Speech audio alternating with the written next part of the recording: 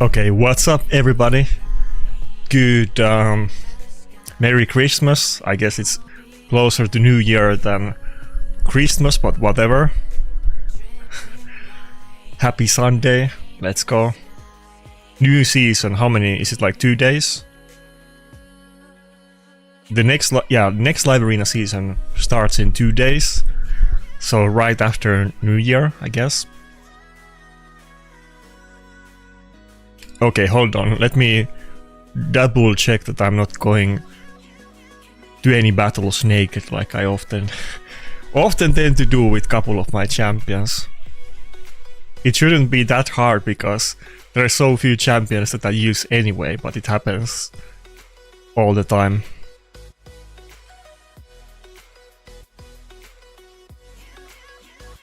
But yeah, what's up everybody? Wait, oh, that's funny. I was like, why is White King Narses even geared? Because he's not supposed to be in any gear, but I was just playing around with the gears that this is gonna be like a future set, but it's totally unglued. Not totally, but half of the gear is like completely unglued. It looks bad, but this is actually a good set. I'm just not using it on anybody right now. But this would be kind of slow speed if it was actually the build, so it's a work in progress, and it's not gonna be Narses set. Narses is the placeholder. It's gonna be the Empress set, of course. Anyway, let's get into the battles. Oh, what's up, UC? So we have the same. I don't know. Like you have an account, I guess. I mean, you can beat me too. So we have the same thing as I did on the last Sunday stream. So slightly different loot, but if you do beat me, it's the same rule. Send me a message in Discord with your whatever you call it, the in-game barcode that you give to Plarium when you want to get loot. Send me this if you beat me and show a picture of you beating me in the first place. And don't send it to other people so that we don't have any loot drama. But if you beat me, you get legendary book, 5-star chicken, energy and bruise or something like that. Book and other stuff, but no gems this time.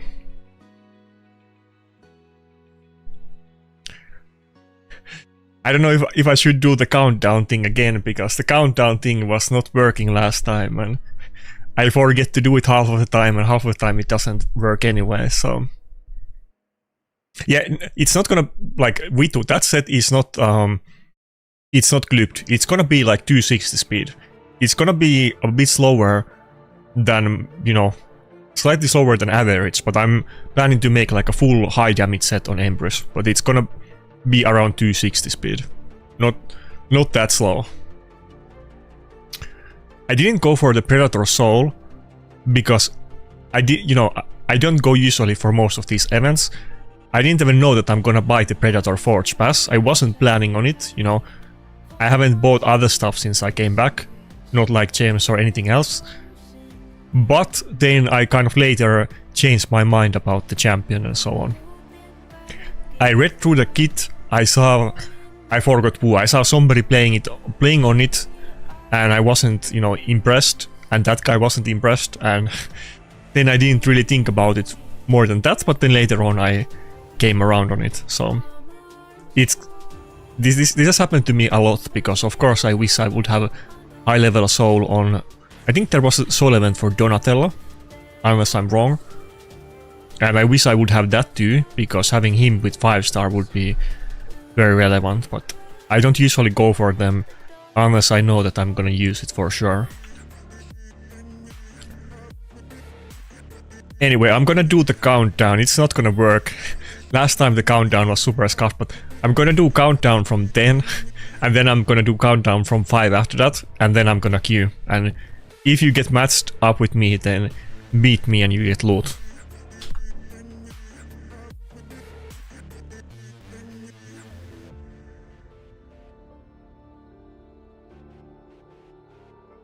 Oh fuck. Also this time I'm gonna do a longer plat push, because I think it might be plausible to do a lot better than last time. So maybe like 30 minutes or something. A bit longer one. Maybe we can get top 100 or something.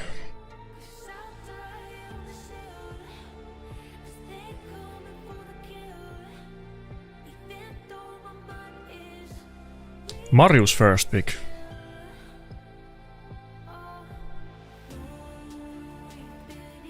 On Mario's it's kind of weird because if they don't have the blessing and good gear, they really are not scary at all. But there's like a night and day difference between the Marios with Cat's Case and 6-star blessing and fully pimped out builds versus your average Marios. But this is full blessing at least.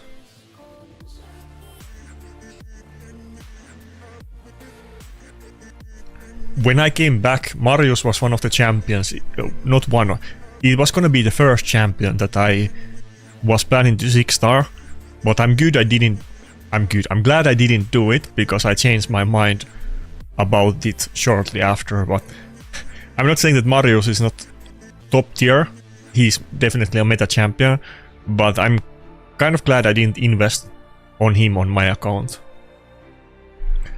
I was planning to do it for both Chimera and PvP, but I have ended up not really playing with him a lot in PvP, and fuck, this is gonna be not a good matchup. Should I go for triple nuker maybe?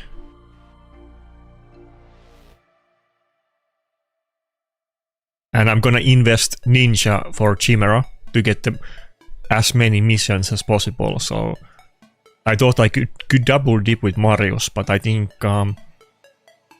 it might have been a mistake on my account. There's only so many champions you can get 6-star.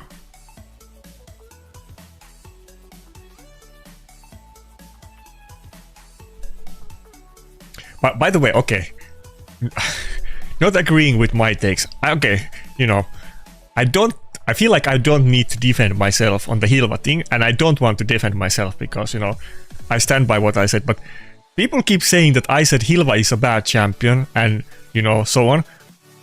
On both of those videos, I did not say a single time Hilva is bad, Hilva sucks. On both of them I said multiple times Hilva is great champion. I said I don't think she will be meta. I never said once that Hilva is gonna be bad champion. I feel like people are writing some fan fiction and then they're making like messages that how could you say something that I never said.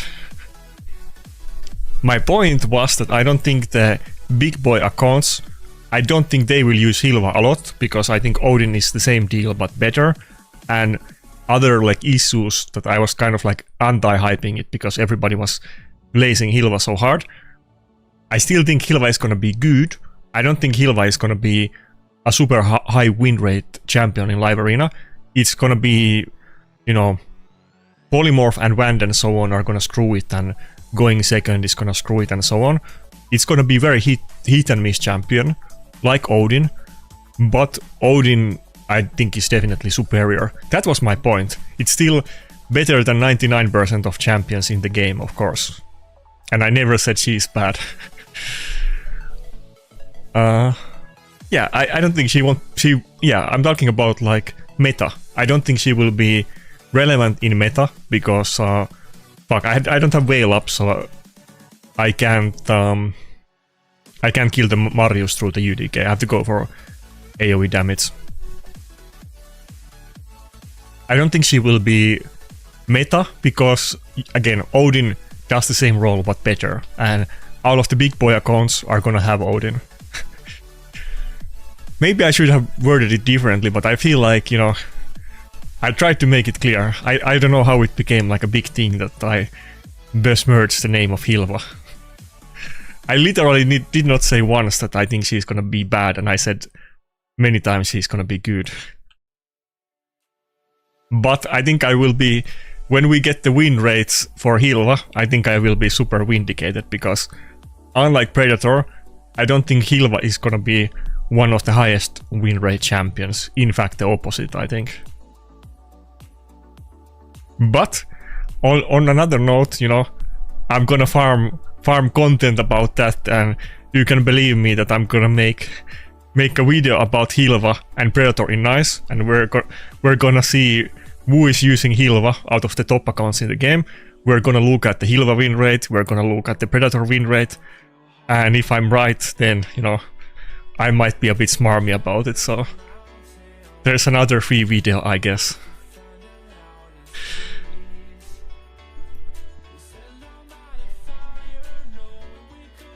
Maybe in a month we will have another drama with another new champion. We'll see.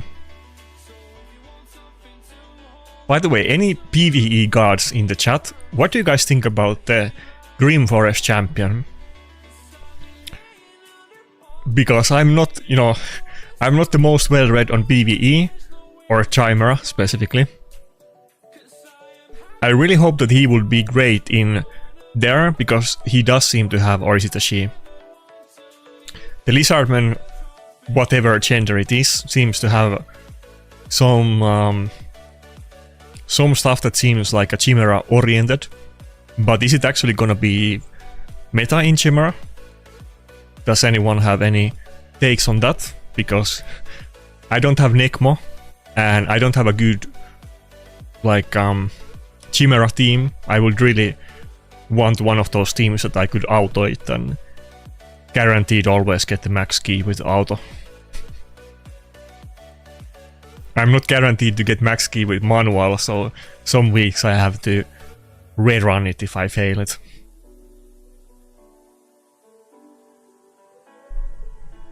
Okay, Shuchen, and it might be like a really fast Lazarus. I guess I just go mod. By the way, Galatir is an interesting champion.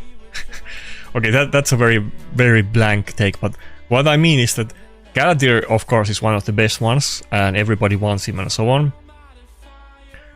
I think the Mercurial set from Grim Forest, I think it's gonna be big buff for Galatir specifically. I feel like that champion is uniquely made for that set. First of all, Galatir struggles a bit with all of the polymorphs and Wand of Submissions and so on. He struggles with those. It's annoying because they're so common and you need them. And he's a reviver. First of all, he is a reviver, and he also has damage mitigation and heals, meaning that he's gonna be, even outside of it, he's very tanky and self-sustaining. And with the Mercurial set, he's gonna be insanely tanky if you go... Fuck, I don't know who to ban. If you go for the full set. I shouldn't have banned the Kalvalax, but I've been kind of struggling with Predator actually, against Kalvalaxes, but that guy had like 1-star blessing, so... Maybe I should have just gone for a Galatir ban, honestly. But I think Galatir is one of the best champions in the game, of course. And I think he's gonna shine brighter with the Mercurial set. I think it's gonna be indirect buff to him, and he's gonna be one of the winners of that set. Like, think about it, the Mercurial set basically gives you everything else except resistance, which he's gonna build by himself, and he has heals and everything else, and then he's also gonna be a lot more tanky. I think we're gonna see Galatir in 9-piece, and I think he will become more popular than he was before the set.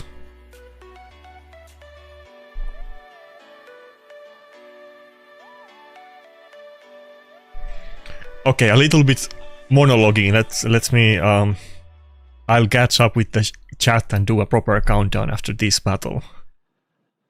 I needed to get the Hilva thing out of my chest, even though I said it multiple times, but people keep saying that I said Hilva is bad, and I only said the opposite. I never said once that she is bad.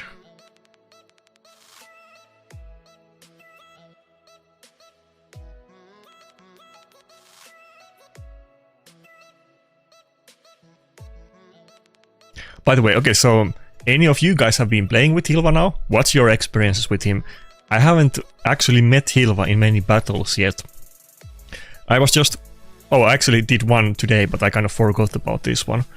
I was watching video of... fuck. I forgot his name. It's a guy with pretty small channel. And I was watching him... He has beard. I was watching him play against Hilva, but I haven't really fought many battles. I think only 2 battles so far. So I don't really have a lot of opinion about the practical, you know, experience yet.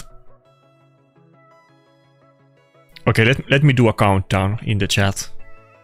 Try to snipe me if you can.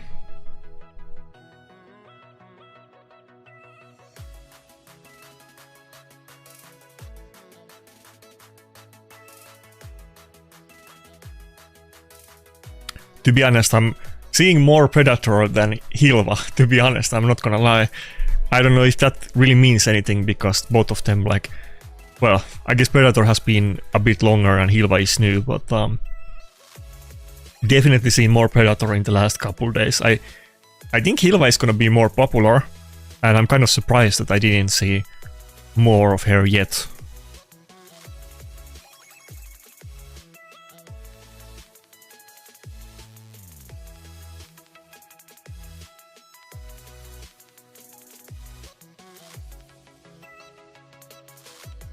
Okay, fuck, I'm like... I'm 1,000 lines of messages behind. Give me a sec, I will try to catch up in a second.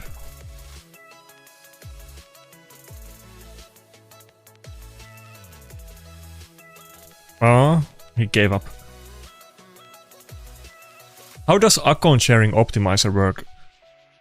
You just send the link. I think you need to make like a public link on the optimizer, and you can just hand it out to everybody if you want. You can also make, I think, private links or that are like meant for a specific person or like one use. I kind of forget about it. I just have it public, like in description of my video you can see my optimizer and all of the builds and so on, unless they're naked and I use them for PvE or something.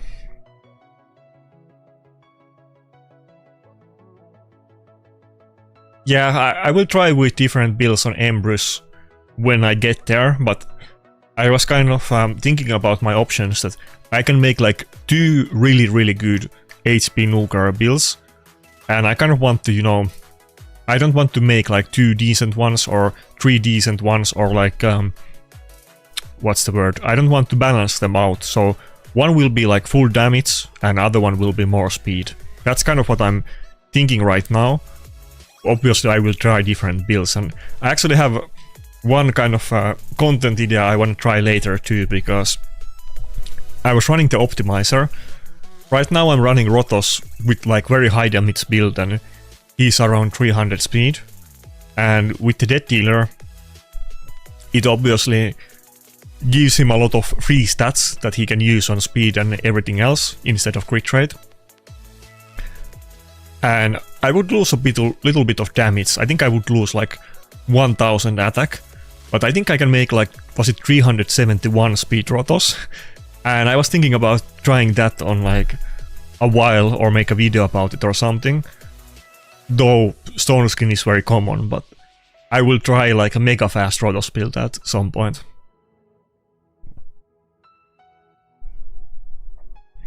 Fuck. Gizmak is one of my hardest matchups right now. He's super hit and miss, kind of like Hilvi, that either you get destroyed by him or he gets polymorphed and you win easily. But against him, it's kind of hard to just be tanky. You need to go first, or you need to polymorph him, or you're gonna die.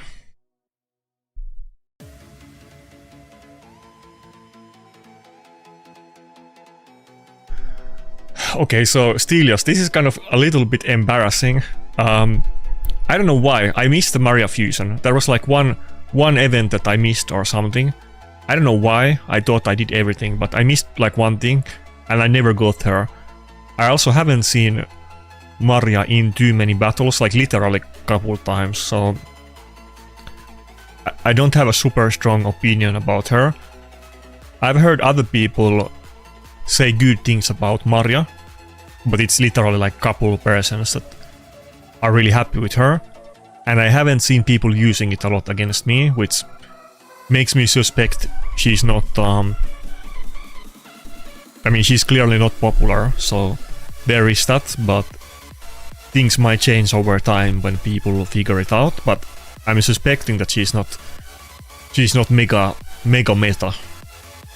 Otherwise I would definitely see her more commonly.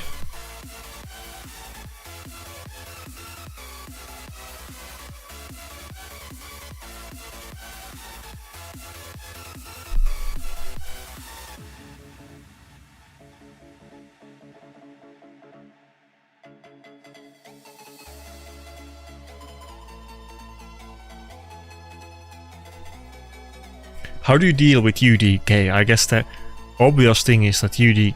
Wait, would I? I need to focus in the battle. Just go Marius. UDK... How did he survive that? What did he just proc? Is it just Harima? I feel like I should have had enough damage these days even through the Harima, but I guess not. UDK is not super popular these days. I suspect, like, maybe in tag team arena it's pretty common. But UDK was top tier meta for quite a long time. Even, like, both in classic arena and live arena. Even the top accounts... Okay. I feel like I can kill somebody here. Even the top accounts during the Taras meta were often running UDK in defense. These days I see it not very often, to be honest, but I guess the typical stuff is that it's gonna be built slowly, very tanky, in 6-piece stone skin. Sometimes it might be in resistance, which kind of might make it a bit trickier, but obviously if you can burn his stone skin out, or you can polymorph him or something like that, that's a pretty good way to deal with it, or then you just have to go for triple nuker or AoE damage or something like that.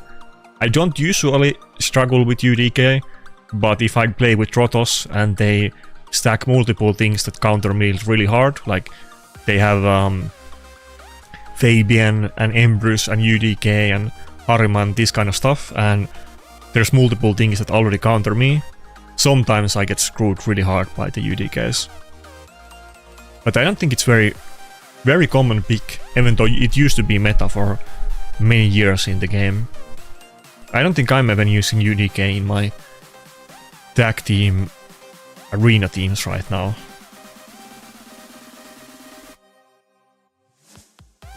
I could, and to be honest, my tag team teams are not super impressive, but maybe on the right type of teams. I think on the Taras teams I most commonly see UDK. Let's do a full refresh. How many UDKs are we gonna find? Now granted, I'm only in gold 3 because I was lacking last week, but I don't see any UDKs now. What about in platinum? I should do a couple fights to get the bonus. I'll do a countdown. I'll do a countdown now. Give me a sec.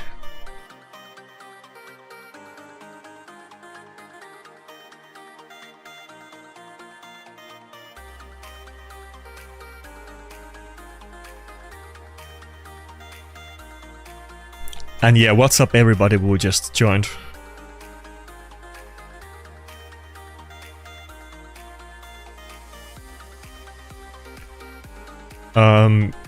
Kroll, maybe you remember the old reset times, because not too long ago, maybe like a month or a couple months ago, they changed the reset times that it's on Sunday. It used to be like 12 hours later than it is right now. Can I out this nice team?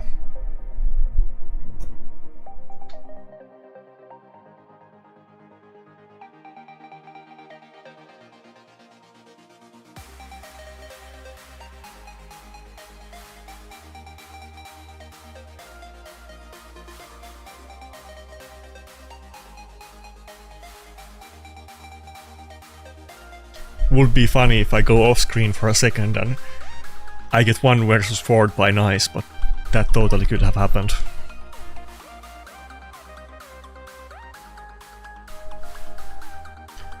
I do have Elva. I can show you my team. I'm actually working on another team, but my merciless gear is so trash because of my absence, and I still don't have like a single good set, not even 6-piece. I almost have a working 6-piece set, so I'm gonna transition my team soon.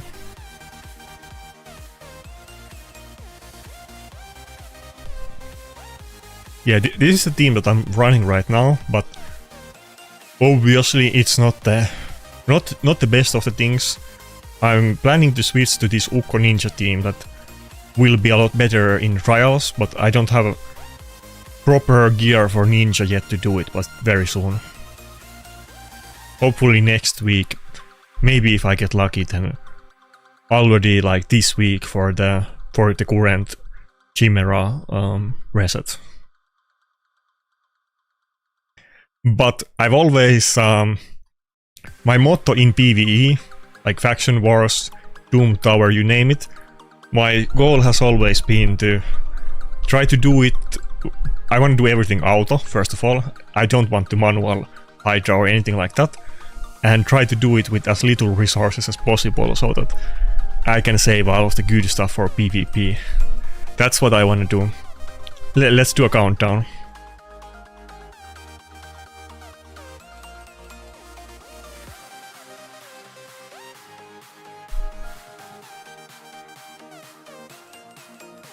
Let me double check if that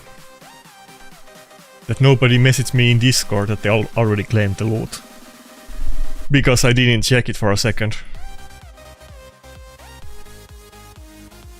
Oh my god, what a name. So, okay, I need to show this. That's funny. Somebody tagged me in some like battle on Discord. I think we're like in from the clan Discord. That's his name. That's no comment.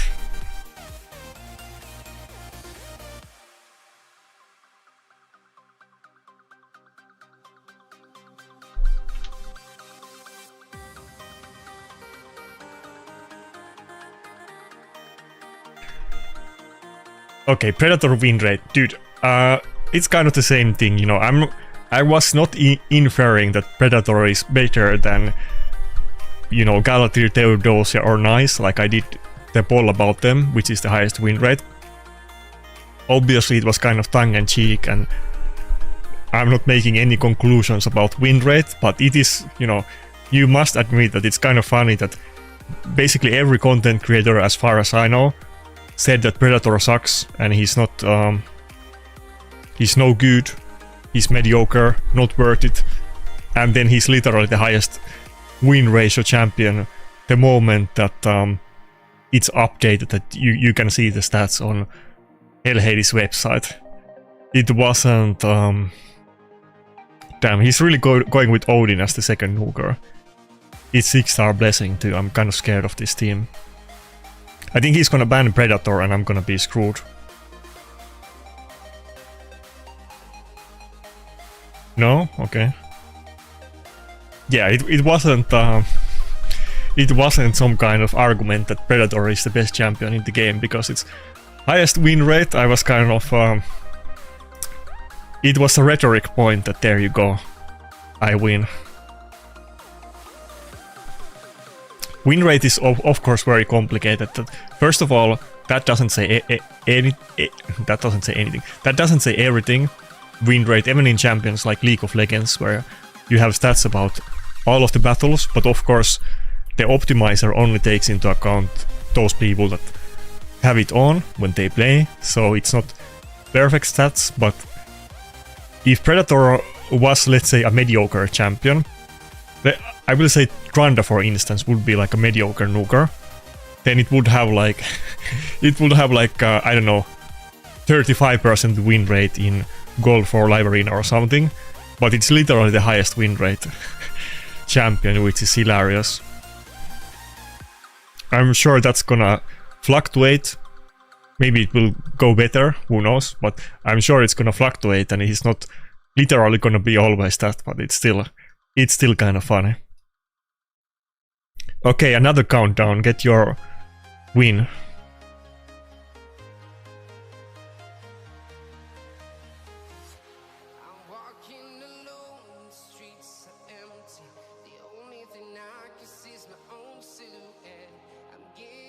Like, I had multiple people, some people even messaged me that, do I really think that Nice is worse than Predator? Of course not. Of course Nice is better.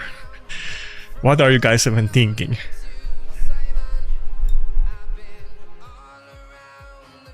But Predator can beat Nice teams. That by itself is pretty crazy, and you know, not too many nukers in the game have any chance against beating an ice. And you know, of course, just because you can beat somebody in 1 versus 1 doesn't mean everything.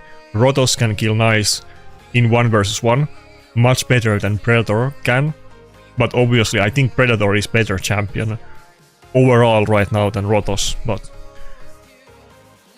in either case there's very few champions that have any chance at 1 versus 1. 1 versus 1ing Nice. Or often even 4 versus 1ing Nice. He's on that level.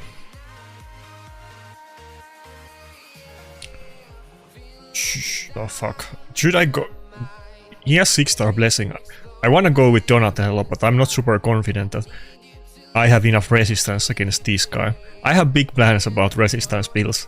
I wanna get Donatello in proper resistance, and I wanna do that resistance Helicat build with Death Dealer. I really wanna get that going at some point, but it's too early. Let's give it a go. Let's see what happens. Maybe I can go for one of the nukers as a ban. Oh, he's going with triple nuker. Fuck.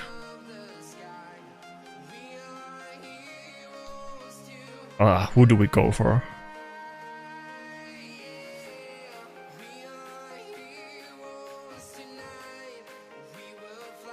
I think I'm gonna lose this battle, to be honest. Unless, well, to be fair, both Grixia and Fabian are magic affinity. He didn't go for the Armand's ban. That's one of the things I like about both Rotos and Armands, that these are the two premier lockout champions, let's say, and both of them can weak hit on my Rotos and Armands, so we have a chance there at least. Oh, what? I was faster than this guy. I didn't expect that to be a thing, but I'll take it.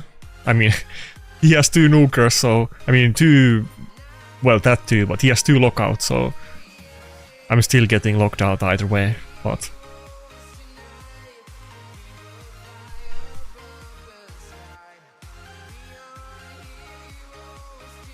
let's go, no weak hit. We need to stack those skills so that he can eventually 1 versus 4 like Nice would.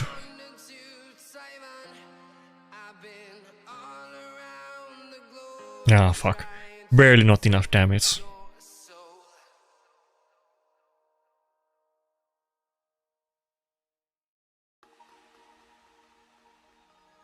I don't want to have him as the last man standing, so, but I think we're good.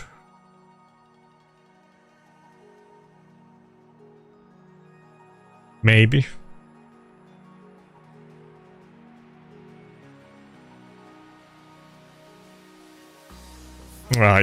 No, okay, never mind, I'm good. I was gonna say that it's gonna be the last man standing if I nuke now, but I think we're solid. As long as my Predator goes first or doesn't die to Marius. Okay, we're good. I think I can just do A2 and I might even kill the C. Actually, let's not do that. Let's play it safe. I'm pretty sure if I did A2, everybody would die. Assuming I didn't weak it on Grixia. But I don't want to take risk. Let's just play it safe.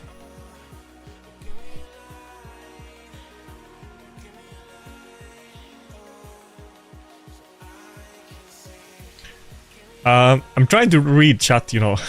I'm trying to catch up. I'm a little bit behind. I'm reading everything. Give me a second. I was having big monologue at the start, and you know, that's the way it is. I will read every message, don't worry. I'll catch up to it in a second. Okay, let's do another countdown. Get ready, guys.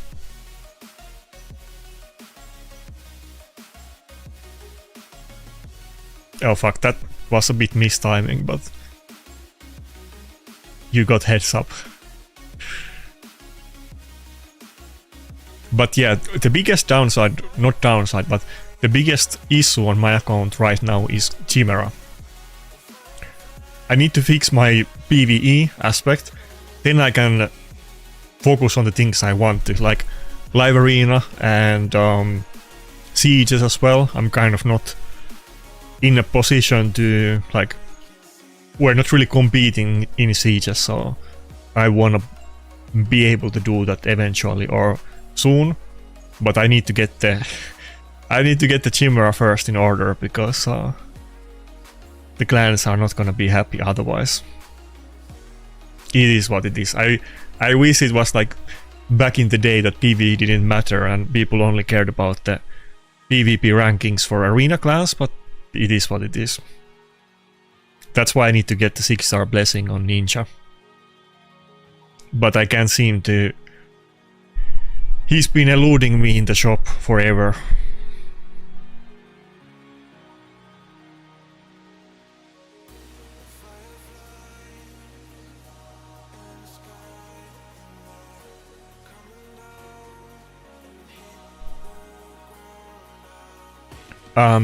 I do have Claygate, I don't have Necmo, and I'm hoping that maybe the new Lizardman Grim Forest Mythic, maybe he's gonna be as good as Necmo or better. I don't really know, I'm assuming no, but I haven't looked into it that seriously, and since people don't have him, they haven't really played with him and so on, so... Is there any point in going with Sulfurion? No. I can't ban the Knishak. He's like, I always say that I always want to ban Knishak, but Armans, Fabian, Knishak, there's no way.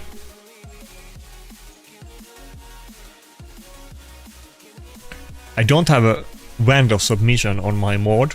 She just has one of those blue relics, and I think it's like a +3 blue relic, the one with I think it gives you max health and turn meter when somebody dies or when you revive or something like that. Just one of those basic starter relics.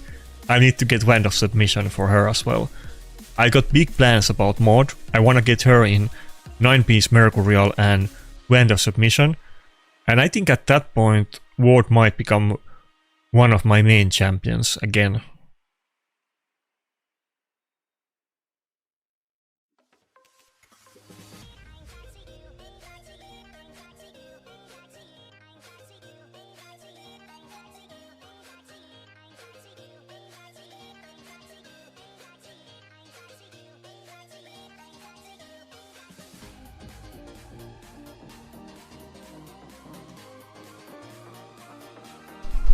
How can I not kill a Fabian with A1? That's a little bit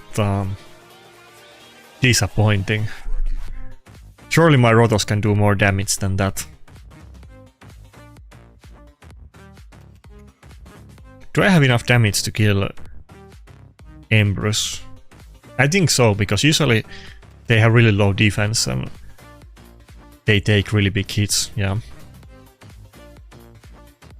I would do like 40k on Galatir with that A3, but 100k on Embrus. Did you see what happened there? Let's go. Now we're getting... It's not over yet though. Now we're only starting the second phase of the battle. When Nice goes Super Saiyan, that's when the fight actually starts.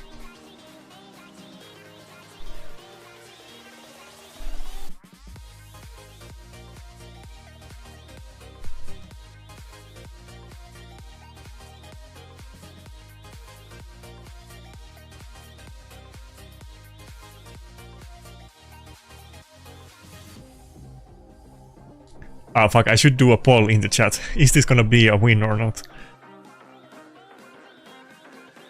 I think I'm gonna lose, but let's do a poll.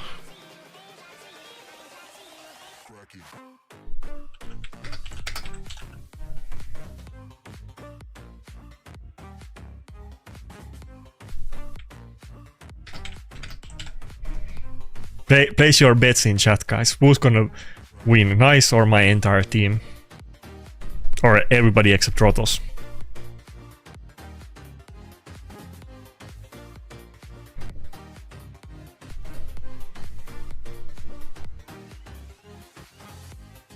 Ah, fuck. Nishak, don't... Oh my god. We still didn't... We didn't die to the bombs. The issue here is that I can either kill Nishak or let well, I guess it doesn't matter. He has so big health that he's gonna be full health. I can't one-shot it, and it's gonna be full health again when the block damage ends. So whatever I do, it doesn't matter, to be honest. So just do A1. But Nishak is not gonna win. Calm down. I have 2 tanky revivers and they don't have attack buff and so on. But nice is another issue.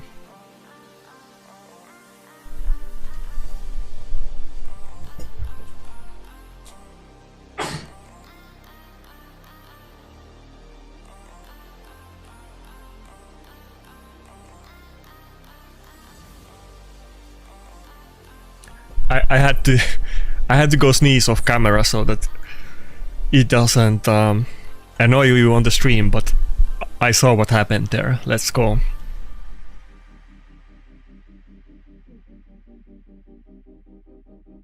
I think we're good now. Wait. We need to end ball now before you guys can change your votes. Somebody already got the vote in after that happened. I saw it was 82%. 82% said that Nice was gonna win, but Nice didn't win. So let's go. This is why I need to get the... This is why I have everybody in polymorph. People quite frequently ask, why do I have polymorph on Rotos, and do I not know that Ward of the Fallen is good? First of all, I'm pretty sure I literally made the first video, not the worst, the first video about Ward of the Fallen Rotos when it was announced, because I instantly asked my one of the math guy in my clan at that moment to make sure that it works like I assumed it did, and I knew that it was gonna be OP. I was instantly saying how OP Ward of the Fallen is gonna be on Rotos passive, but I need the polymorph. Polymorph is just too good to not use in this meta with the team that I'm using against the teams that I'm using. I need as much of that as I can get, and that's why Mod is kind of surprisingly good to me as well, because you want to build her with accuracy for the buff strip, and you can use her with polymorph even without 6-star blessing, because you're building accuracy anyway. But I need that brand of submission to make it work. Okay, let's do another countdown.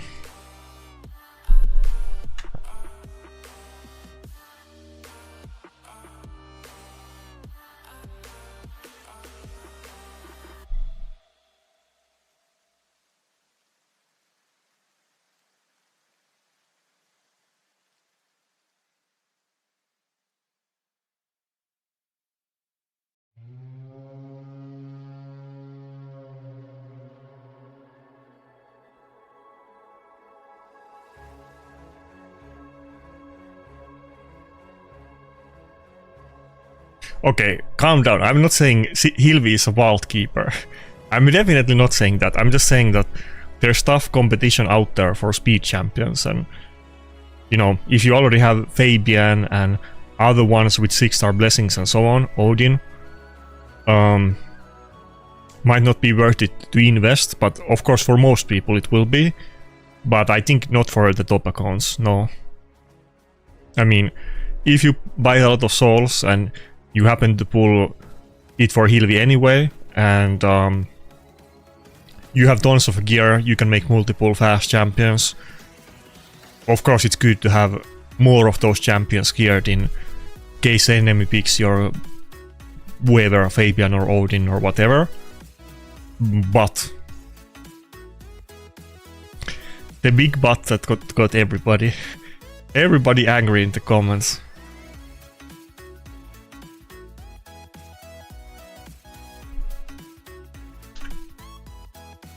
What's my nationality? I'm Finnish.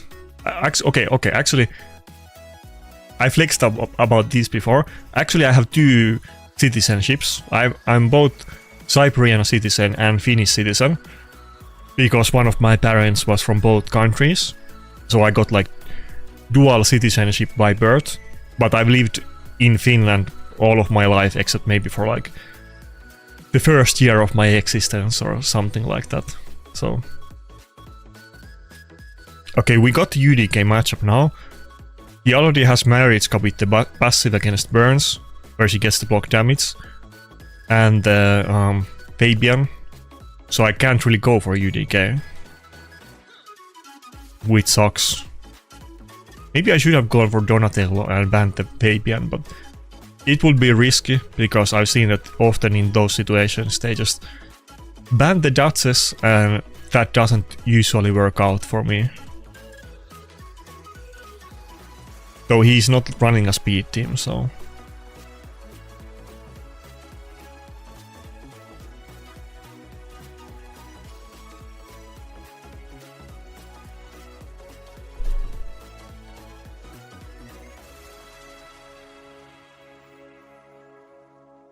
Oh, signature! What's up?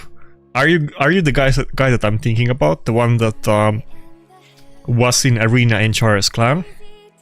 Who quit the game? Are you back playing Raid? Yeah, I think this is gonna be a loss. I don't think I can win this battle. Starting out with not getting rid of the stone skin on UDKs. Probably not gonna work out for me. He has two really strong Nugers, so I'm not gonna survive that long.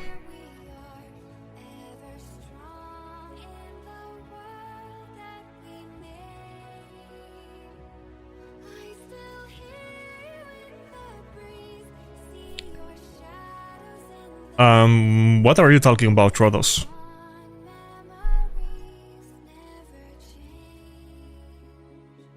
Oh fuck, I think I skipped a lot of text messages, like, I skipped them. Give me a sec.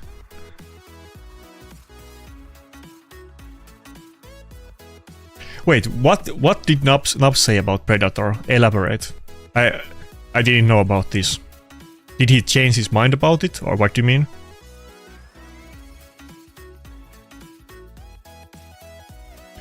What's up, Big Cannon? It's going well.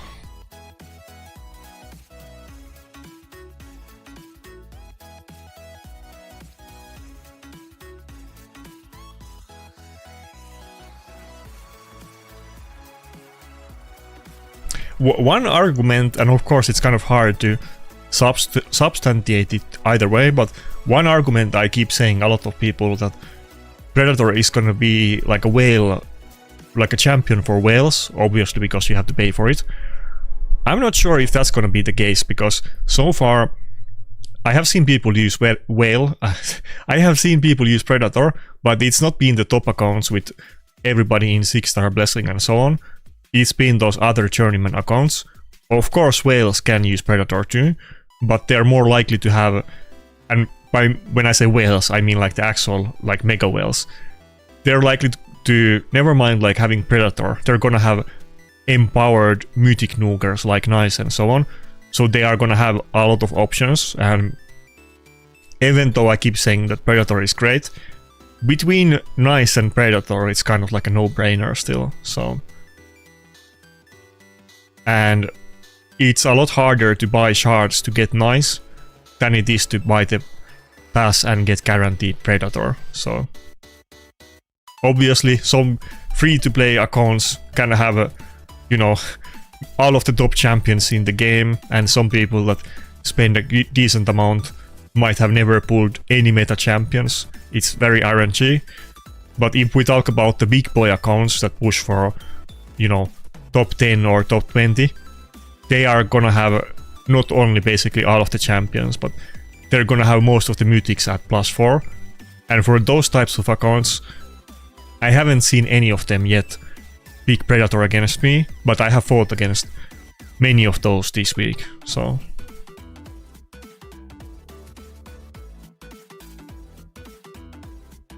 Oh fuck, we're one man down, fuck. But also on another note, the big whales, of course, even if they were not planning to really like use it, it wasn't on their radar a lot, they are definitely gonna have Predator, so if he ends up becoming better than they thought and they start using him, then maybe people are gonna get mad at me because, you know, they are gonna use Predator later on, but they are gonna buy it anyway, so don't worry about what the Mega Krakens are gonna do, because you're not gonna be able to, you know, whatever you do or think doesn't make any difference against them anyway. I mean, your strats can, but they're always gonna have a better pool of champions than you. There's no way I can win this battle. I think it's over. Protoss would be a hero if he could do it, but I don't think he can.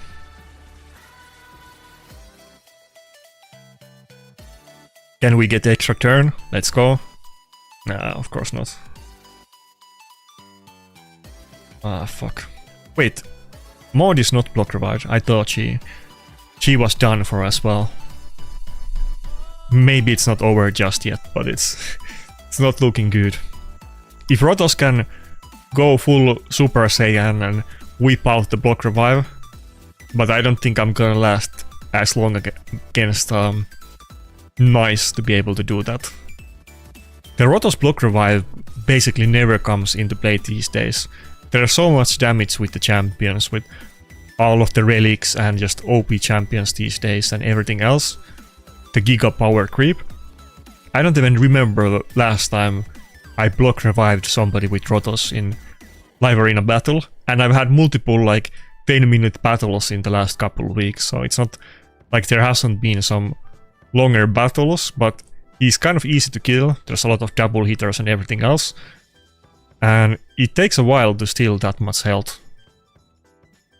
I think I go for Embrus kill because the last thing I want to do is get block revived by him. Of course, Nice would also be able to do it. So. But we're hanging in there. Is my hair 5 meters long? No, but it's quite long. I can show it to you.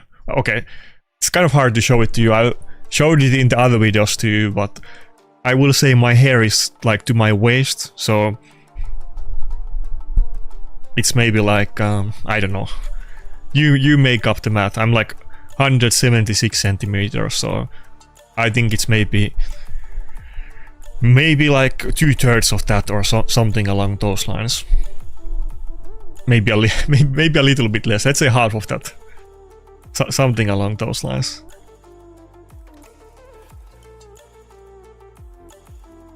I'm not really trying to grow the longest hair in the world or anything like that, but I do like the aesthetic of long hair. I'm not gonna lie, you know, maybe somebody's gonna do like a kitchen psychology here and notice a pattern, but maybe there has been same type of effect as kind of you could take with Hilvi, that people used to make fun of me for my long hair when I was like small kid. The other kids, you know, when I had the long hair since I was like very small, I had like earrings and long hair when I was like 6 years old, before it was cool.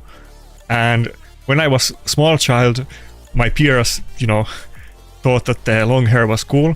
And then when I got older, all of the old people are telling me, like my coach in the sports used to say, and my parents keep telling me to cut my hair, and then it kind of became like a fuck you to the society that I'm not doing what you're telling me.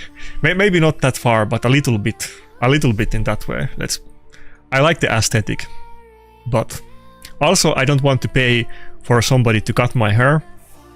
And I was talking with my brother's girlfriend actually during the holidays just now about it, because she cuts her hair and my brother's, and I was asking her for a little bit tips about cutting my own hair.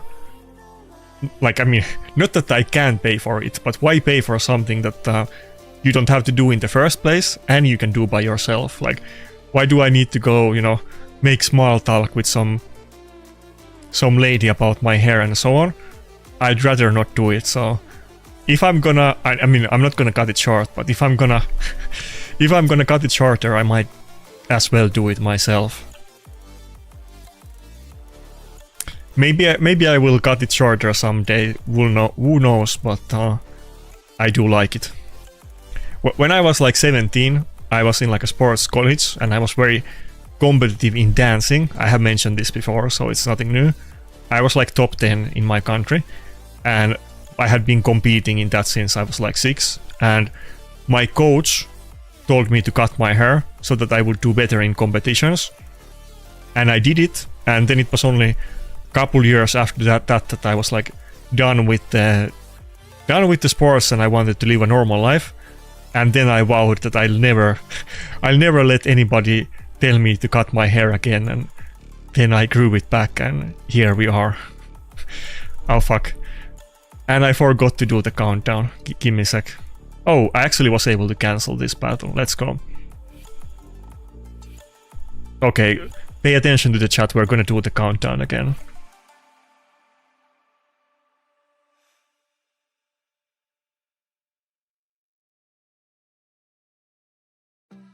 Okay, I'm catching up with the comments, give me a sec. Now with the hair story, I'm like 30 minutes behind in the comments again.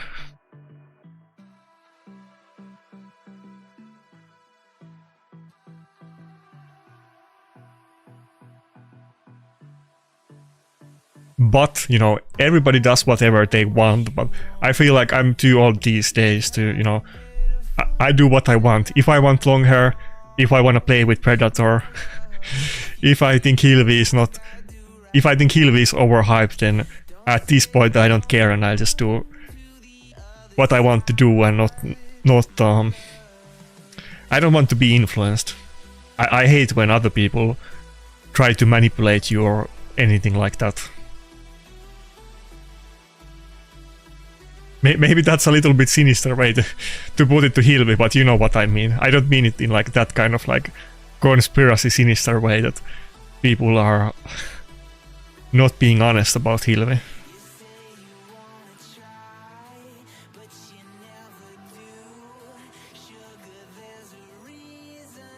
Oh, this is actually gonna be a Sulfuran battle. For once I can pick it.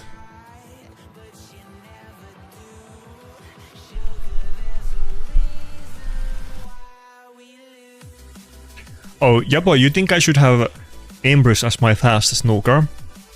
Do you wanna elaborate? Because I can definitely do fast build. I mean, I do have options, but like if I put all of my best HP scaling items together that I'm not using on any other champions right now, it would be like a really high damage build rather than super fast one, but I can of course compromise and switch gear around.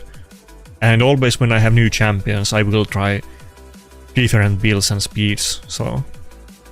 But if you have any good arguments why Empress should be really fast champion, then elaborate. I get that, you know, he can do Stone Skin Buff Strip and so on, but pretty often I do see Empress kind of like a medium speed champions that they are not around the speed that I'm thinking. They're usually not like 300 plus speed in my experience.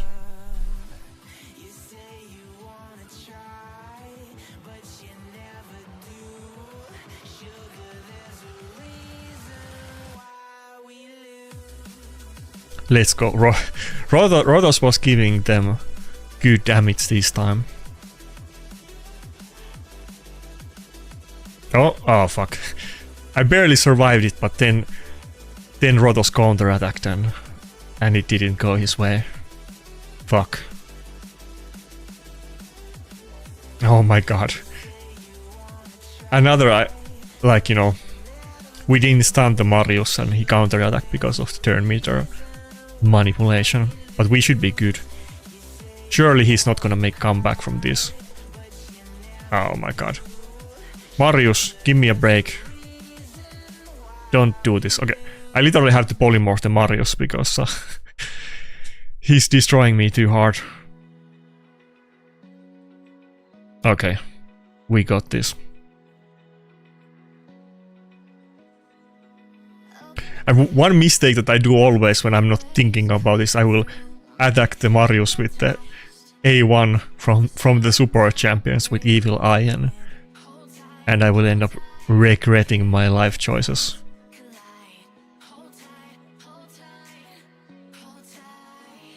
Okay, okay, we're good, we're good.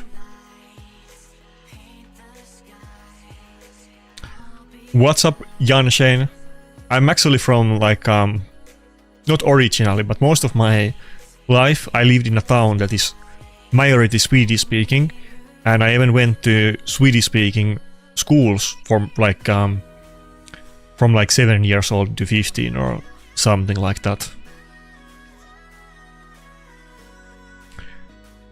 Jag kan prata svenska, men jag har inte många svenska kompisar, så jag aldrig använder min svenska, så jag har förlåt mest av min svenska, men jag i gymnasium jag tog långsvenska. Anyway, a little bit Swedish for you guys. People often say that I kind of look like Swedish.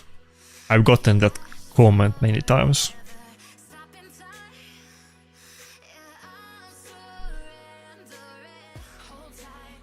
By the way, we still don't have a single winner for the legendary book competition, so as a reminder, if you beat me, if somebody you know beats me, then you get loot. Message me if you do.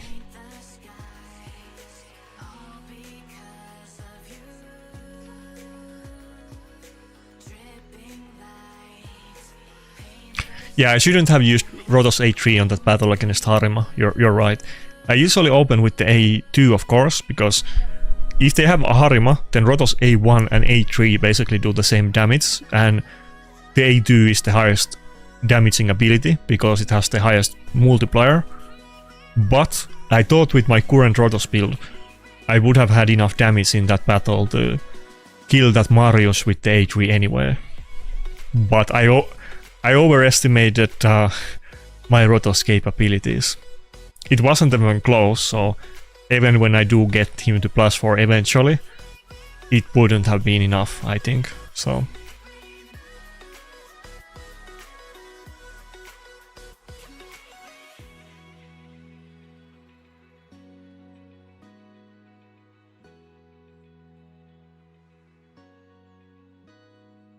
Oh, what's up, Ernus? I wasn't super paying attention to Twitch chat because I'm kind of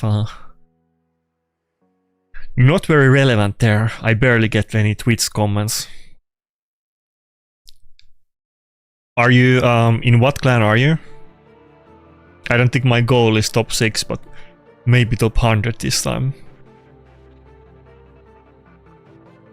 Oh fuck, I picked wrong champion. I was... Oh, okay. Oh my god. I got the Sulfur in time. I misclicked Heliget, which was right next to it. Okay, so now we finally got the Hilvi matchup. And we'll see if I get destroyed. Now, to be fair, anything can happen. But this guy doesn't have Blessing on Hilvi, so it's not gonna be the final form. And like I mentioned before, Hilvi is gonna be very hit and miss, just like Odin is. Either you go first and you dominate them with your CC and everything else, or you don't. So if I proc something at the first turn of Hilvi, then it's probably over, but let's see. Oh, he's running the 4-piece Mercurial set. I think that's gonna be meta on a lot of these champions to proc the to block the procs of Polymorphs and Band of Submission and so on. But it will cut... I think I should just do A3. The Stone Skin is almost dead, but not quite. I'm not gonna kill it, of course, but... let's just do A2. It's gonna make them able to deal with the Polymorph, but it will also slow down their speed, so it will be kind of double-edged sword that it's gonna make you better in general matchups, but it's also gonna be make you worse against other speed teams, so it kind of depends. And since I mentioned before already that these days there's quite many champions for that type of role, that it's your fastest champion that CCs the enemy and potentially buff strips and so on. Fabian can do it, Armans can do it, Odin can do it. I mean, there's a bunch of other champions that can do it to lesser degree, but those are kind of the main ones.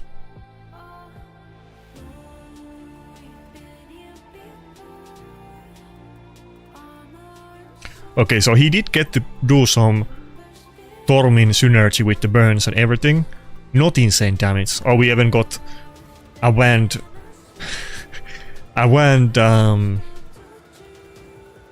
freeze on the Tormin himself. And by the way, you know, this battle is not over yet, he can totally win, but this is literally what I said on my video too, that first of all it's hit or miss, and this time with his build, or build that he has on Hilvi, he was able to not worry about the polymorph and so on.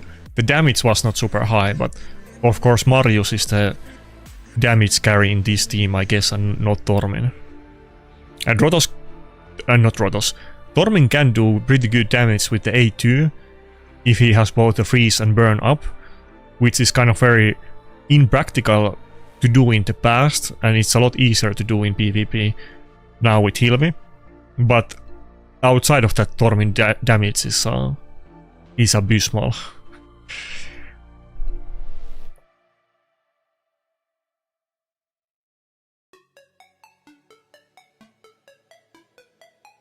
Tormin is like my ex. It's like my ex. I played so much with him that I don't have any trust, or I don't believe in Tormin anymore. I know him too well. His damage is so low that it's disappointing. Looks like we might be taking the L in this battle though.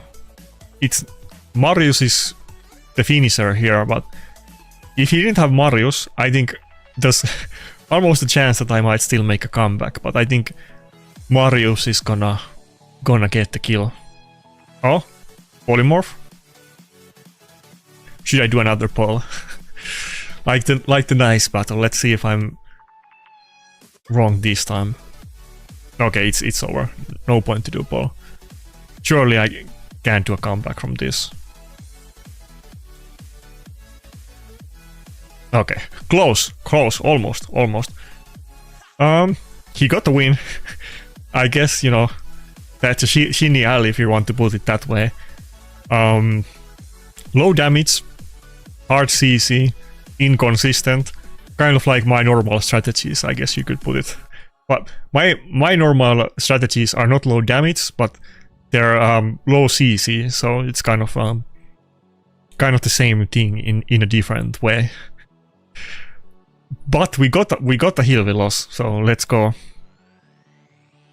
I think that was honestly like a perfect example of Hilvi fight. I think that went exactly as, you know, that was a good example, because it was a slow fight, you know, it's a very RNG matchup.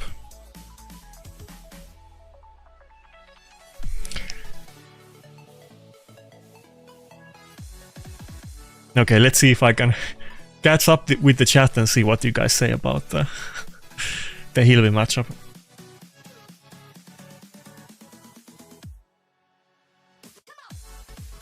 Yeah, Tiru, I know I'm behind, but you know, what can you do? I'm trying to catch up with the chat, but it's hard. I'm not able to reply fast enough. I'm trying. I want to see what people are saying about me losing to Hilvi. I'll catch up fast. I'll try.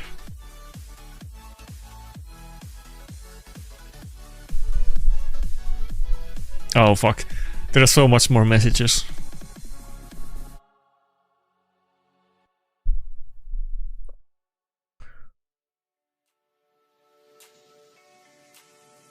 Okay, so Uriels, in regards to your question about the Predator build, you can obviously run the Hell Hades optimizer to run the damage numbers. If you, I assume you know about it. If you don't, look it up. There's another option too. So, you know, it's easier to just run the builds fully on the optimizer, I will say. But in my Discord, actually, if you go to... I'll show it to you. If you go to Useful Information channel, there is a download link to like a Google Doc, or it's not in Google, but like a Excel file, and it has multiple calculators, several in relation to like exact damage that you will do.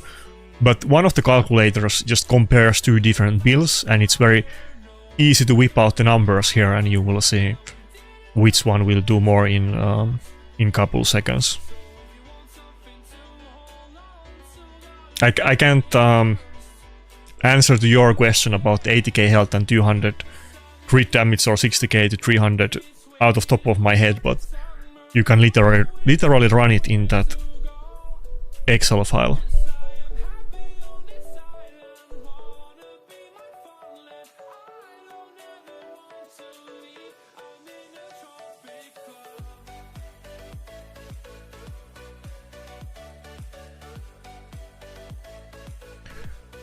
What's up, Reiska? I'm pretty sure I spot the Finnish name. Sure. I had one battle. Wait, let me pull it up. There was one battle yesterday that was nice. Wait, so somebody posted that picture on my Discord. How you feel about this? This is a beautiful sight. I love animals. On another note, I will say that fuck, I can't remember the name of it out of top of my head. There is a blessing, not blessing. I mean, there's a mastery. Fuck, how do I not remember the name of that mastery? There is a 6-star mastery. 6-star. The highest level mastery, one of them in the defense tree, will increase your chance to proc polymorph, which I do have on my Datsus. So I do have that. I am, for a reason, using as much polymorph as I can. And I'm using as much Vents I can, so I'm trying to play into it as much as possible. But RNG cards will decide if you are worthy of the sheep or not. So sometimes it will happen and sometimes it will not. But I definitely try to maximize it as much as possible. I made a video about the Fat Dutchess build a while ago, and somebody was saying that it doesn't count if you put the 3000 health mastery on your Dutchess. I'm not even running that mastery on my Dutchess. She could even be fatter if she wanted to be, but she has some standards, and we're trying to min-max, and we're not doing the fat build out of like aesthetic reasons, but out of practical implications and strategy. If one day she needs to work out and be faster or something, then we will go to that direction. Fearsome Presence. Of course, I remember the name like 1 second before I opened the mastery.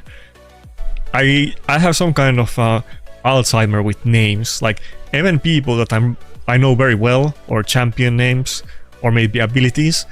I will remember exactly what they do, but I will forget the name at one point, and then I will remember it like 5 seconds later.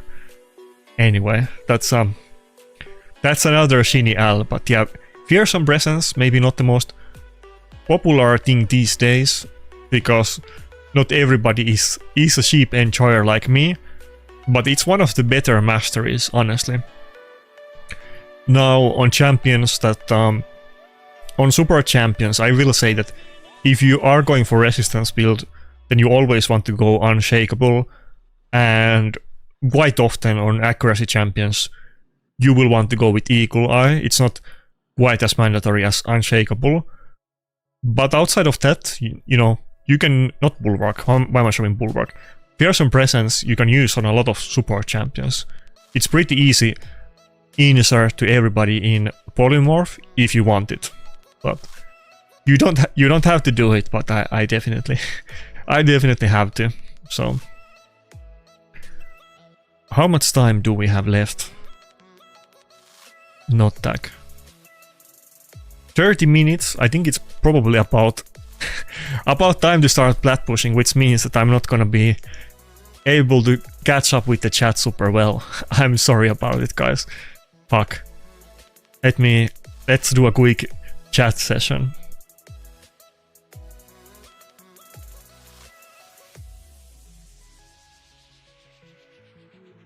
Oh fuck, I was just talking about sheep before I got into your comment. It is what it is, not is a sheep enjoyer.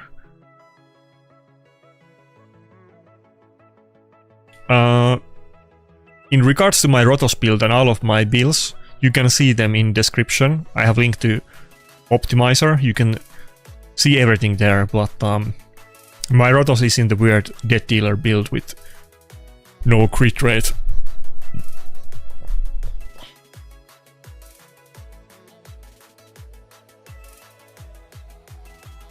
Oh, you're not playing the game Signature. I remember when you quit, I was gonna message you that like, okay, see ya or something like that. And you had that setting up that when you leave the Discord, I can't message you. Like, we didn't have any mutual Discord, so I couldn't DM you. I was trying to contact you when you said that you're quitting, but I couldn't. So nice to see you again. Maybe Biohack will turn around. Who knows? Yeah. You need Python to empower Predator, and Python is pretty decent on a lot of PvE stuff, especially if you're not super endgame. But it's a champion that you can pull with just normal shards, and it's pretty common, an old one. So chances are that you might have some of those. Okay, give me a sec. We're gonna start the plat push in a second, because I want to go for a 30-minute push today and see if I can get the top rank. I think, since I don't think we got any of the legendary books given out, I'll do a lottery after the platinum push ends. Be right back.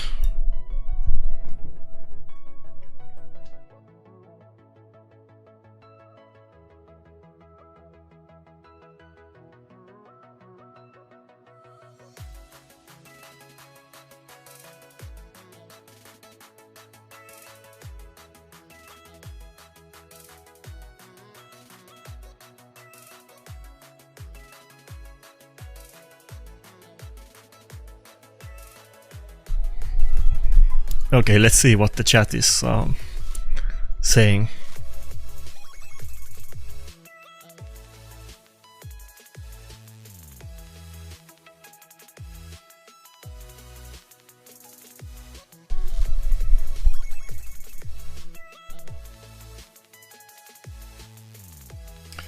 I'm not John Lennon's son, but I have heard something along those lines quite many times before. How do you dual Weavers? I don't know what you mean. Do you mean like streaming on both YouTube and Discord? I'm doing it with OBS, but I think there's many other setups that you can use to do it. What inspired me to have long hair? Honestly, I don't. Oh, actually, I do remember. So, you know, my original parents divorced when I was like a baby, but actually, was it from DPT? I don't think it was from DPT. I think my original parent had my original father had long hair. No, it's not even from that. I don't know. I just like the aesthetic. I think it might have been from like some game character or something when I was like a kid. But I started growing my hair when I was like 6 years old in kindergarten. And I remember I specifically wanted to get an earring and long hair. I think it was based on some maybe anime character, but I don't even remember.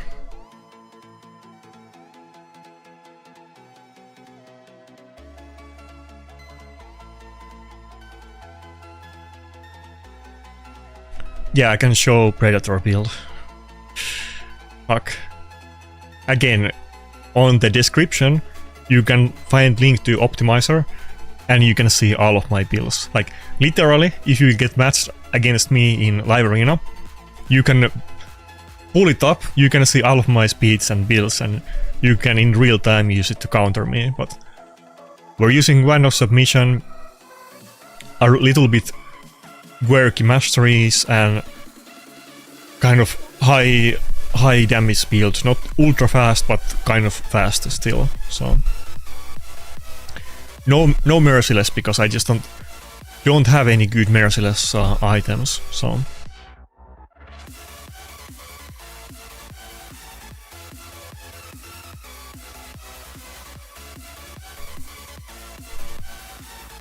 fuck. There's no way I'm ever gonna catch up in the comments.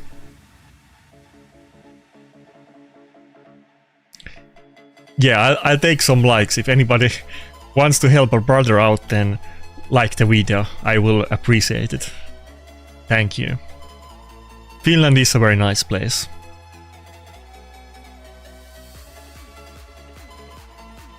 Wait, did I go back into comments? I think I went back to comments I didn't read about before.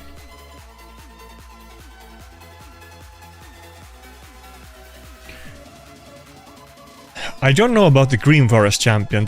I don't have any opinion about that. I will say that if you have both Empress and Predator, I will build both of them. Both are good. You can use them together. You can use them separately. I think they are both like top tier nukers, so I think the answer is both of them.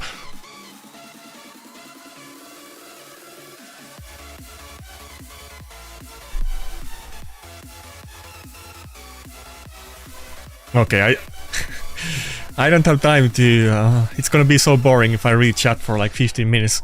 I think we need to start the platinum push or I'm not gonna place high rank, so I'll catch up with the chat in a second. Sorry about this. Well, in a second I mean 30 minutes. Fuck. I lied. 30 minutes is not very fast. But yeah. So my plan today is that let's see if I can do a longer push, if my defense can hold up. My defense is getting a lot of wins. It was last week too. When I get to higher ranks, it's gonna be different, of course. I'm gonna get way more losses than you have in the log right now, but it's still gonna get some wins. It has a chance to win even against good teams, so offense might be actually the issue today and not defense.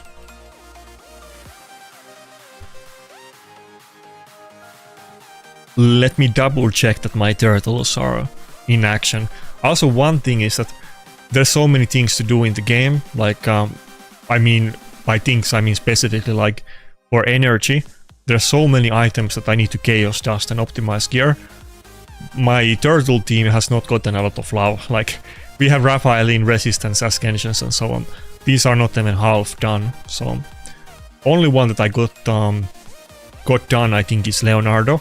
I just got his final piece chaos dusted today, so I think his build for now is okay. I mean, the 5-star banner is not very bog, but outside of that.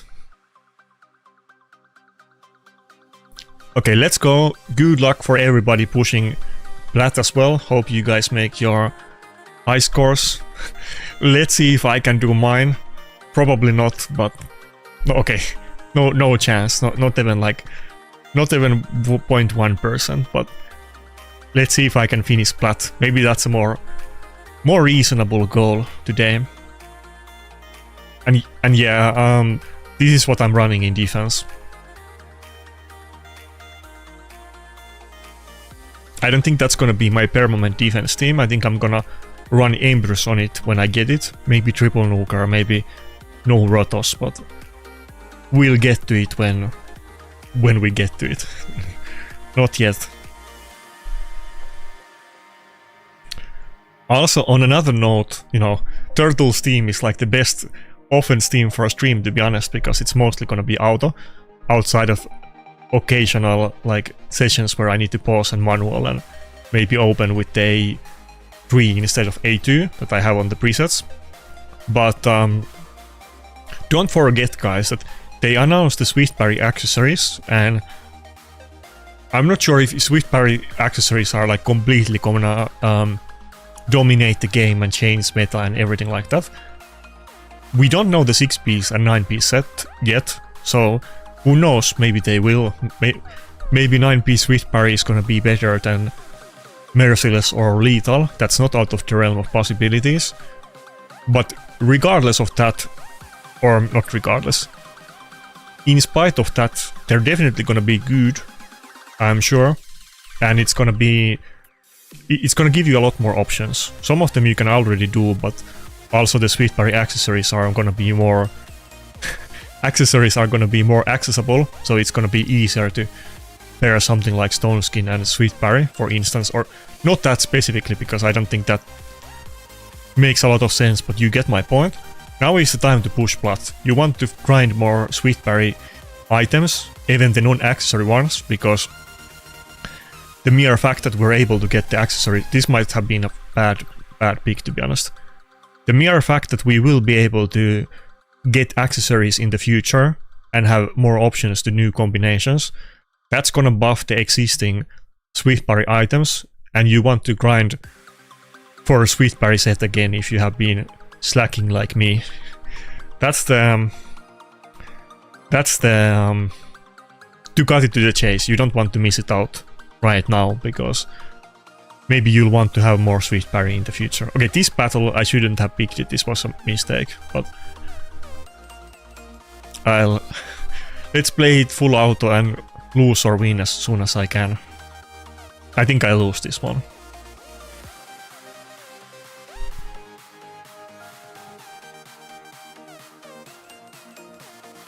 There's still time, I should just refresh and do one-man teams until I'm in plat and then be very picky about these battles, but maybe this was a good wake-up call early in the push so that I don't pick stupid battles like this.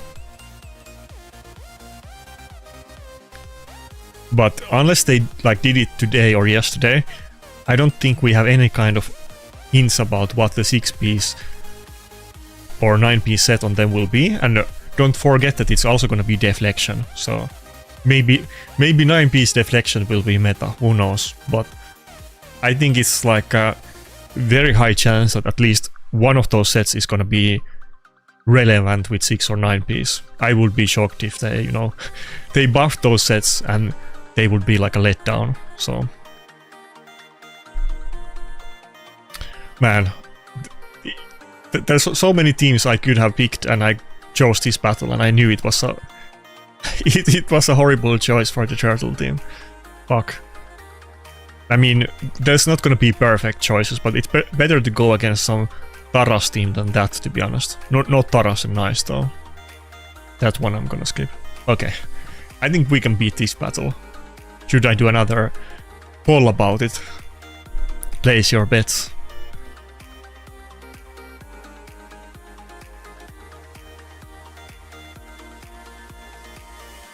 It is pretty, you know, restrictive that you don't want to fight burns, you don't want to fight buff strip, you don't want to fight block damage or unkillable, or like buff strip with hard CC, and that's gonna be like every team in plat, pretty much, so there's not gonna be a lot of 100% win rate matchups, even if you can beat them.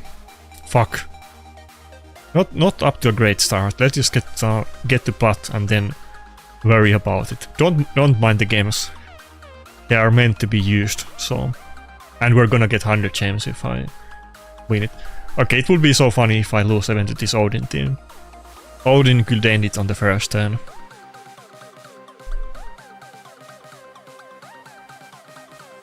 I wanted to push high, but I can't even get to platinum. Fuck.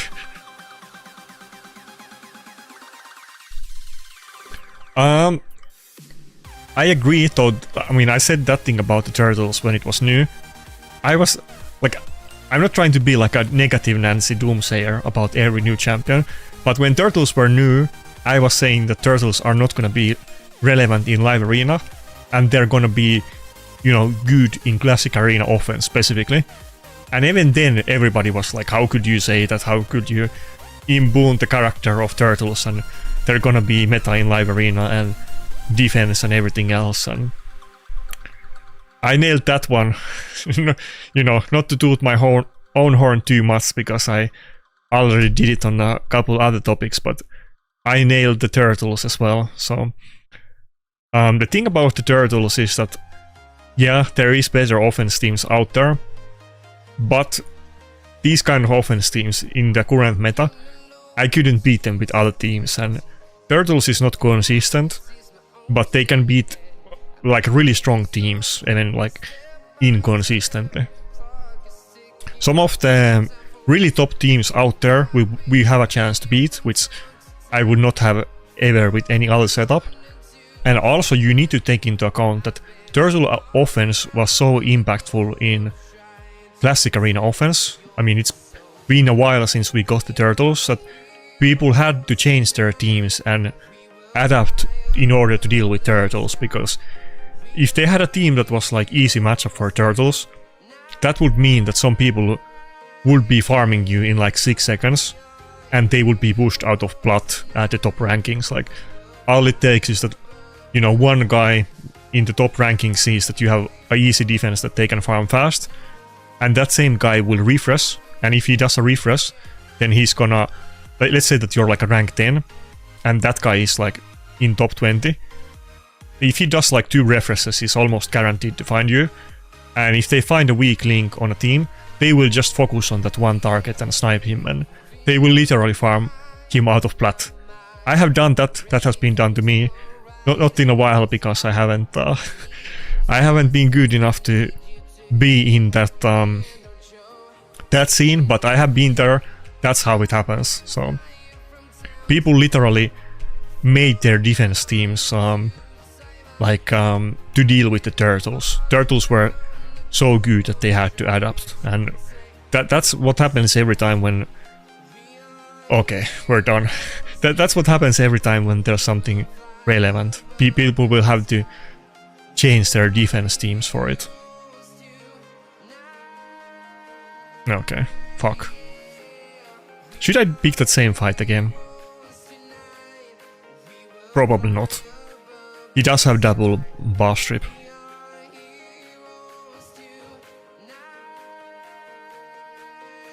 This has triple buff strip. Maybe I have to hit it. Okay, let's hit the triple buff strip instead. Surely this one will be easier. Come on, Lightning Cage, don't fail me. Okay, okay. No? Fuck. We're done. Okay, let's go. Easy, not even close. Okay, let's get... Oh fuck. Let's get a couple more of these fast wins. Okay, I'm out of plat.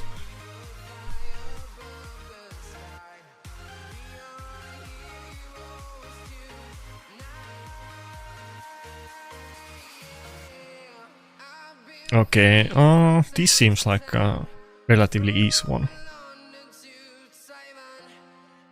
I don't know if I got like bad refreshes at the start when I started pushing, but actually looked kind of scary. I didn't find any easy turtle matchups at all.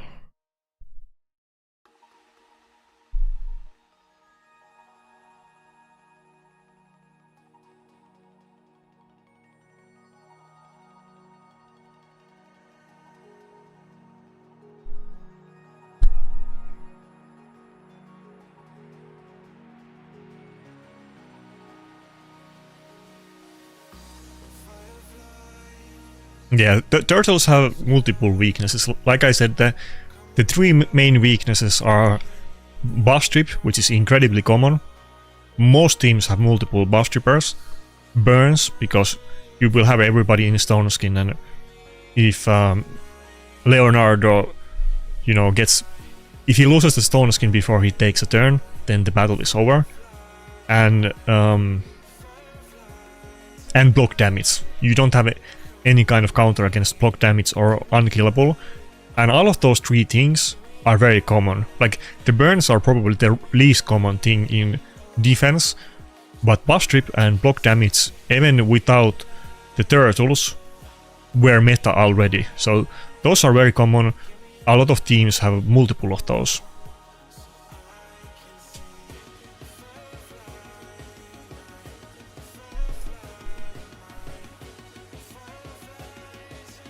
Yeah, bombs too. Bombs, of course. I mean, bombs and burn in this context is kind of accomplishes the same thing. But yeah, burns though. I mean, the bombs though is not outside of Gizmark. I don't think there is any bomb champion that is used in defense teams. Okay, I think we're done.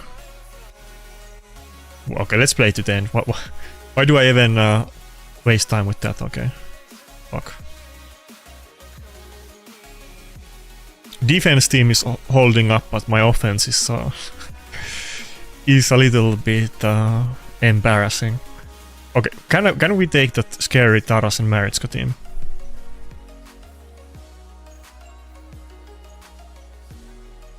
I feel like this team looks really strong. This would be like literal rank 1 meta team a couple years ago. Oh fuck, he buff stripped the Leonardo. Fuck, okay. We can totally beat this team though, but not that time. Wait, did I lose offense and then I won in defense? No? Wait, yeah. I got 3 battles in like 2 seconds in defense log. Fuck. Okay, refresh. There's still 30 minutes, so there's no need to panic. I'm having terrible time in offense, but if I get couple good lucky wins in row, maybe it will end up great. Clearly I'm not ready to do a super early push like I was fuck me. As I was kind of hoping for. It's so RNG, every battle is like a coin toss, if we can win or not. But I don't think there was a lot of matchups without the buff stripper, but maybe Marius is not the best choice in retrospect.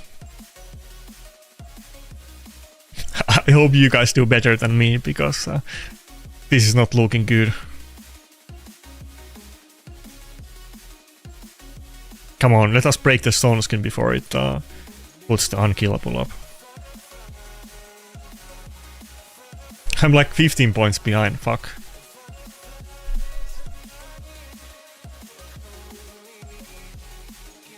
I wanna see, since this team is kind of hands-free and I'm just spraying and praying, and you know, I don't, full auto is better. Sometimes of course you want to manual if you don't want to open with like the cooldown reset or which one you want to open with, but outside of that it's just full auto. That's the fastest way to do it. Not a lot of Bloodpool streams on Twitch. I don't know if anybody is streaming on YouTube, but I'm looking on Twitch and I see like couple people streaming, but not people that were streaming before I took a break from the game. There's no authentic or rats or any familiar faces streaming. I think there's like, I see multiple like Russian or other language streams. Oh my god.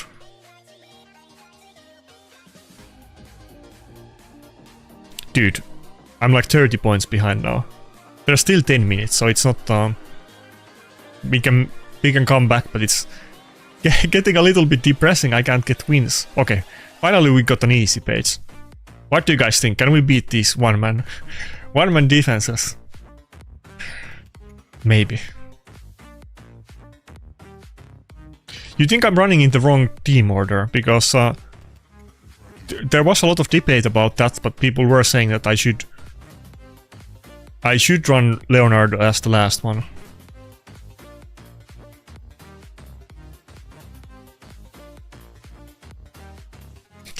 Let's go. Wukong is... Look, Wukong... If I were to lose this battle, it would be kind of funny. He got the 2-turn unkillable.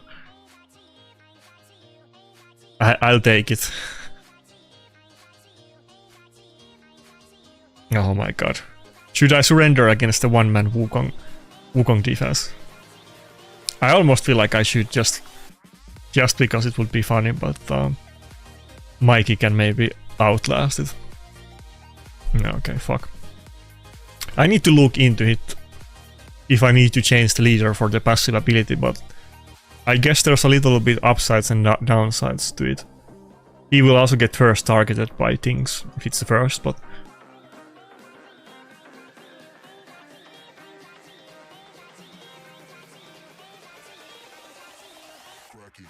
This might be my worst platinum push so far ever. I don't think I have struggled anytime before to kill one-man teams. Fuck.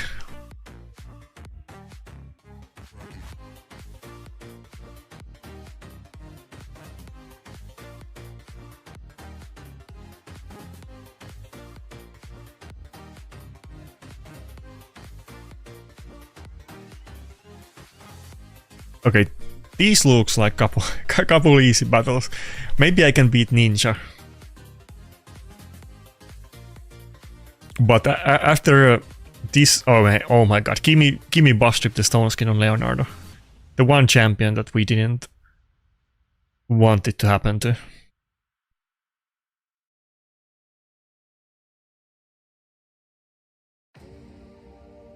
Oh fuck, I should have cancelled the out there.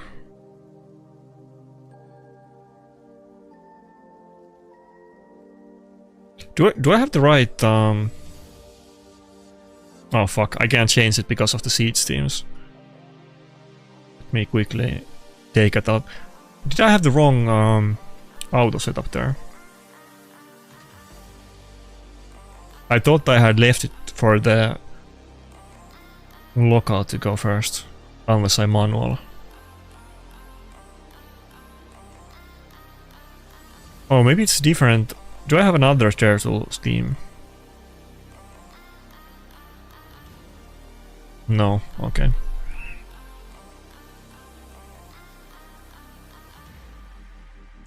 I want to do this, but the fights against the Mariuses have not gone well so far.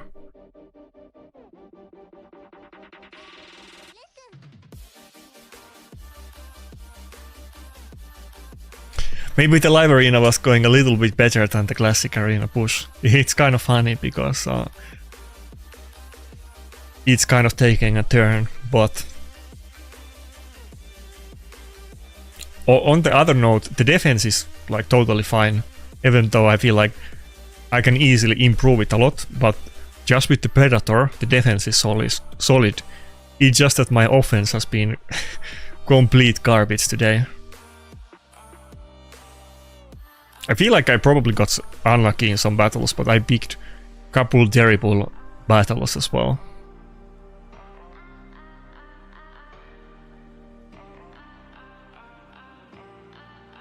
It's gonna be a top 499 push. Yeah, we'll get to the live arena sniping. I think, as I said before, maybe we should just do a lottery if we can't get any winners, because it's a little bit inconsistent to get matched up.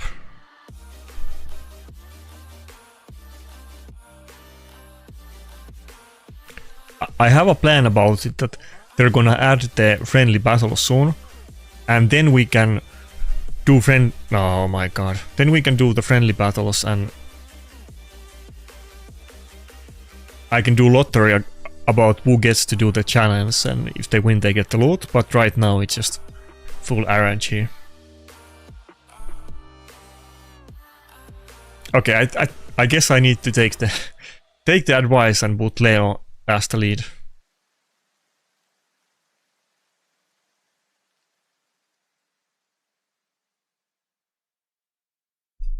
A little bit last second change, but we'll have to do it. I have to have like a long session with myself to think about my offense team in the in the future, because this is like the worst time I had so far actually in the offense with turtles. It went better at the other times, and it should be the other way around, but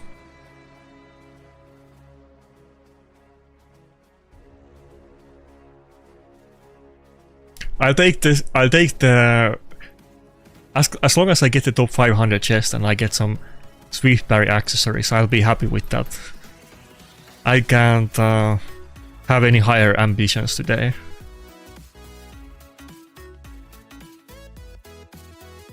Level 69 account. Would be so funny to lose this battle. But his character is like, how much health is that? Like 80k health or something. I think literally 80k health, because my Donatello is really low health, which is 80 something, and that character looks like lower.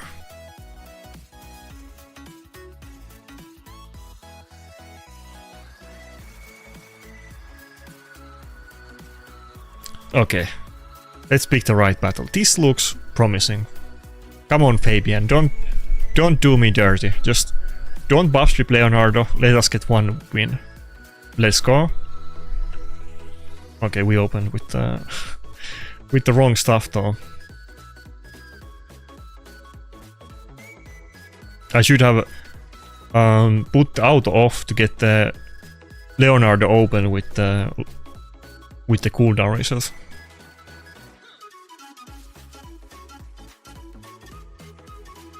Okay. Barely. Despite of my bad actions. Okay.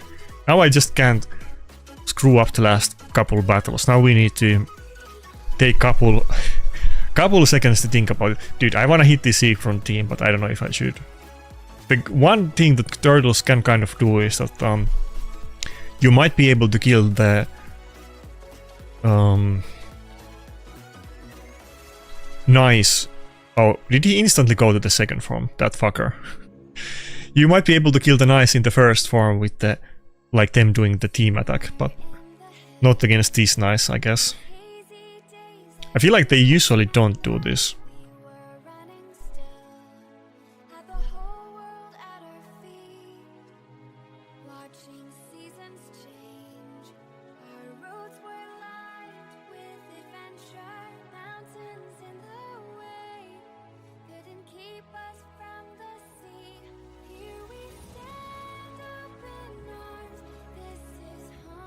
Okay, now need some manual time.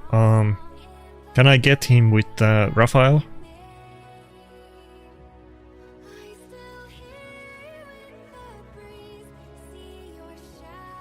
Okay, we're good.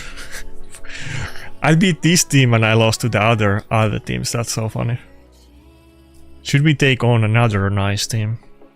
Now that I'm getting a little bit cocky about beating one nice, maybe. He doesn't have buff strip, you know. It's still a nice team, but...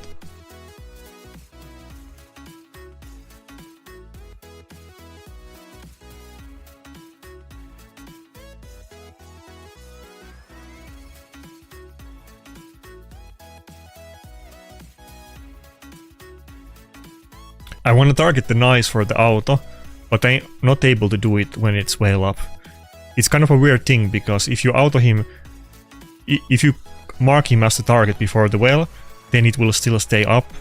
Like, of course you can target it during the well, but it will stay up for the auto mechanics. But I don't get why it doesn't let you do it while it's under well. You can't attack it anywhere, so might as well let me. Okay, I think I so don't deserve... I don't deserve any switch parry today, but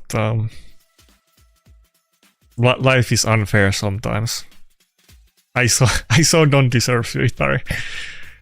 They need to take switch parry away from me after this reset. Okay, 40 seconds, I need to just pick one.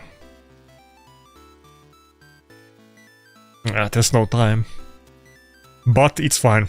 I think we placed plat. Undeservingly, but I think I got plat. If nothing else. Oh, we got Donatello locked out.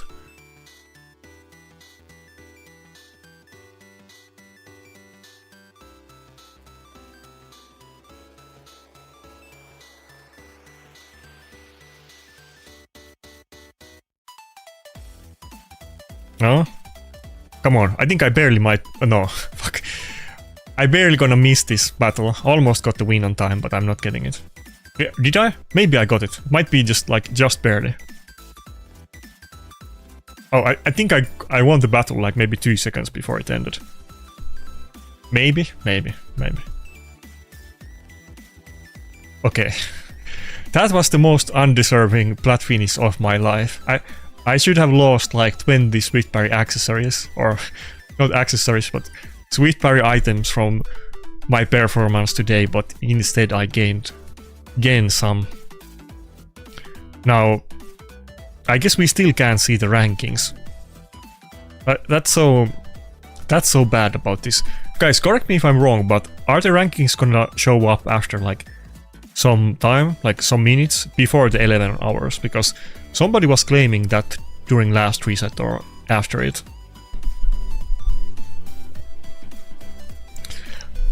Let's do a poll about this.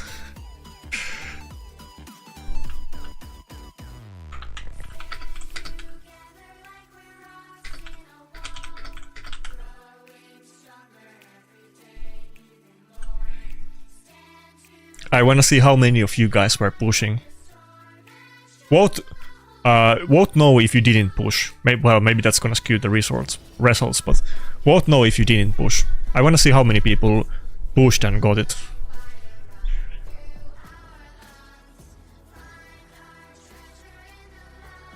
I'm not Banana Jam, in fact. I know it's a common misconception, but in fact I'm not Banana Jam. It would be funny if I was actually like the secret twin brother of Banana Jam and I just hid it, but I'm not. There's no way I got rank 38.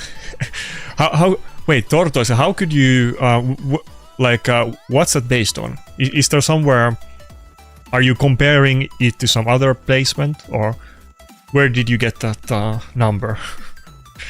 It would be so funny if I actually placed like top 100 or something, but I so don't deserve it. I mean, if we look at these guys on my tab, they are like almost 4.3k, so they have like 200 more points than me.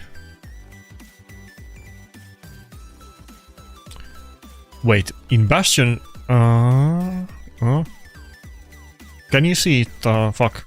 I never look PvE stuff. Where can I see leaderboard in Bastion? Somebody help me out.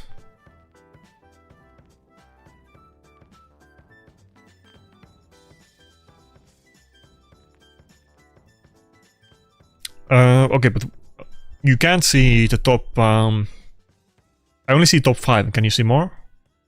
Dude, I didn't even know you can do this for the arena rankings. Lol. If I got ranked 20, that would be hilarious. It shows that I'm ranked 21. There's no way. Guys, if you do that, if I got ranked 21, then you need to report me to Plarium, because that was not deserved. There's no way, right? Platinum would be in a sorry-bull state if with that performance I got top 20. Or like top 20,000. Global. Okay, that makes sense. I haven't looked at this leaderboard before because I only thought it's for PvE stuff. I don't know if they updated it or was it always this good. I never even looked at it. I didn't know that it works this way. Global. Okay, 38. Maybe you're right. Ah, that's so funny. That's so funny if I actually got 38. I need to ask this in the clan I'm in. Maybe they will know. That would be so undeserved.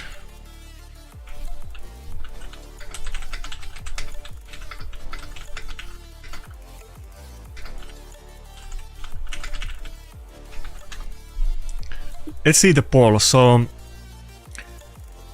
quite many people in the chat, I guess, finished plat because I told you guys to vote no if you were not pushing as well. So probably like 20 people got plat and there's only 500 spots, so grats to everybody.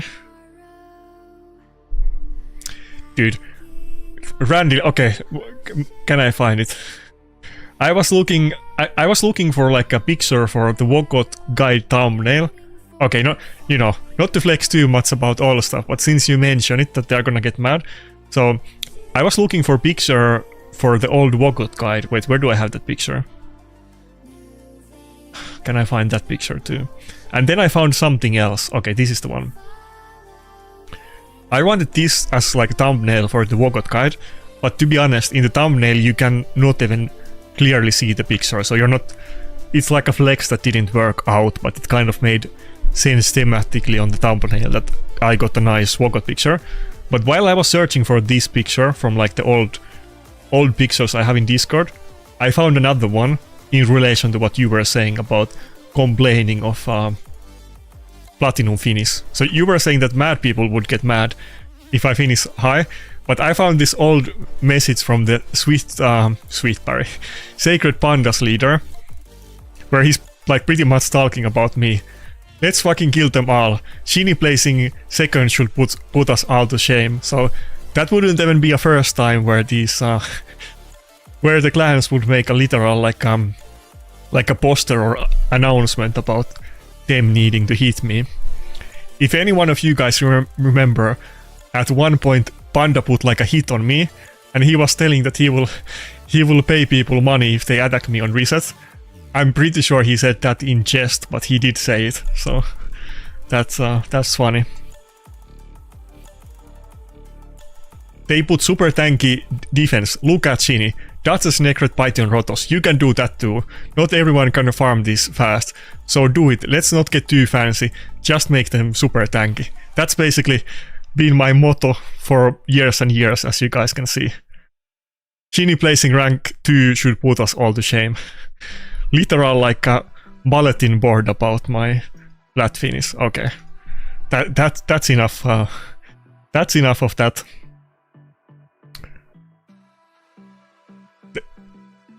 I don't know if this is positive thing about the state of Platinum Arena though. If you can finish plat and you just get, you know, again, not a new thing.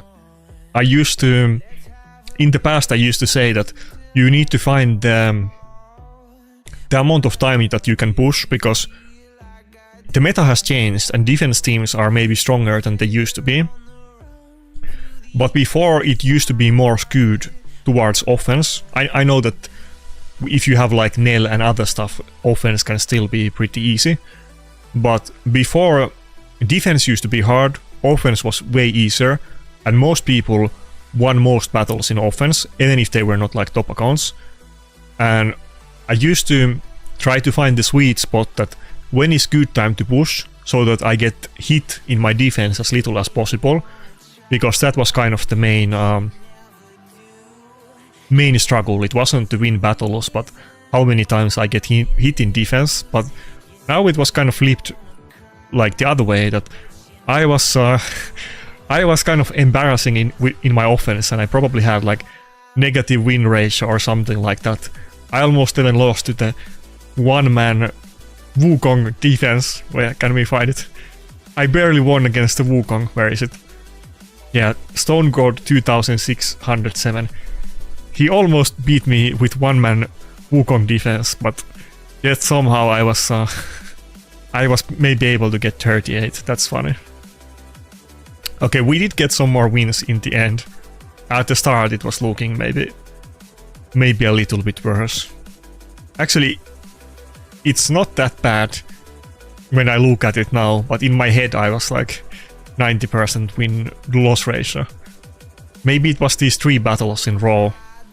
They kind of drained my soul away. They took all of my confidence.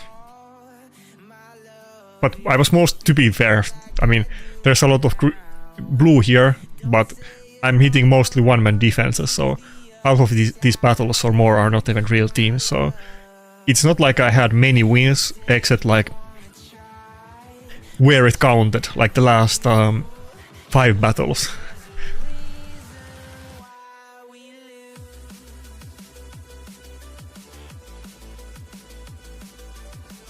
Fuck, I never mind the chat before the plat push, but now I have even more chat that I need to catch up to. I wanna see how the defense did though. So these battles didn't count, I think, because they're all 0 points. In the last 10 minutes or so, I don't think that's 10 minutes. No, that's like last 1 minute. Okay, let me count. We're like 10 past now, so like let's go all the way to 20. So in last 20 minutes I got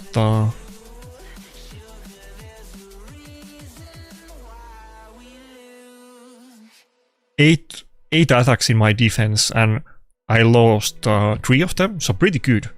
I went 3-5 in defense, positive win ratio. That's pretty strong.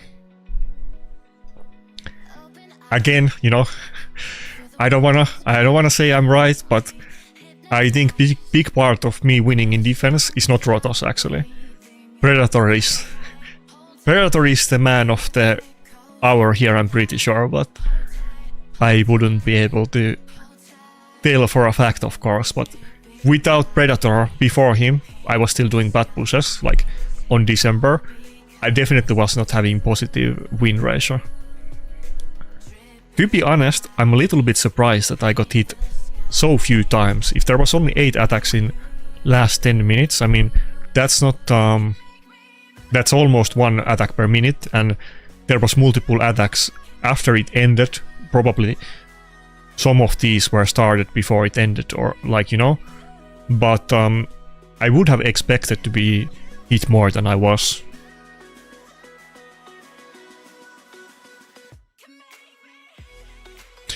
Wuchan, I'm not saying you can push in 5 to 10 minutes or doing short pushes. In fact, that's what I used to do a lot, you know. I was just saying the long story that I used to find the right sweet spot where I will be able to push high without becoming a target for the top accounts and them farming me down. It makes all the sense to do that, like not to do too long push unless you can hold up, which only the top accounts can do. But I wasn't impressed my performance, so I didn't think that I was doing that appropriately during these resets. Anyway,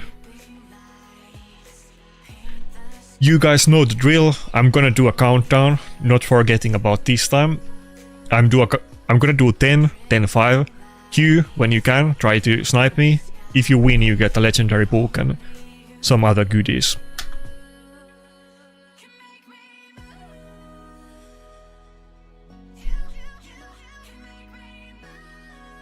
And now, after those massive monologues, let me try to catch up with the chat. I hope you guys, I hope as many of you as possible that cared about it, I hope you guys got the platinum as well and got some loot. Like I said, I think it's almost certain, but it's very highly probable that you will want those swift parries for the future, since we're getting the accessories. They're gonna be more relevant than they are right now. That's basically guaranteed.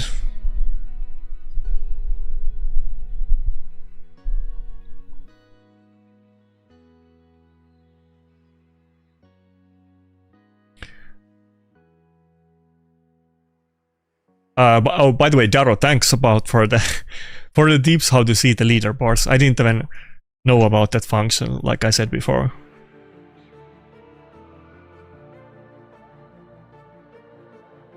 Did they add that to leaderboard after they changed the system in Plat, like just recently? Or has that been the case for a long time? Like before they changed the platinum to like to Sundays and to Anonymous, were you able to see the ranking in the leaderboard from there as well? Because if you were, I never did it. I was just always looking at the normal rankings.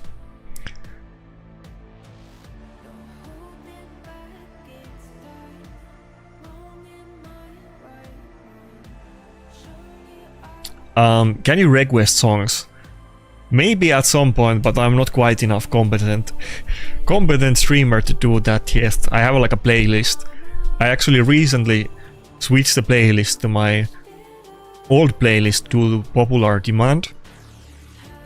Like, you know, on my YouTube videos I have the live arena, like the medieval fantasy like background songs.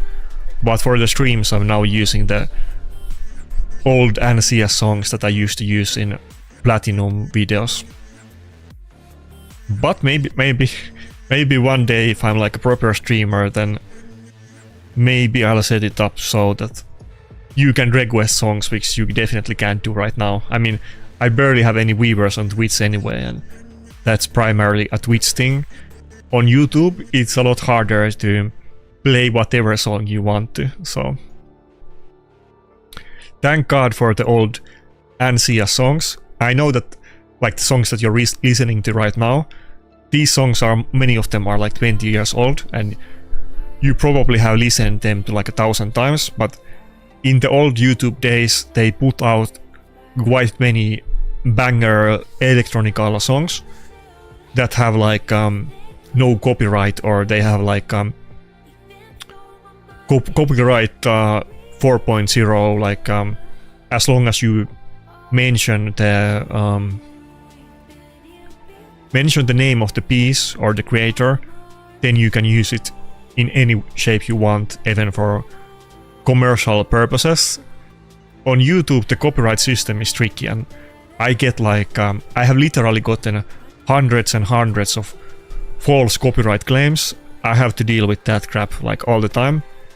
But thank God for the old NCS songs, because the songs that you're listening to right now, these songs never give me any crap. I never get any issues using these, and they are very high quality songs, to be honest.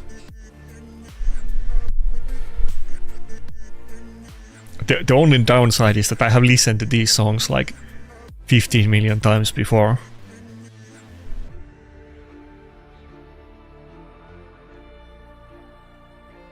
Okay, bye Lazarus. Oh fuck.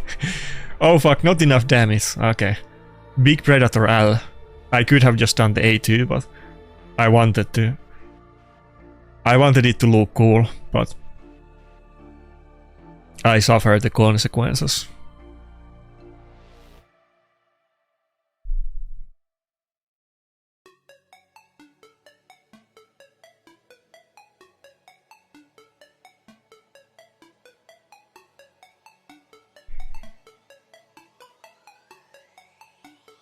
By the way, if you guys have any good song suggestions, I'm all ears.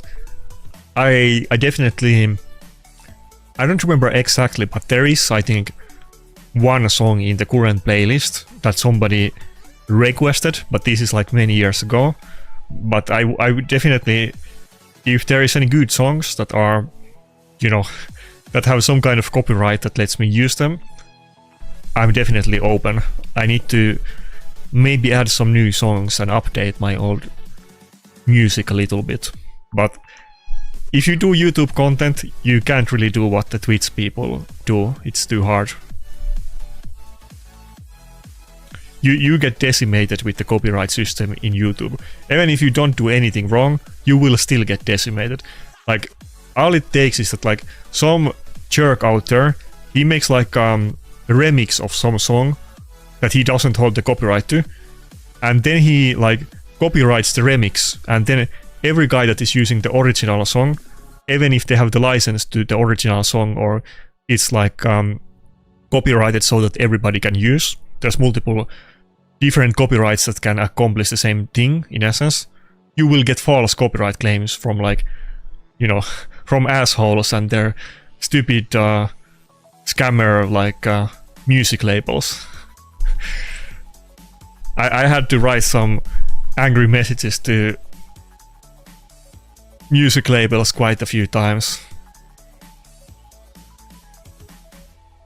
There's one specific guy, like with a YouTube channel called Latin Autoperf, and he's like a professional like scammer, let's say, and he makes like copyright claims to everybody. And that guy has made like you might think it's impossible, but he has made thousands of copyright claims on my channel because he can make like 15 copyright claims on the same video. So not that I ever like lost anything, but I always have to like, you know, debate all of the, I have to contest all of the copyright claims, and then it takes like a month for it to settle, and you know, it can get a little bit annoying. That's a little bit personal personal therapy session. I hate the music companies, what can I say?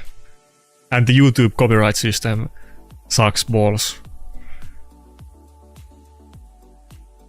I hope that, you know, maybe EU regulation will stick it to YouTube at one point, because I don't want to push for regulation.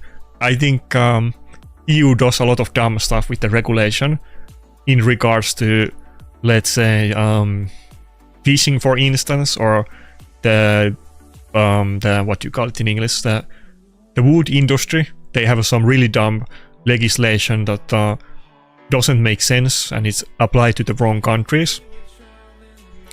But I think you could see it could be pretty easy to fix all of the copyright scamming on YouTube. Like right now, if somebody makes a copyright claim on a video, first of all, they can do it automatically.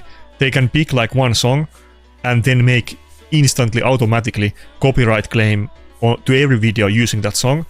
And then if they don't hold any rights to that song, any random guy can basically do that. And if they do that, then everybody needs to basically prove their innocence. And even if you prove it, or if you say that no, I'm not using it wrongly, and that guy still says no, then you have to take him into the court. So basically, the one doing the copyright claims is always like on the winning side. If EU gave a fine to anybody that makes a false copyright claim, these music labels would have to instantly stop it, because they would get like trillions of euros of fines, because they do like ridiculous, they do astronomical amount of copyright claims on YouTube because it's automated. So anyway, let's do another countdown before I get lost in my train of thoughts. Get ready, guys. Starting from 10.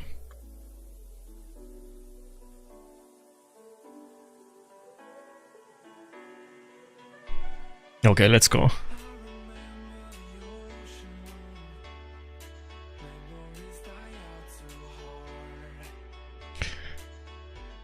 But yeah, I agree with you know, I used to glamorize, and Platinum Arena was the main content for me in this game. I'm almost a little bit disappointed. I mean, not almost. I'm literally disappointed that I was able to get 38, because it's definitely not as competitive as it used to be. I mean, that shouldn't have happened. Let's be honest about it. I mean, it's good for the loot, but obviously Platinum Arena has lost a lot of its prestige from back in the day. But we got Live Arena, so I'll take it, I guess.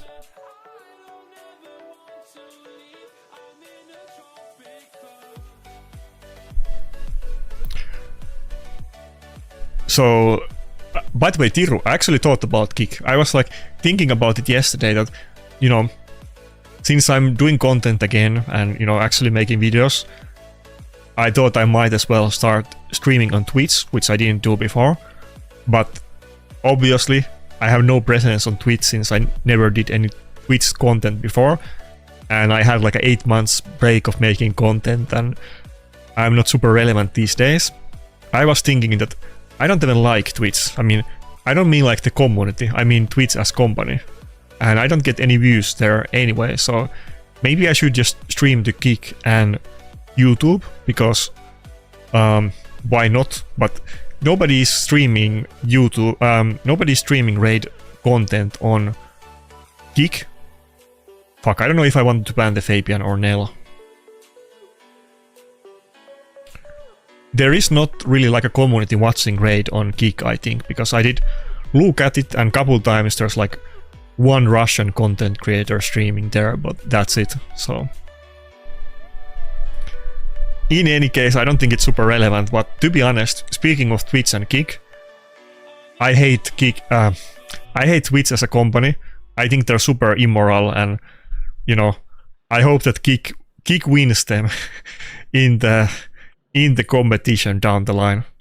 I don't know if most of you guys have any opinion about that, but Twitch is very sketchy in the way that, you know, they basically pick and choose who they, you know, censor and monetize, and it's not based on any rules, it's based on politics and who they like and don't. And I feel like the company is just trash, and it needs to burn. And I'm not talking about like the community or the content creators, I mean the company. So between YouTube and Twitch, I mean, YouTube has gotten billions of fines from EU already from all kinds of like, not YouTube specifically, but also YouTube, but I mean like Google. But between those two, YouTube is still way better. Let's not get it twisted.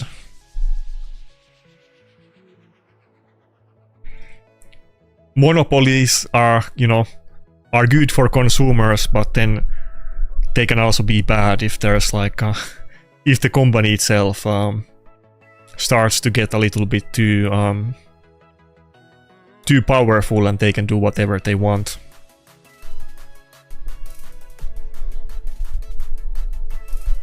Many of my old favorite YouTube channels from the past have been banned too, so that definitely does happen on YouTube as well. Okay. I don't think there's a comeback.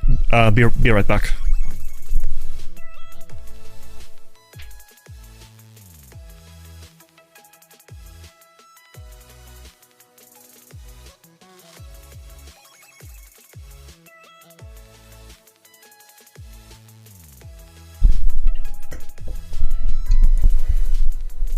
Like, maybe some of you guys are gonna disagree, but, you know, Twitch bans people who say something naughty on their streams or whatever, and then there's also people that, you know, make threats and don't get banned, and they're advertising, you know, naked bathtub streamers to children and so on. I don't think Twitch is like a moral company. Not that companies are ever like moral in the first place, but I have like a specific I think Twitch is like the worst. That's how I feel about it.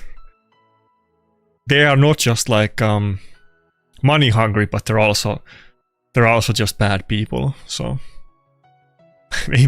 maybe that's going too far, but that's how I feel about it. But I hope Kick wins. I mean, they're like a degenerate gamblers, and I know that, you know, it goes both ways, but between those two, I rather have Kick to be the dominant platform than Twitch, to be honest. You can choose between the you know, eTots and the webcam girls streaming for 12 years olds, or the gamblers trying to get people hooked up to like to gambling. So neither one is great, I guess.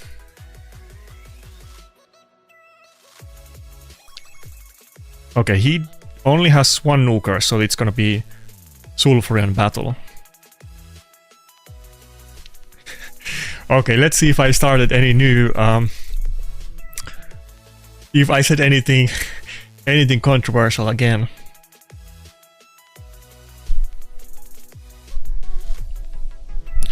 Predator has pretty good aura, but obviously speed aura is the way to go instead of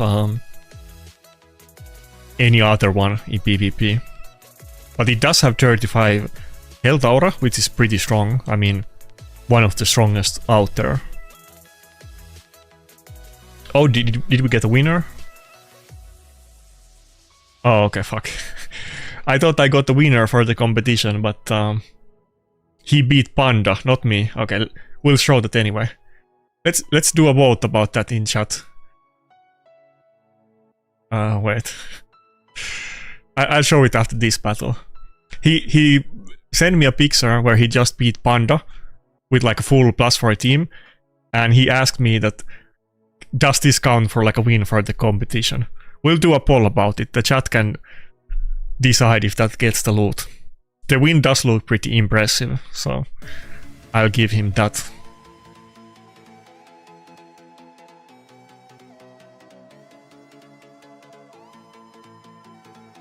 This battle doesn't look very scary. Man is running Quintus and Mikage.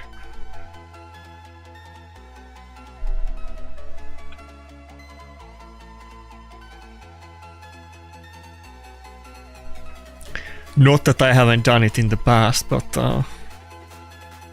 there is definitely better options out there, which he probably doesn't have, obviously. I don't remember the last time I saw Quintus in Classic Arena or Live Arena. Basically never. Many of these limited, not limited time, but these like like champions that you get from like some hard content like Doom Tower or Chimera and so on. Most of them are really good. Quintos is like one of the few ones that, well, outside of the Doom Tower champions, because most of those are trash, but outside of them, Quintos is one of the few that doesn't see any use basically. Even in PvE on like a mid-tier account, he's even there he's not like OP or anything. Okay, guys, let's do a poll about this. Like I said, Pro Damage messaged me in Discord. He beat Panda. Does this count for loot? You can decide. I'm not gonna decide. We'll do a democratic vote.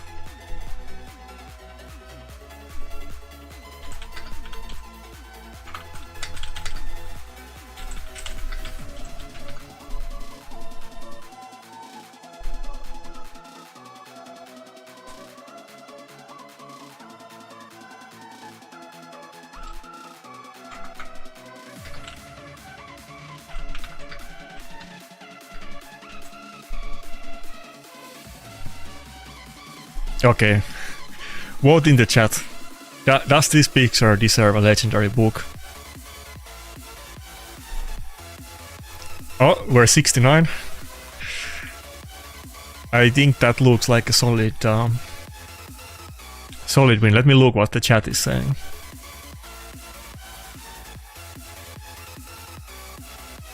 I'm glad you like the songs, Arachnid. I like them a lot as well. It's just like I said before that they're very old and a lot of people have heard all of them like a trillion times, but they are good songs. Okay, so we got 72% win rate, so not win rate. 72% says yes, so I think we'll put that to the bank. Now now that we got there, you know, since this is gonna be the first winner of today's loot. Since Pro Damage gets it, if anybody else gets any impressive wins against other people, then message me in Discord and send it, and we'll do a vote on those as well.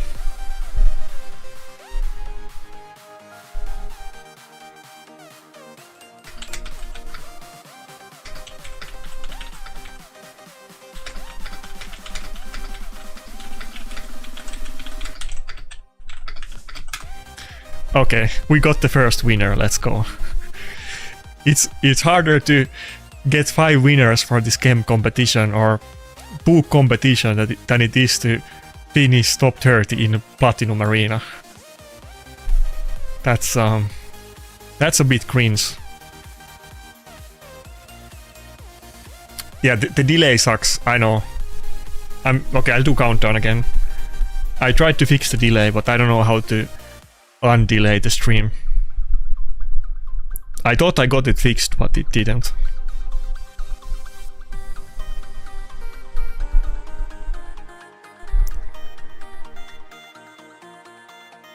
And by the way, before we start the war with Panda again, to be clear, we gave that reward out of impressive performance.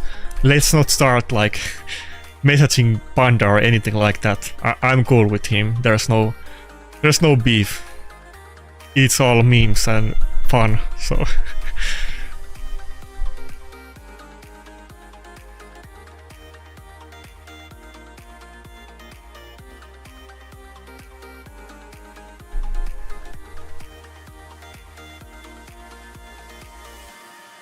Okay, let's see.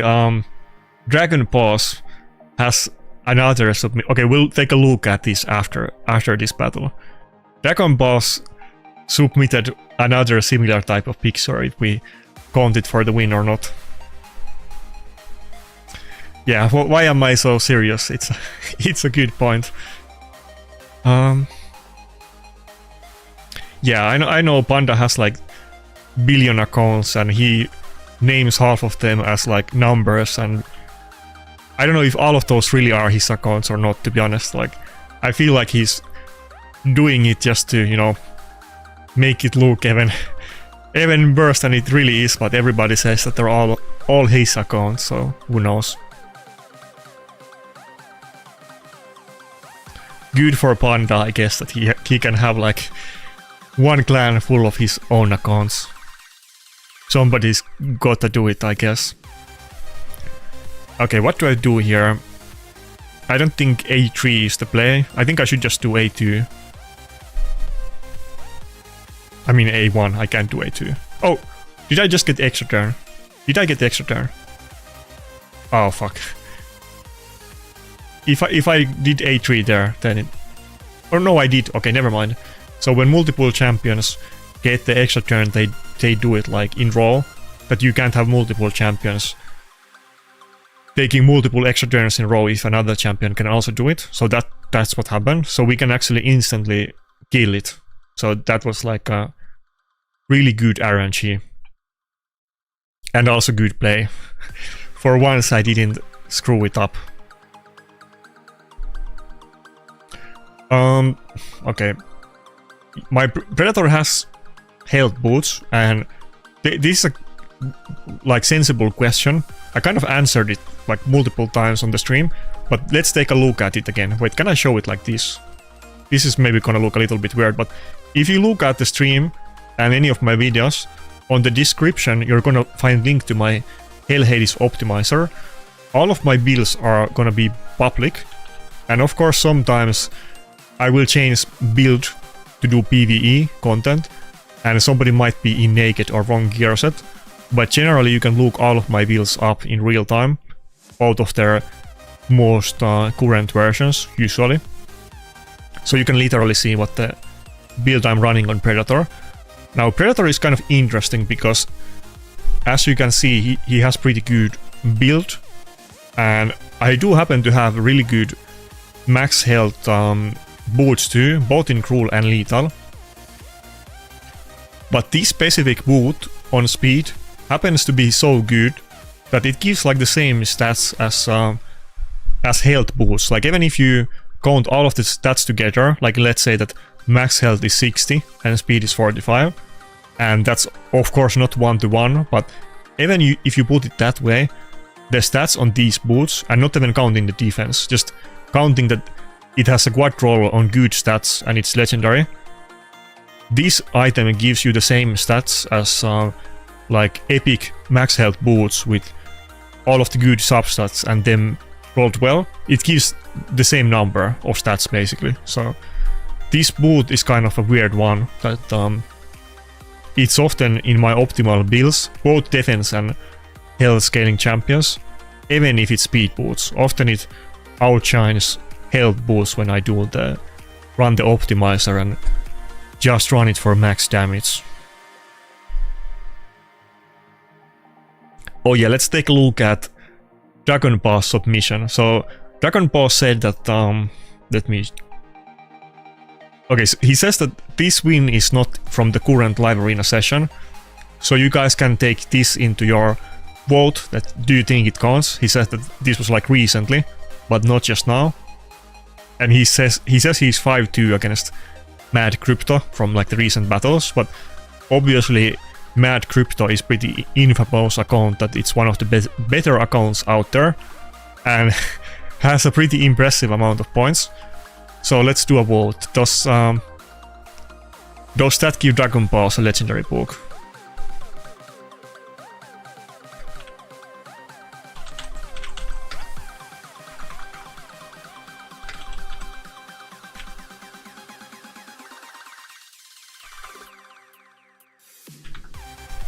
And again, if you have other pictures, then submit them to me in DMs or tag me in Discord or anything. We're doing a democratic vote out here. Yeah, Ampy, I have the Death Dealer on Rotos, which makes him crit rate. It's a very weird build, I know, but for Rotos specifically, it's an interesting choice because of his passive, and taking more damage is not even always negative thing to him. Sometimes it's good because it will proc his passive easier. Okay, we're getting a little bit closer this time than the last vote. I think probably based on the fact that it wasn't in the current session, but it still kind of looks like it's edging out that we're we're taking this submission and we're accepting it. I mean, I guess this is one way to do the giveaway. If we can't get any winners from the actual battles, then we can be judges and we can appreciate the fine arts and give people loot if they got impressive wins. I mean, I don't know if I have ever beat Mad Crypto. Maybe I have, but I don't remember. So probably not too many people have. Isn't that account like 90% win rate or something? Wasn't that like 95? No, okay, 90. Oh, seasonal 96. Yeah, that's what I was thinking. So that guy lost like couple battles in the last arena season. That has to be pretty impressive.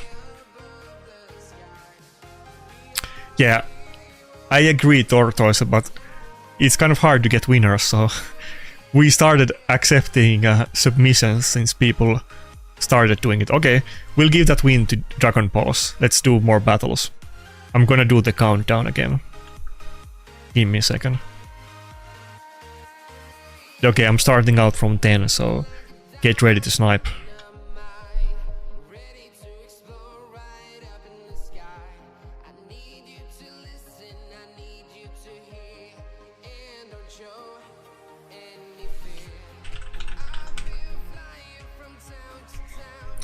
Three more winners left, by the way, and there's gonna be another. We're gonna do the same competition next weekend, so there's gonna be more of these, I guess. We're gonna hand out more loot. By the way, not to shill for my channel too much, but if I could get like 800 more subscribers, then I could be able to do double the amount of these giveaways than I normally can. So, and then instead of like 500 for the gems and one ancient, which is normally the reward, you would get the same gems but a void shard. So only 800 more subs to go. Then I could also get access to the test server, which I really want to. So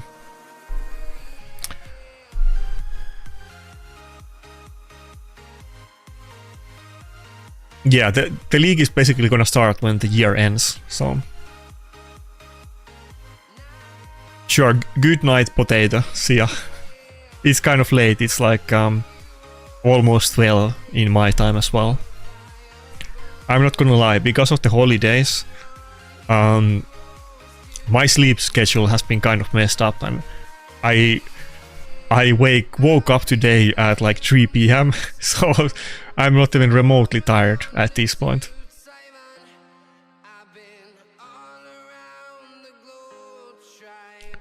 My parents and my parents and my brother and his girlfriend were all here, and my parents already left. Brother and his girlfriend are gonna leave like tomorrow, but we just kind of finished some holiday celebrations and have been partying, let's say.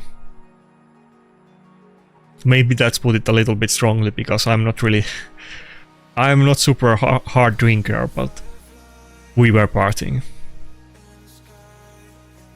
I think I barely drank at all in December. I think we took some drinks, but I don't think I even got drunk, so a little bit lame, to be honest. Maybe on New Year, probably. Though my brother and his girlfriends are gonna go to my parents' house for New Year's. And I don't know if I wanna go there, to be honest. It's kind of far away, so... I mean, they were asking me just today that, do I want to go? And I was like, I'll think about it.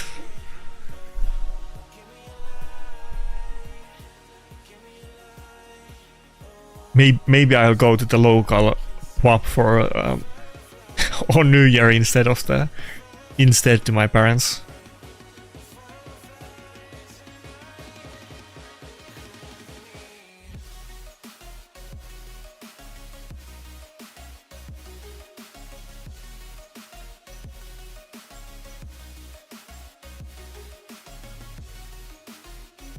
Did you get the win? I don't see any message in Discord. If you did, attack me if you got the win. Or just DM me, whichever. To be honest, the battles with Predator right now is like mostly so easy breeze that we're not even sweating here. I already did multiple videos glazing Predator, so I don't know how many more I can do. But I mean, okay, we have like 4 losses here. How many? 3 losses. I mean, 7 out of 10 is pretty good for my account, so this is like way better than normally for me. But these last couple accounts were not super high points, to be fair. Okay, let's do another countdown.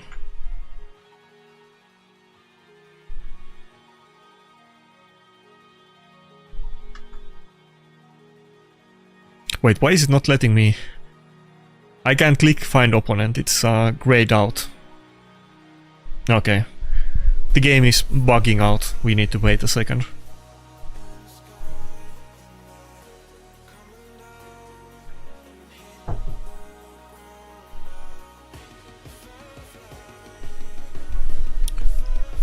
Come on, Plarium, let me play. Okay. We'll do another countdown.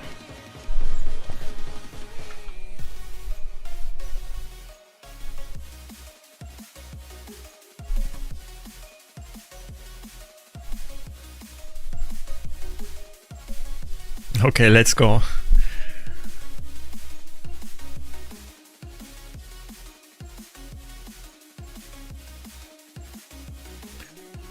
Thanks for the follow, Dark Signer. You are 69, congrats.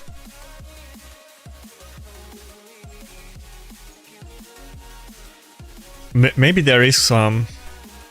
I don't know. Maybe it will be 2 greens. I was gonna say that maybe 1 week we should just give the winners to the people that get highest finishes in Plat, but I don't know about that. It will be like 5 mad accounts and 5 of Panda's accounts, so I don't know if that would be super interesting, to be honest.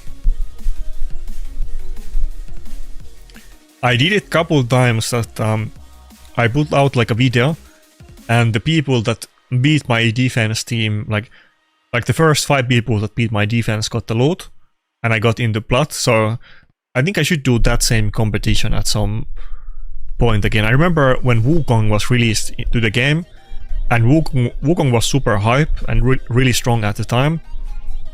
I did 1 game competition so that I put Wukong defense up, and first 5 people that beat me, I think there was some restrictions that it had to be like a team of, I don't remember, like specific factions or something like that. And I had a team following those rules too, and first 5 people that beat it got it, and it took like a lot of battles actually. I remember it was like 150 attacks or something crazy in my defense team. The team ended up being better than I thought, at least within the rules of that competition.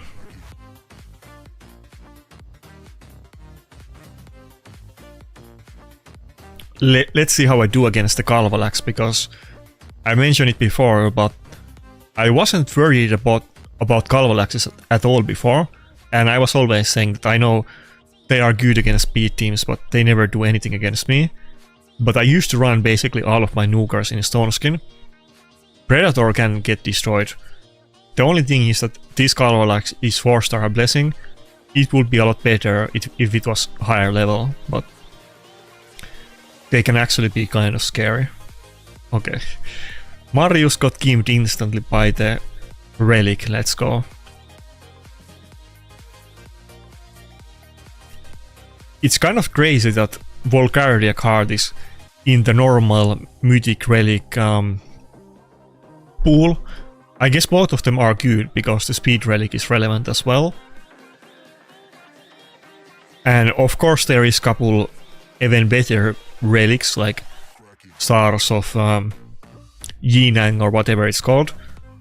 But I think Volcardia card is literally one of the best relics, and it's I don't want to say easy because it's obviously insanely hard to get mythic relics, but in relation to mythic relics, it's like one of the 2 easiest ones to get. So, okay. By the way, it kind of happened what I was saying. Galvalax got me with the poisons. I don't know if... I think I lost the battle. Maybe if I can kill the Taras with the A3, but I might not be able to. Okay. Rotos got it. That would have been close. If I didn't one-shot the Taras, then... since he was in Death Dealer, if I killed Galvalax and then did A2 on Taras, Taras would one-shot Rotos with his A1 because it's a double hitter and Rotos is taking double damage with that relic. That was a really close one. I barely won that battle.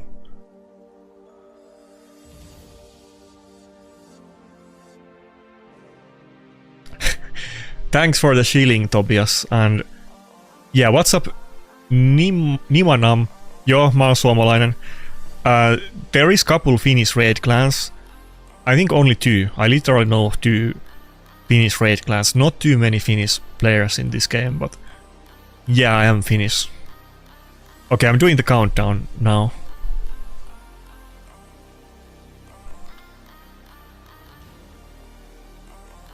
To be honest, I mean, Sweden has like a double population or something like that. There's way more Swedes playing raid, or at least I've encountered way more Swedish people.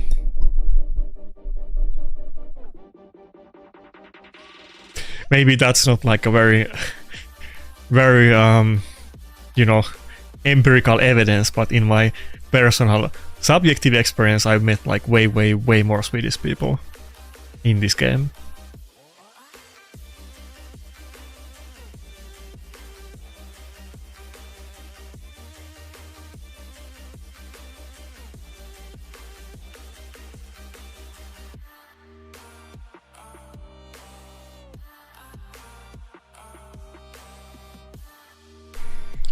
Only 2 weeks left for me to get Empress, or let's say 2 weeks and is it like 2 or 3 days, but I need 3 more.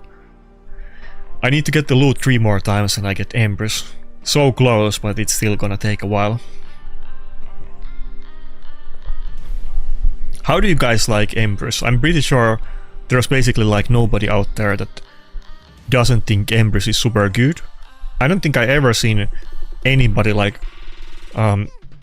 basically say anything negative about Empress, other than that he's too good, but I think everybody is basically really content with that champion.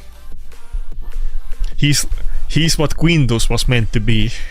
You know, Quintus is probably even harder to get than Empress, to be honest.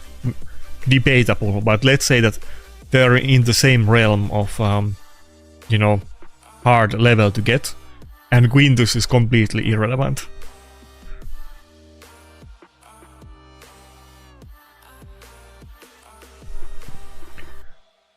Okay, what do I do here? Harima would be kind of interesting choice. I don't think my Harima has any gear on right now, but let's go with UDK. Harima would have been great here, actually.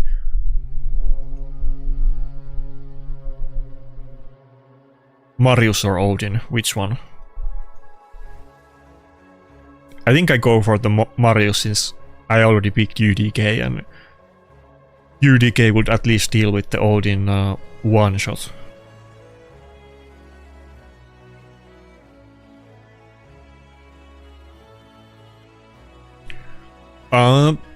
That's a good question, Andrew, and I actually thought about it a lot, and both talked and thought about it. I think he's gonna replace my Rotos. Now, I'm gonna use all 3 of them, of course, and to be honest, I'm still kind of predictable that I have 2 good nukers, and that's it. And if they pick one of them, then I'm in trouble. So I think I really need a couple more top tier nukers.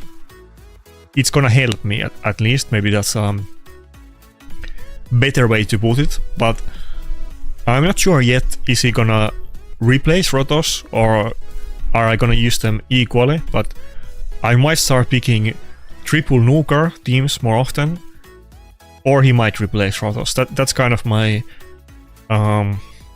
what I expect to happen, but we'll see how it plays out. I will obviously try different things and different builds, and if something sucks, then I will try something else. But obviously we all know that I'm gonna end up using Empress no matter what. Fuck, I wanna go for the block revive, but his passive would proc since he has the immunity buff up. We need to wait a bit. And we were talking about it earlier on the stream that I kind of put my placeholder build that I'm planning to put on Empress on my Narses because they're the same faction and it was kind of easy to make the build on Narses. I was planning to start out with like kind of slower build. By slower I mean like 260 speed. Assuming that I get everybody with 5-star speed clip or every item. I think it was like 262 speed if I recall right. I was thinking about that kind of build. It had like multiple items with like let's say triple crit damage or quadruple crit damage. So it was a bit slower, very good build, but it was more on the damage side than speed side. I was gonna start out with that, but multiple people on the stream already said that I should build the Empress fast and not slow or medium speed, so we'll see about it. But I don't want to take the gear away from my Predator, so both of them are gonna have to compete over the same type of items. Now I do have the items to make 2 really good builds, so there is that. One other option, I can actually show it after this battle. One other option that I was also thinking about is that I don't have like insane amount of godly swift parry items like you know, it almost makes sense that I should have because I've done it quite many times, but I haven't gotten too many good items and I haven't kept like mediocre items. Like I don't think I had any quad speed items on swift parry. I mean I have many triples but no quad speeds, which is a little bit surprising. But one thing I do have is I noticed that I have like 1 pair of really good boots and chest for health nukers. Wait, is that wrong? And I think I even had like one. I also have a gloves, so I have like perfect bottom pieces for health scaling nukers in swift parry. Now swift parry is not meta right now, don't get me wrong, but they announced that we are gonna get the variable set for them and the accessories, and who knows what's gonna happen with the 6 and 9 piece swift parry. Maybe I'm gonna put Empress or one of my health scaling nukers in one of these sets.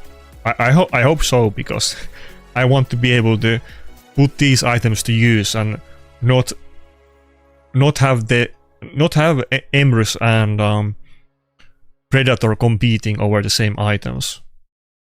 I think I had good gloves too, let me double check. I have pretty high, you know, standard for gear, so you might not see many items here because I will sell the crappy ones. Okay, I didn't have any more. Fuck. Okay, so no gloves, but I do have boots and chest, which is very hard to get good bottom pieces. I think I had like good gloves maybe for attack scaling nuker then. I think only 1 pair, but I think I had one good one. Fuck, what? Oh, I went for accessories. I was so confused. Swift parry has not been relevant in Eons, and nuker swift parry basically was never relevant. It used to be used on champions like Duchess and Siphi, like revivers basically, or some kind of tanky supports. Not really that much on nukers at any point. I mean, it was used on Rotos at one point, to be fair. Some people did do that. But I kind of forgot the existence of my swift parry pieces, to be honest, because I barely use them. Okay, so I have like one decent... Well, actually that's not... flat defense and flat attack. Okay, that's not that good. I have one good gloves for attack nuker. That's it. This one I use on clan boss, but I don't think I don't like the flat defense and attack. The triple speed is good, so maybe it will still be. It might still make the cut, to be honest. Triple speed often is almost worth it to miss one of those important stats like crit damage or attack, because some champions you really want to get as fast as possible, but this looks like a better piece. I think I was using this gloves on my Rotos like years and years ago, now that I think about it. I had Rotos, at one point I had my entire defense team in 4-piece Swift Parry and 2-piece Frostbite. This was before I was making videos, but those were my old... oh fuck, Live Arena ended when I was talking too much. Okay, then I can talk more. So, those were my old quirky strats that I never made videos about, but even Rotos used to be in 4-piece Swift Parry and 2-piece Frostbite at one point. Now I remember that I was using those gloves on him. I had them for a very long time. Uzi, what do you think about 6-piece and 9-piece Swift Parry? Do you have any speculation what's gonna happen? Or Dragon Pause? Maybe you have some leaks from moderators. I mean, I'm sure you can't reply to that even if you did. But what do you guys think? What do you guys think will happen with those sets? Are they gonna be meta? Let's do a poll about it. Like, I don't mean pairing them with like 4-piece and other set with accessories, but I mean the upcoming 6 and 9-piece set bonuses. I'll do a poll, give me a sec.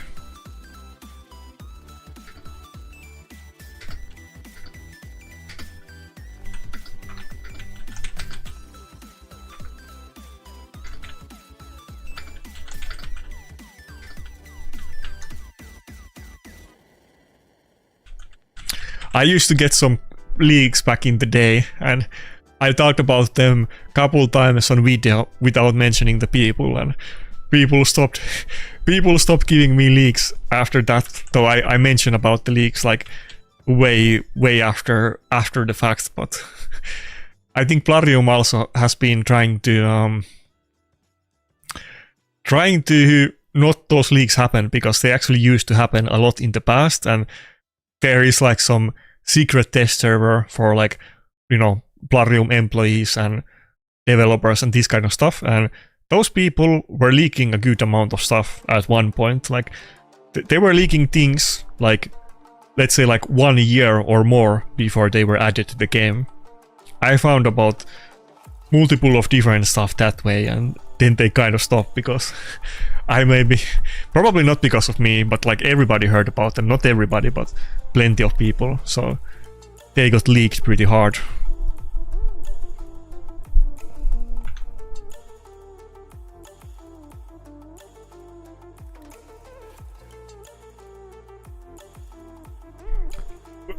Guys, write your own fanfiction. What do you think will make your prediction? What would be like a good set bonus for those sets? By the way, we talk a good amount about Swift Parry and not at all about deflection. Don't forget that if you look at the description of the effect of deflection, I kind of speculated this like afterwards, like long time ago. I mentioned this in Discord a couple times, but I think deflection set possibly could have been like a beta test for a polymorph blessing, because we know, like I was just talking about the leaks, we know that Plarium plans things like way beforehand, and they have like champions are like completed multiple years before they are released into the game. We know this from some leaks in the past, and deflection set is kind of like eerily similar to polymorph, and these days with Wand of Submission. I think these were all kind of designed to deal with the speed teams and like CC, and deflection might have been like the first iteration of that, which didn't end up being meta. But maybe the 6 or 9 piece is some kind of better version of this that actually makes it relevant. Who knows? Yeah, don't feel bad about the 276. I mean, obviously I have decent gear, and I'm talking about like really good builds, so take into like adjust to inflation or your own account. Don't take it too seriously if I say that like 260 speed is low. I don't mean that as like jab at anybody.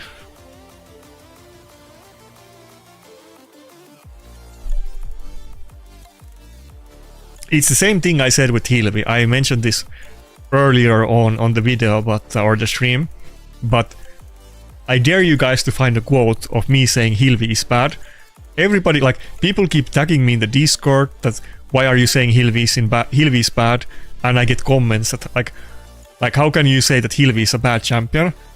And I didn't say it. I said many times that Hilvi is good and it's gonna be popular, but I don't think it's better than Odin, and it's not gonna be meta. That's what I said. I feel like you know, don't read too much into it.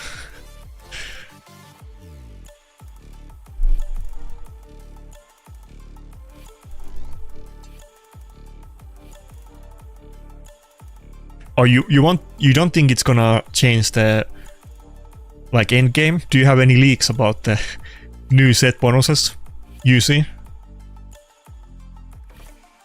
Or you think literally because of that? It's hard to say. I mean, you never know. Maybe they will add ignore defense on Swift Parry. It wouldn't be out of the realm of possibilities. Maybe they add like 20% ignore defense on 9-piece set bonus. That would make it interesting. I mean, I promise you I have no leak, so if that happens, you know, I didn't... this was not scripted, I just as an example, but I totally see that kind of thing happening. Like, not to flex about it, but I was saying the Swift Parry accessories are gonna happen for a long time. I've been saying it like countless of times. Dozens and dozens of times on video I said that it will make so much sense to buff Platinum Arena and add accessories to it, and it happened. So I feel like if Plarium is doing things logically, I think the 6 or 9-piece set bonus on Swift Parry has to give more damage, and the best way to get more damage would be ignore defense, so maybe they will do it, who knows. Maybe it will be too OP. Let's do a poll about it.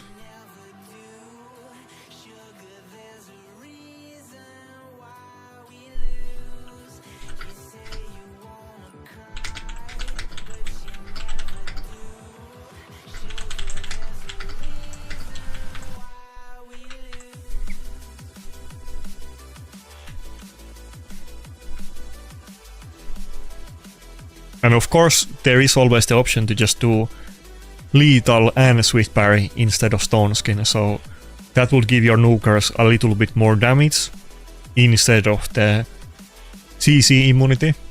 And maybe in some situations it might be better to proc the damage immunity at a later date than at the start of the battle, maybe against, I don't know, Embrus and so on.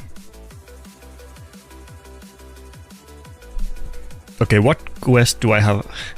What quest do I have left for today? How do I have 1 key of Iron Twins? I don't remember. I did my dailies mostly in the morning. I think maybe I ran out of energy or something. By the way, I didn't use Galleos in a single battle on the stream. That's kind of funny. I mean, Galleos is great, don't get me wrong, but I literally stopped using him pretty much when I got Predator.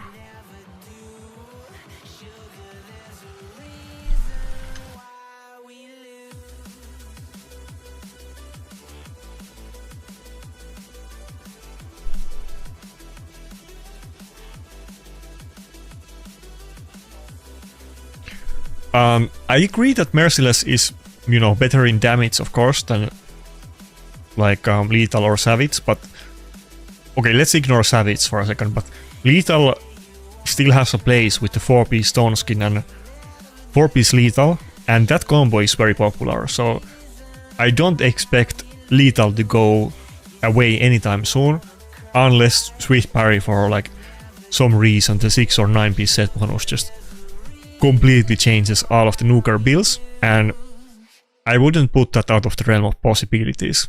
That would be kind of Plarium thing to do, to make all of the old sets obsolete. I mean, they want to do that from time to time, and nobody has really been paying any attention to Platinum Arena in a while, so it would be kind of funny to do it, so who knows. How do you guys do the daily quest that you need to get a couple of artifacts from dungeons? I literally just run the level 1 dungeon. I mean, I could run the hard version, and the level 1 doesn't always give you artifact, but it costs less energy. So I usually just go for level 1, because what do I do with normal artifacts these days? I mean, sure, maybe you get a quad speed banner or something and it will be good, but to be honest, I have like triple speeds on pretty much everything you can imagine, and most things I have like multiple triple speeds, so there's very little for me to gain on normal accessories. And often the effects can be better than a little bit stats anyway, so I think the only exception is like the banners with the high speed rolls, basically. But maybe somebody will find this weird that I'm literally running like a level 1 dungeon, even though I have optimal team to speedrun the like hard. I'm not even using like a proper team to do the level 1.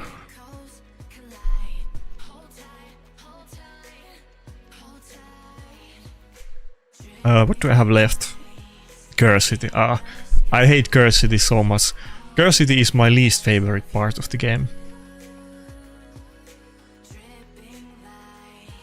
Okay, this is gonna be a long one. My barbarian faction is a little bit sus. Now I can auto 21, not 100% though, and I always auto this, and I just rerun this if I fail, because I'm not running in any manual faction wars. Fuck that. I haven't done that at any point in any faction, and recently there was a little bit drama in my comments, because on the Hilva video I said that Hilva would be great for faction wars, but I can already auto 21, so I don't need it. And then there was a couple people that were like, can you really auto faction wars 21? That's not true. And then I had to make a video for them showing that.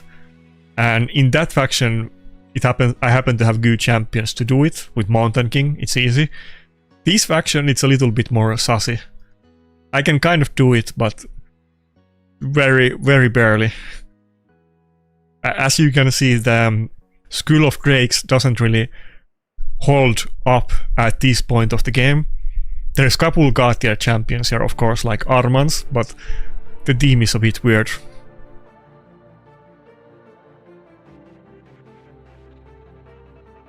But manualing Chimera, manualing faction wars, yuck, I hate it. That's the worst parts about Raid. Honestly, that's what makes people quit. One of those people actually complaining about the DARS literally said that he heard from Biohack, if you guys remember Biohack, was a content creator, and he was even in my clan, like, not like the same clan, but also the clan that I started. That guy, apparently, according to that guy, quit the game because of manualing faction wars, and he couldn't be bothered to do it. I will say, again, some people are gonna take this as like a heresy, but you know, if you have to like do 20-minute faction wars keys multiple times every day among everything else, maybe you just do auto 20 instead of 21 until you can auto 21. Maybe that's gonna be very inefficient, you know, some people are gonna call that heresy, but I think it's probably easier on your mind if you just do the auto key and forget about the manualing if you have to, you know, if you have to do it every time. We should do a poll about that too. How many of you guys are manualing faction wars keys? I forget which of the sets I'm running on him. I don't think it matters. I think they're all kind of equal, yeah. I just need to have like multiple different sets on nukers because I switch around the gear all the time. And sometimes like one nuker might be using one nuke set, so I need to have like couple options to for everybody to be geared at the same time for like Curse City or Grim Forest or something like that. Wait, this is not the... Do I even use Opardin? No. I think I used to use Opardin, and I think the first time I did 21 was with Opardin, which was also manual, not auto. I mean, not manual, but it was auto. I didn't do anything manual, to be clear. But I think I later figured out that Alskar is better for this. Wait, is this a build that I was really running? It's kind of slow. Is everybody geared now? Fuck, it's taking me longer to change the gear on my champions than it takes for some people to manual faction wars. I was a bit in my thoughts there. I'm just double checking that everybody has gear on, and is it gonna give me error message or not?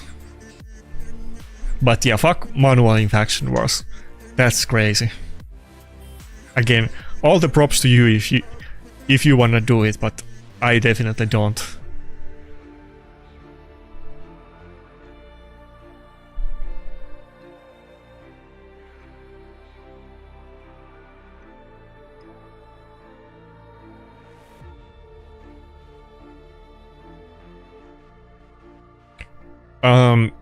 I agree, Morturik, like 4-piece lethal and 4-piece stone skin. It's a very good combo. It's kind of hard to beat that. But like according to your point, like exactly what you said, that you want ignore defense and some kind of survivability mechanic in the set. Now that could be possible with 6 or 9-piece Swift parry potentially, so who knows. And maybe if the deflection gets some kind of beefed polymorph or band of submission mechanic, or maybe something completely different, maybe that could be used on supports. Now I think it's gonna be more likely that 6 or 9-piece Swift parry is gonna be relevant than deflection, but you never know. I think the 9-piece Mercurial set is gonna be really interesting on not nukers, but like support champions. Specifically with champions that heal and revive your team, that already are tanky, and then they're also gonna get that. I think on champions like Galatir and many revivers, I think 9-piece Merciless is gonna be the new way to go.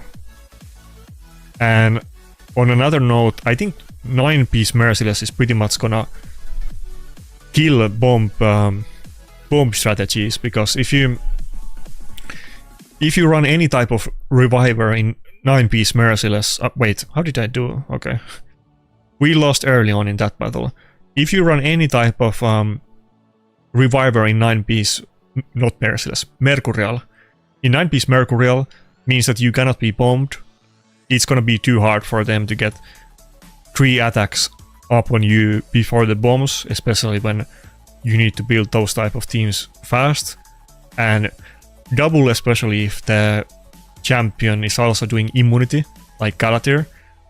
I think it's pretty much gonna kill bombs. It's gonna be anybody that has Reviver in 9-piece Mercurial is gonna be basically impervious to bombs. I'm sure there's gonna be ways to bomb with Marius and buff strip and some kind of stuff, but I think bombs are pretty much gonna go away. That's my prediction, but maybe there is some secret strategy to make it work even in the future.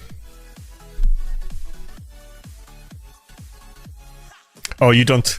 Wait, you see, you only drive to other people. You don't have your own account? Or you have somebody... You have somebody driving for you for dailies and grinding. What's up, Osman Novik? You kind of tuned in pretty much at the end of the stream. I'm kind of struggling for my final faction wars key, but live arena, and Plat already ended, so we're kind of just chilling. I actually apparently got 33, not 33, now I'm embellishing. I got 38 rank in Platinum Arena, apparently, which I totally didn't deserve, but I guess I placed, you know, fairly high actually on today's push. I was losing all of my offense battles at the start, but then somehow at the end I got couple wins in row, and apparently that was good enough for rank 38. I don't know how that happened, but it did. What happened with the... Oh, come on. My team is not working at all. Maybe I had the wrong sets on somebody. The all-score build looked kind of slow. What happened with the poll? Okay, so we're pretty split on that. I did the poll about what's gonna happen with the 9-piece Switchberry set bonus, and most people expect it to not be that OP, but it's kind of 50-50.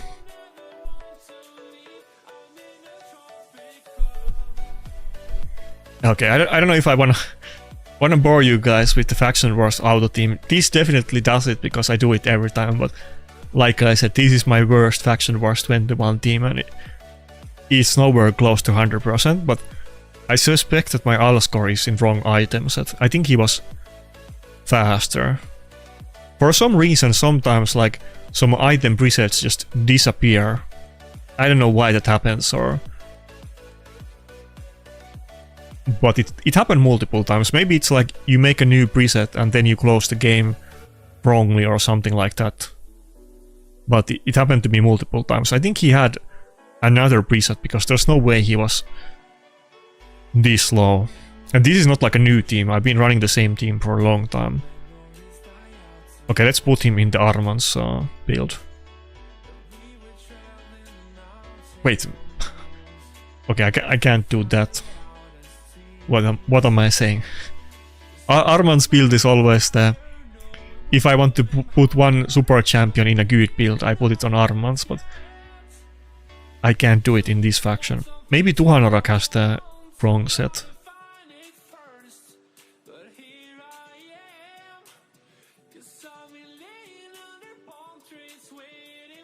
It's like a puzzle that Alskor and Tuhanorak have the same presets, and maybe it plays out with Alskor having the faster set. Maybe that was it.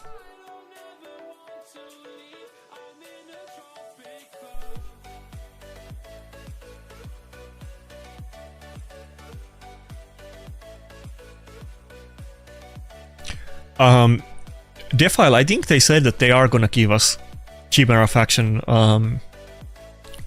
They definitely did say it. We are gonna get the Great Hull bonus for Chimera, and we're also gonna get the instant keys. I think it was on one of those Banana Jam or Cyrilla videos like a week or two ago, but they did confirm it. I kind of stopped, I mean, I mostly have like everything I want in the Great Hall anyway, but I'm also trying to stock up on the gold medals a little bit for those. Chimera and... Well, Chimera is the more important part, but Chimera and Curse City are the two parts in the game that I struggle. All the other PvE content is fine. I can't say that word. I'm amazed that the Brehm Forest ended up being surprisingly easy. Now the hard goblins can still be fairly hard, but the final boss and everything else is actually kind of doable. I'm sure not on every account, but every time they have added new PvE content in the last many years, I have never been able to do it when it was new. Like, I remember I was struggling with even Hydra when they added it for maybe like 8 months until I finally could auto the highest damage loot. And this is like the first time that I'm actually able to finish the content on the first rotation. I wasn't expecting it, especially since I had 8 months of hiatus from the game.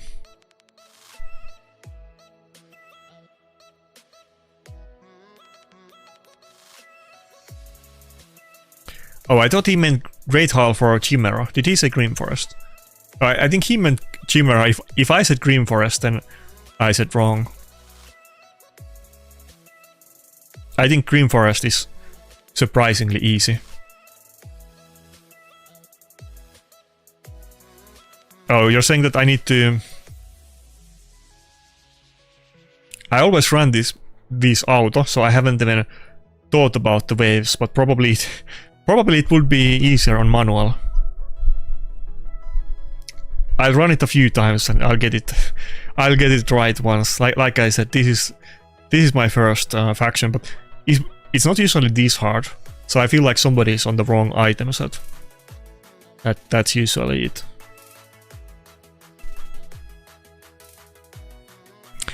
I almost refuse to manual it on principle, even if it's just for one turn. I need to get this 100% win rate out. Does anyone have any good suggestion, by the way, for champions to switch out? I did kind of try a lot of combos and these ended up being best. I don't really have everything on this faction. Let me take one champion out so that you can see them properly.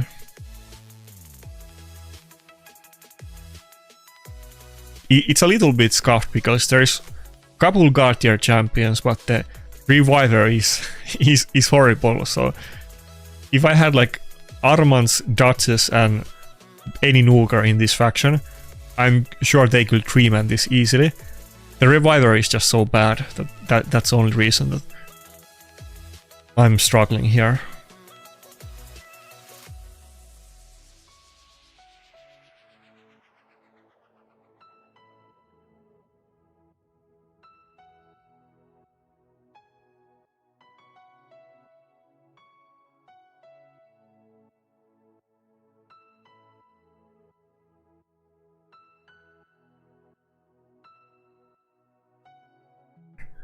But Green Forest is kind of... okay, let's do a poll about that too. Green Forest is kind of great, that it's like a easy loot pinata that not everybody can of course do the hard version, but quite many people.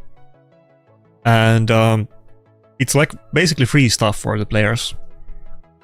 I think this is gonna be one-sided vote, but let's do.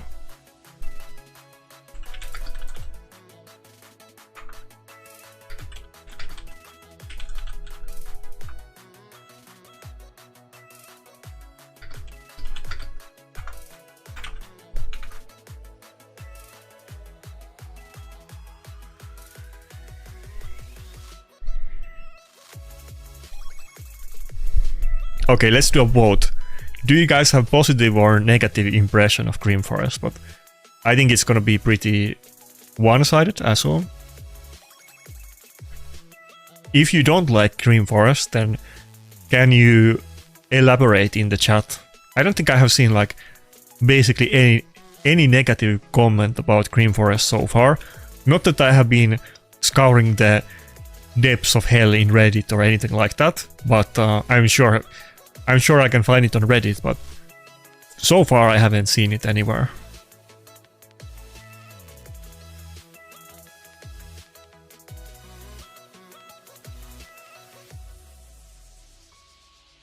Oh yeah, he's taking my team out at the start, so if I just manual the first turn and then I CC'd him, then this will probably go a lot better.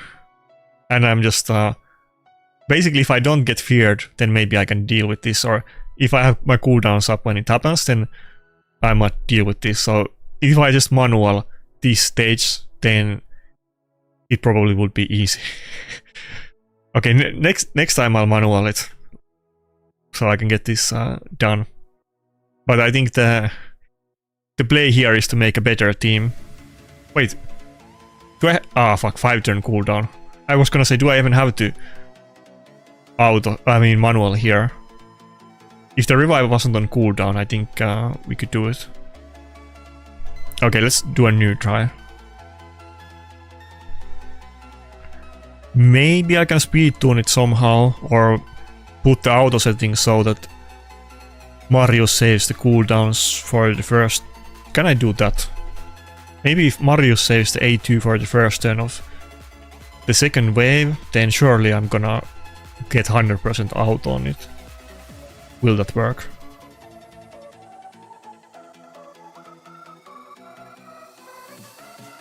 Also, why is Alskor my leader? I don't think I'm running anybody in resistance. That maybe I changed it like when I was looking at the other healer. I think Xena is the aura to go with. Who was the other? Oh yeah, Skull. Skull is so terrible that I literally forgot her existence. So if I just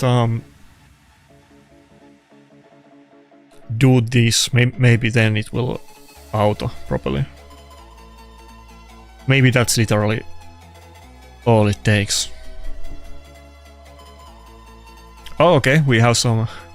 Let's see, what do you have about the Green Forest? I'm very curious for arguments against it.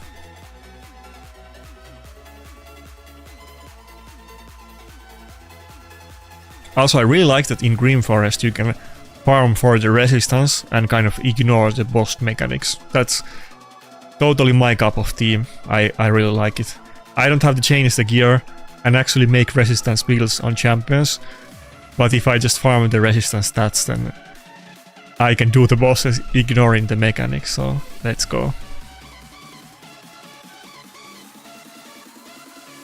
I hate that like Curse City, even the boss is fine, even though I think the boss is a bit hard, and they made the boss in order to sell like awakening and like not awakening, I mean souls for people that you need blessing. But outside of the boss, just the annoying part about Curse City is that you need to use like some goddamn epic champions against a lockout wave, and you need to level up and gear random champions that you would never use otherwise.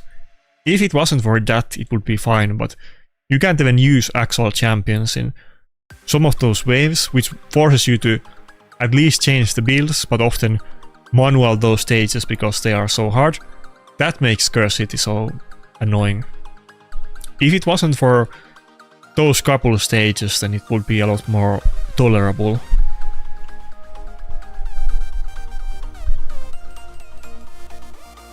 Okay, now I'm struggling with the first wave a little bit since Armans is not doing the A2.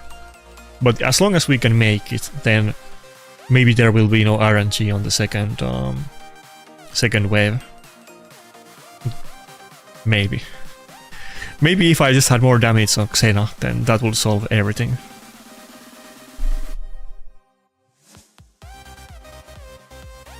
You think Thor is better than Xena? I haven't leveled up my Thor, so I'm definitely... if that works better than this, then I would level up Thor on the next fusion when we got champion training event, but isn't Xena doing like way more damage than Thor because of her passive and her cooldown resets?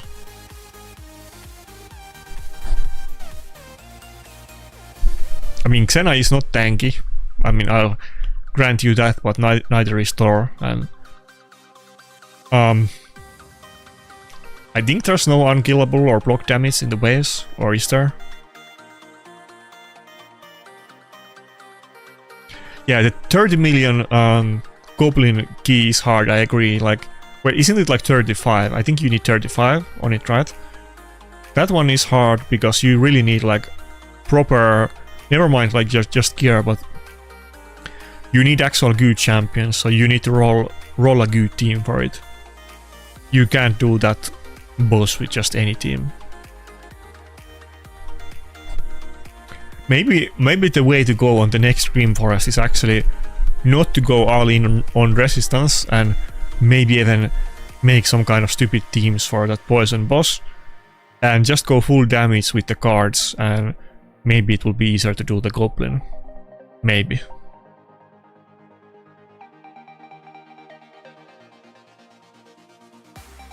Maybe if I target the whatever this guy is called, maybe we're good. But usually, like I said, usually I just auto and I don't even look at the stage, and it will work after a few tries, but today it's going worse than usual, I will admit.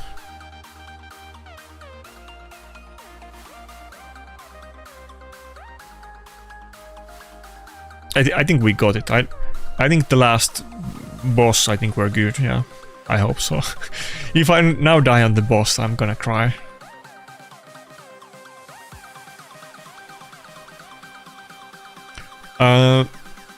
Like, I can do half of the bosses on 21 on auto.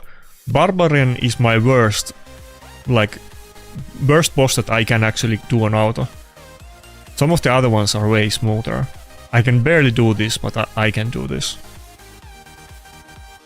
The other kind of risky one that I have is Skinwalkers. It can do it, but that can die at the boss. Not on the waves, but at the boss. I don't have any kind of resistance build for Ukko or anything like that to deal with the annoying boss.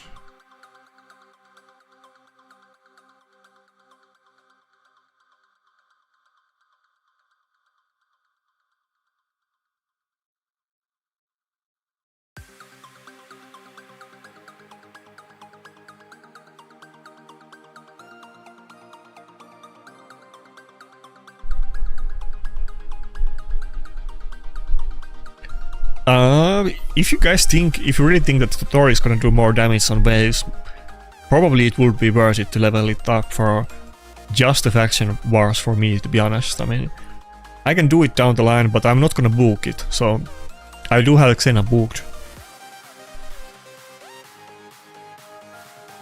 Okay, let's pull up the Thor multipliers. This sounds too good to be true, to be honest. It's not the first time that people tell me that I'm wrong about Thor, but let's look into it.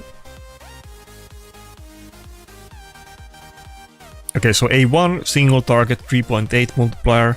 I think he had pretty high base attack, yeah. 1550.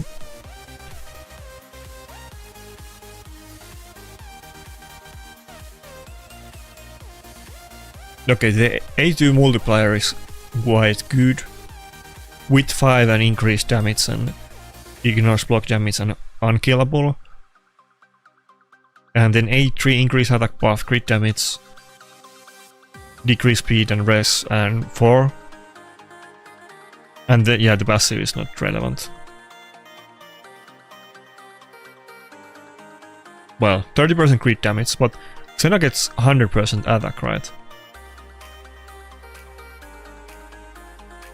Oh, and yeah, okay, the crit damage is a bit conditional, but it's still good.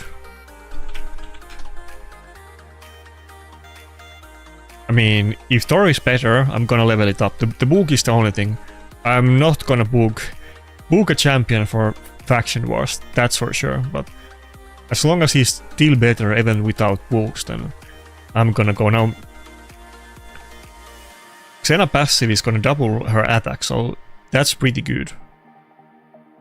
That's the one thing that is making me think that Xena is still gonna hit hard. And I can run these numbers on damage calculator, I guess, to double check. But he has kind of similar multipliers, like on 4, with some conditional ignore defense, with stronger passive. I mean, I'm sure they're not gonna be like worlds apart, but I don't know if Xena is gonna hit less. Do you guys really think that Thor is gonna hit harder?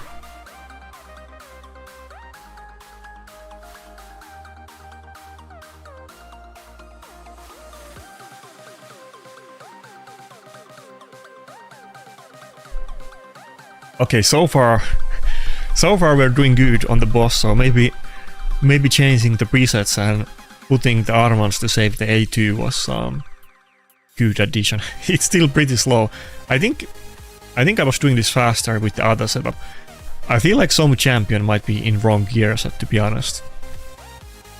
Usually it takes me like 1, 2 or 3 tries at maximum, not like multiple. I feel like it's usually 50-50 on this one.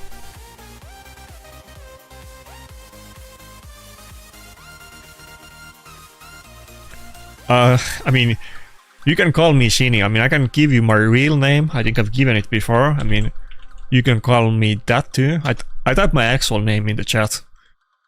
But you can just call me in my call me with my in-game name, that's fine too. I mean, you can say what Defile said. That's acceptable as well, of course.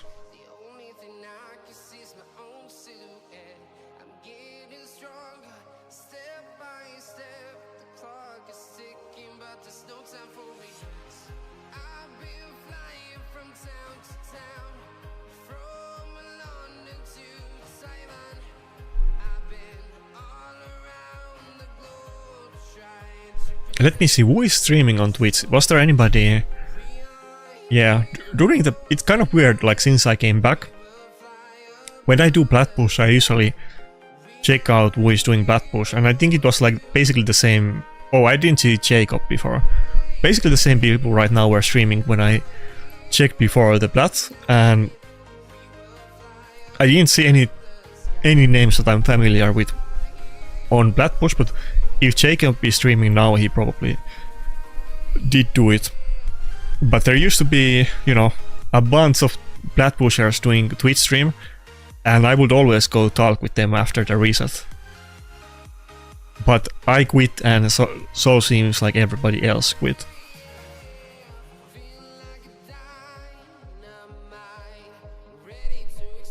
Okay, I can do the boss.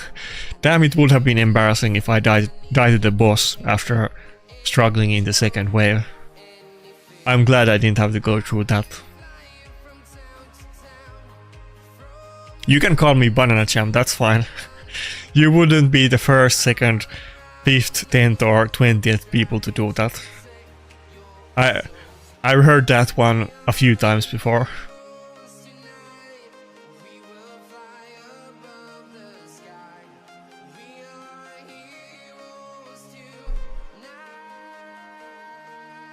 Huh? What do you mean, am I from Shadowkin faction?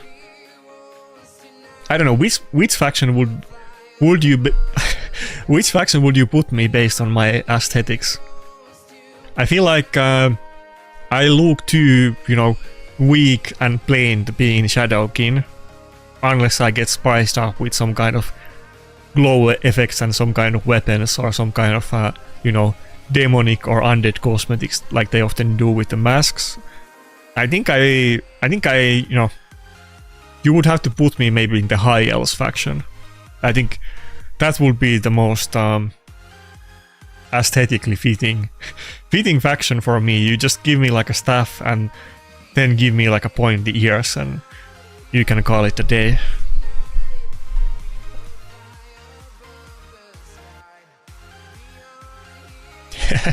Somebody, can I find it? Somebody during the first Predator video or stream, I think last weekend on the Plat Push, somebody during the middle of the stream, somebody sent something. Wait, let me find it. A funny, I think it was some kind of like camera filter with Predator head on my instead of my head. Give me a sec.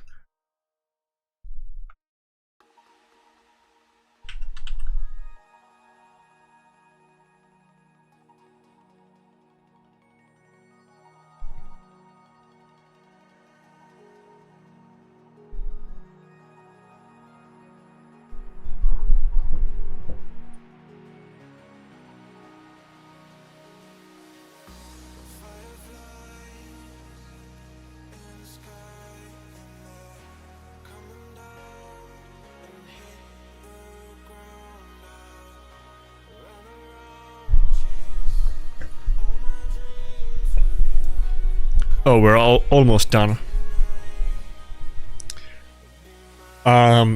James, I want to say that it didn't go well. I did horribly, but for some reason I got couple wins at the end, and I got rank 38, allegedly. But it was kind of... oh, I got some mythic artifacts there, or materials. Let's go.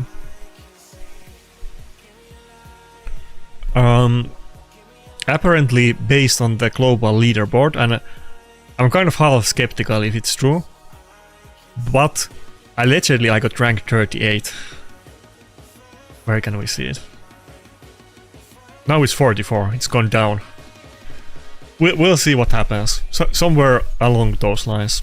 It definitely was 38 before. What? Now 38 is 2 points higher. I don't know how that will change after the fact. But at least I finished plat. That definitely did happen. I don't know about this, but I did finish plat. So that's more than I deserve based on my performance. Let me show you. I almost lost to a one-man Wukong defense with my turtle team. Where is it? Okay, yeah, I've gotten like hit multiple times after the plat. Maybe that's why I went down in the rankings, but I might still actually be 38. But look at the team. So I basically like won my last 5 offense battles. Before that I was not even in platinum. I was hitting one-man defenses to catch up. And outside of that I was kind of getting a lot of losses and screwing up. And mostly hitting one-man defenses. And it was super close that this Wukong actually beat me. Super close. 3 losses in a row. But I started pushing kind of early. I did 30-minute push and I think I got to platinum in like last 8 minutes or something like that.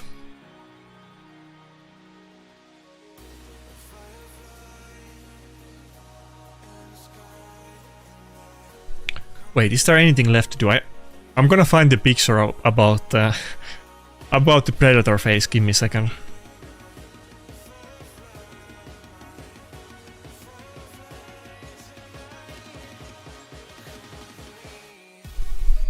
But I already almost got all of my grind today done, so there's basically nothing left to do anyway.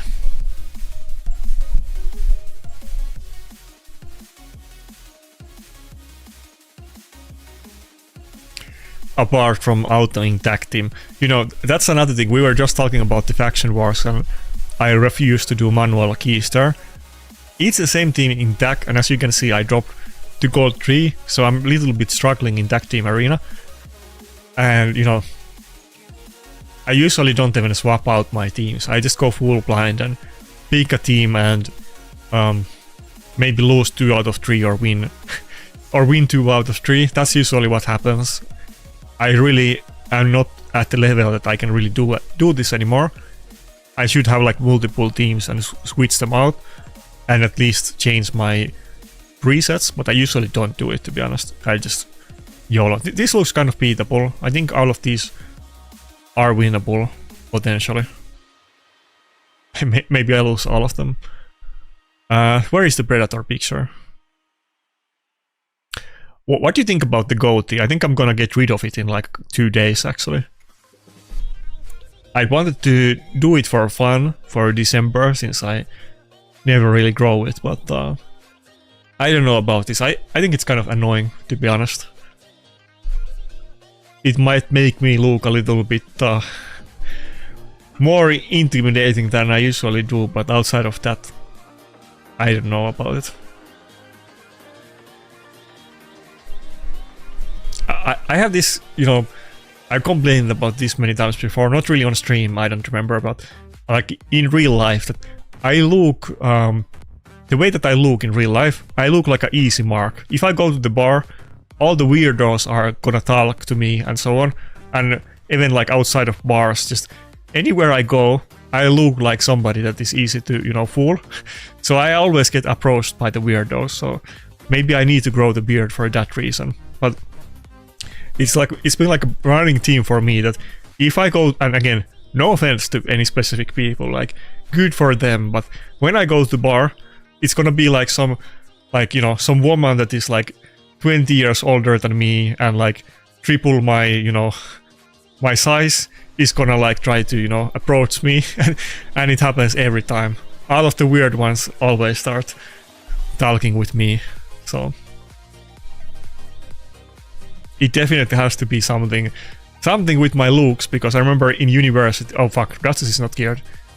In university, when I was going more often to bars with people, like every time some weird person comes to hang out with us, they always sit next to me and they start talking to me. Never to anybody else that I'm hanging out with, so it happened too many times to be a pure coincidence.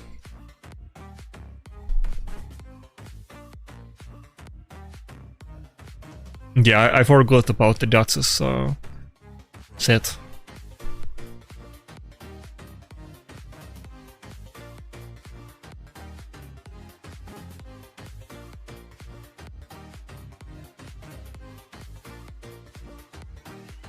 Okay, I can't get too many losses because I'm barely getting back to Gold 4, so I need to try hard some battles. Let me find a good matchup.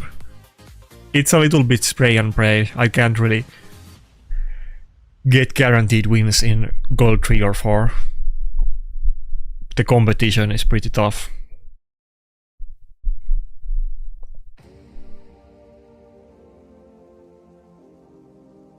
I can't beat that team, I'm not even gonna try. Okay, this one I think I can do. Okay, give me a sec, I'm gonna find the Predator picture now.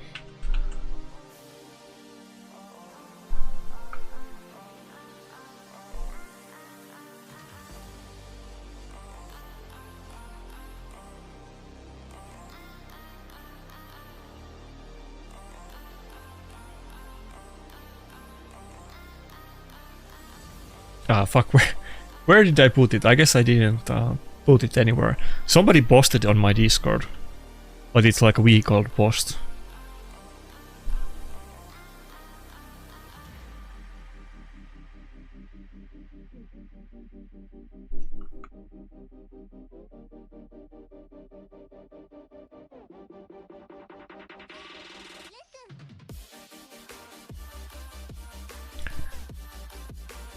By the way, join my Discord, a little bit chilling.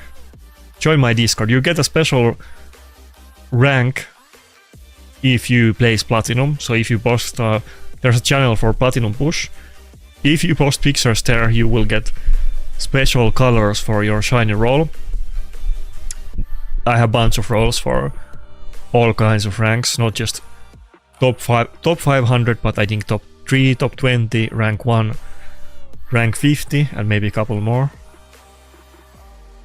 And also there's the useful information channel with damage calculator and some other relevant information. Little bit chilling. It is what it is. Where is the picture?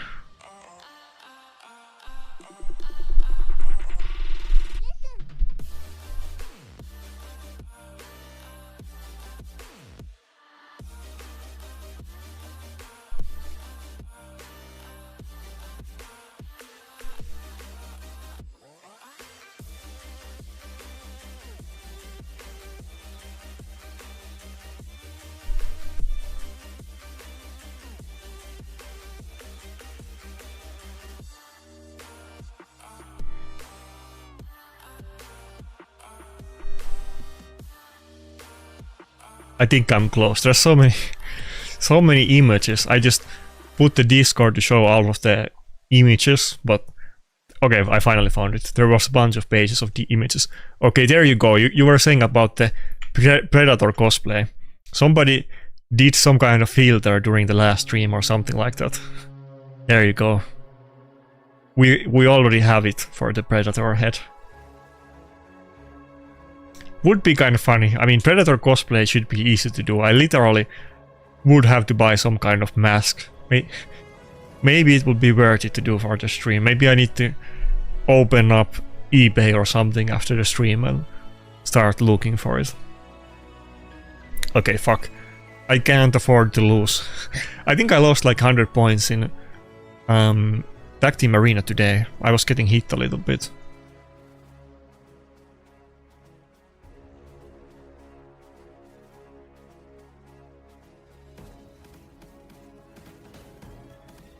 And again, I'm sure I could find better success here by manualing these keys, but no way in hell am I gonna manual Manual tag team or faction wars or Curse City.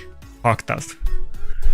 Tag team arena for me is PvE content. I'm sure somebody's gonna disagree in chat, maybe most people, but I consider it a PvE content these days. I'm not gonna manual all of these battles. It's the same deal as Curse City. I don't have enough champions to make 3 proper teams.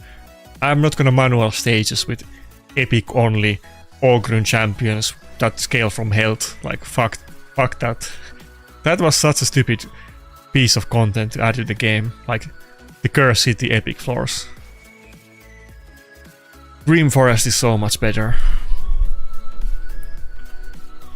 Okay, I think it's about, I think we're about done.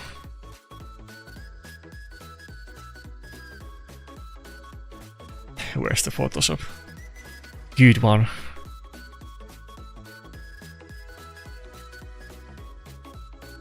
Well, I don't know about that. I don't think I want to mess with my hair, and you know, I'm sure you can revert them back, and you can do it not like, I don't know what's the word in English, but you can do like dreadlocks that are not proper dreadlocks, that you can like, they're just tied to knots and you can reverse them easily, but too much effort. I think some kind of predator mask for like stream would be the easiest. I'm not some kind of, you know, cosplay fanatic, so give me a break. I'm not gonna like, I don't have any kind of theater makeup and, you know, theater costumes to put on, but maybe a mask would do. I'm not as hardcore as Layla Fox. I don't think there's like hardly any cosplayers or anything like that in Raid community. A little bit surprising. We were just talking about it, I think earlier today, that not today, but like recently, that there's hardly any female content creators in Raid, which is surprising, because I think in RPG games and stuff like Pokemon or MMOs that are kind of like Raid adjacent and share the player base, those games have a lot of female content creators. There's hardly any in Raid. I can only remember 3. There's like one girl whose name I don't remember, but it's like it was Boomer's favorite content creator, if anybody remembers Boomer. That's like a person that literally does like porn for a living. I don't remember her name, but she was like a goth dressed in like costumes. She did videos. Then there was Layla Fox that still does content. And then there was like that one other girl.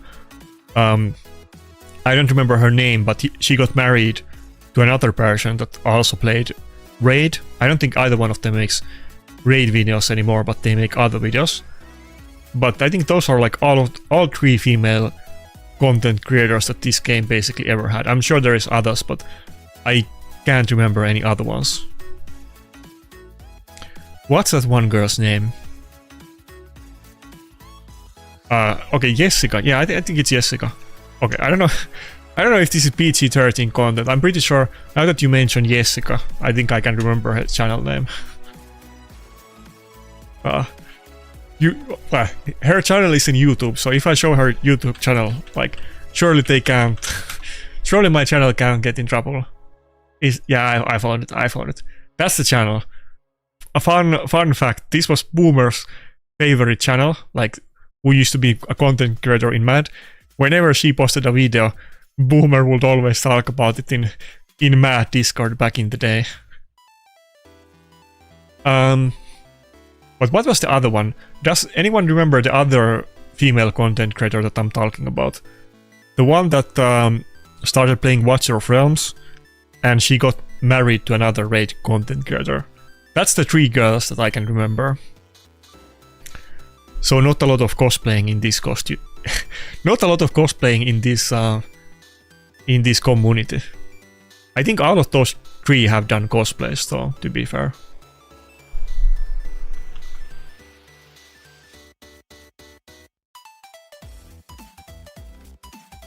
Oh yeah, I think is that... Okay, let me double check. I think Ivy is the one that I mentioned as the 3rd one. Let me double check.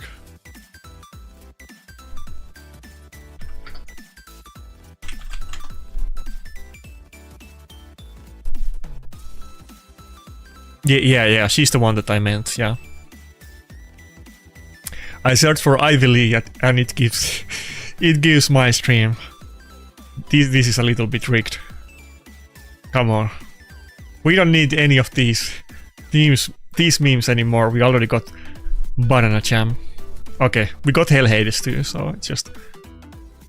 I think she's the one of the only female content creators Raid basically ever had. I don't think I have ever talked with this person once. Actually, I don't think I have ever talked to any of these three before. No, I have talked with Layla Fox on her stream a few times, but not a lot.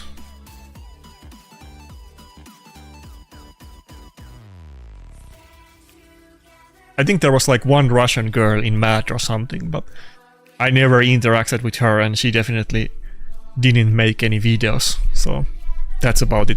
When I was playing Throne and Liberty, like, you know, in the time that I was not making raid content, half of the clan members were females. There was too much females, to be honest. I was in this one, you know, Throne and Liberty, if you don't know, was like MMO.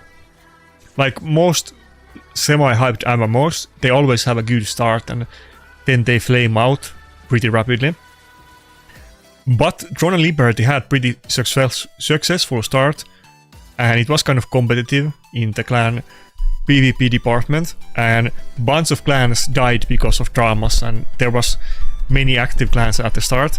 And one clan, I remember this because I was like in a Finnish only clan, and then our clan merged into another clan, and I was kind of in these like you know, chats with leaders of like all the big clans on the server, let's say.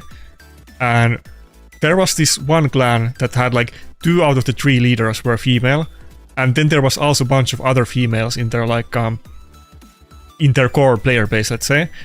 But they had like lots of drama, and then that clan split apart, and it was all like female on female, not violence, but like cat drama, let's say. And then it spilled into the other clans and stuff like that. But we never had this kind of thing in raid. To be fair, there was a good amount of female drama in Throne and Liberty, but also there was some good female players in that game.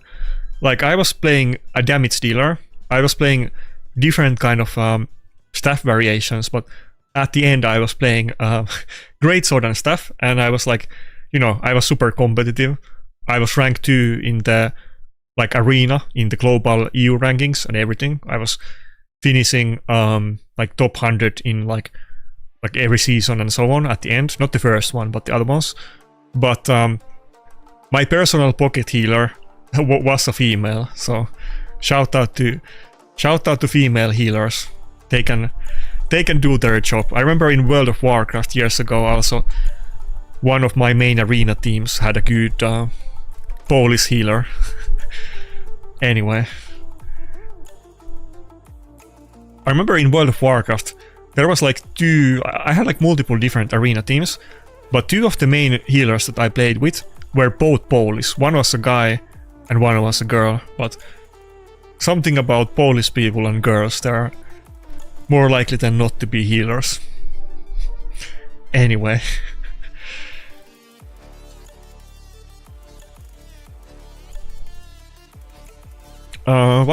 Is Fateless the... Let me double check. Fateless is the game that Hell Hades... Yeah, that's the game, yeah.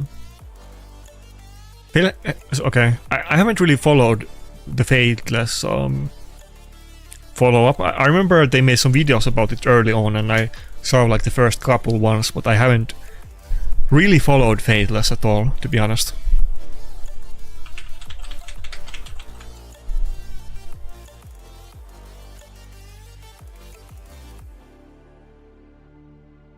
What's that? I haven't seen that name at all. Dude, I can't win tag team arena battles.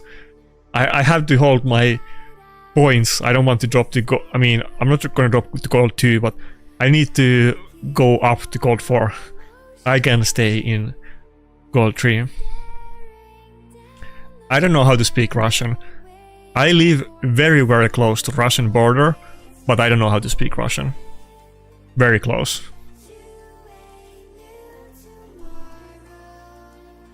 like in the town that I live in, and it's like a very small town.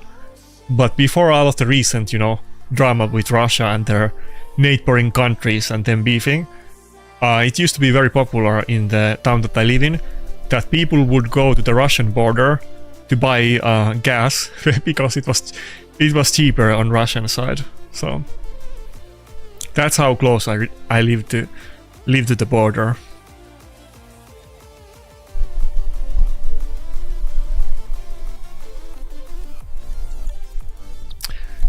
I do. I was in sauna yesterday. You know, I have told this before, but my camera is in like a camera stand, so I don't really want to remove it from there because it would be so bothersome. But I'm like in the not basement, because there's an actual basement, but there's like 3 floors on the building that I'm in, which was built by my grandfather. But I'm like on the lowest floor. There's like a basement floor below me where it's like a billiard table and this kind of stuff, like a game room.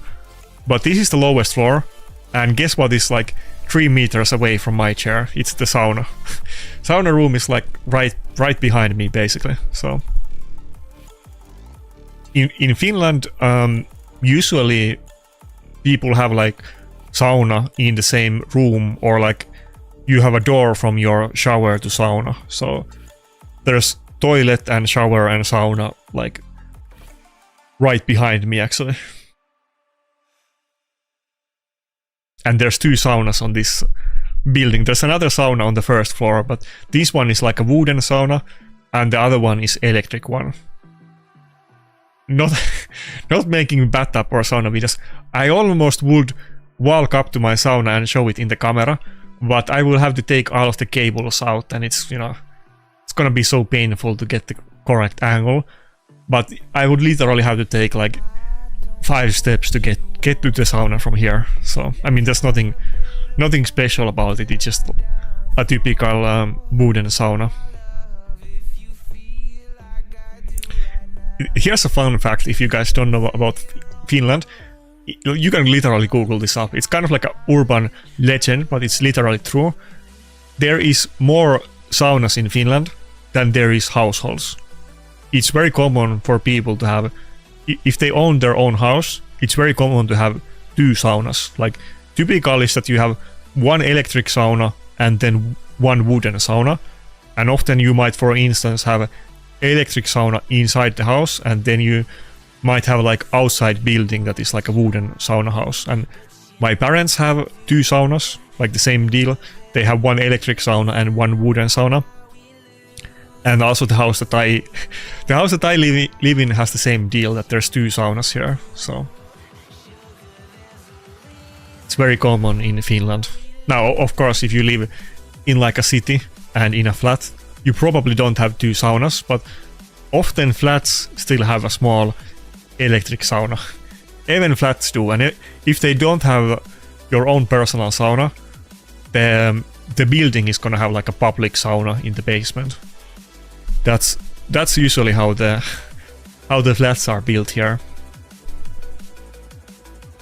It might be on top floor too, but it's usually in the basement.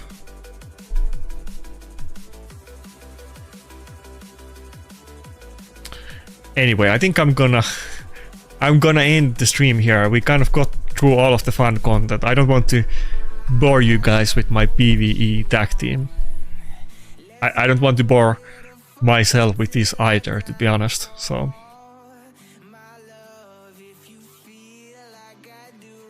making 3 teams is too much. I can't make 3 good teams. Never mind making 1 good team. You know, I barely am kind of almost able to do it, but 3 teams is too hard. I can't do it.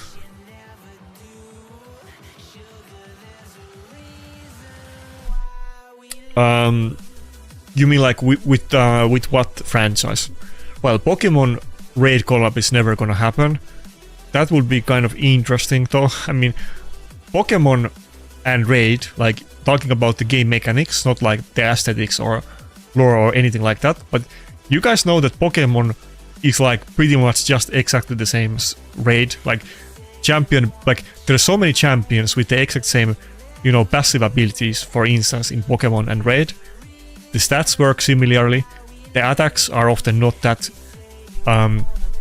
dissimilar, little bit different, but the passives are often one-to-one. There's many passives that exist both in Raid and Pokemon. I think it will make a lot of sense because it will be so easy to add a Pokemon champion in this game.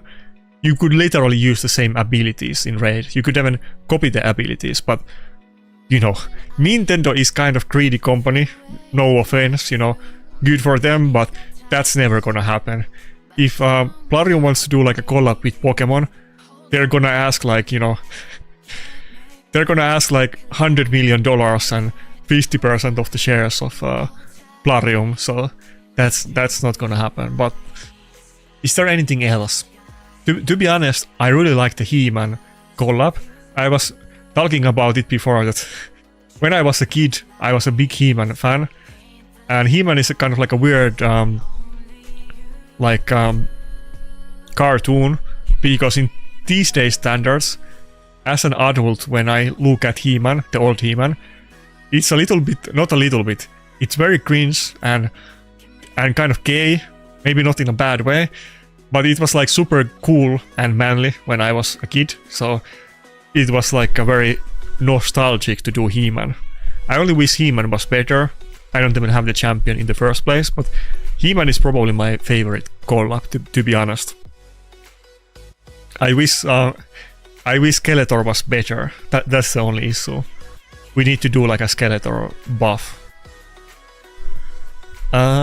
Is there anything else? Oh, we actually got some wins. Let's go. I only need a couple of those and then I can hold the line and I should be good.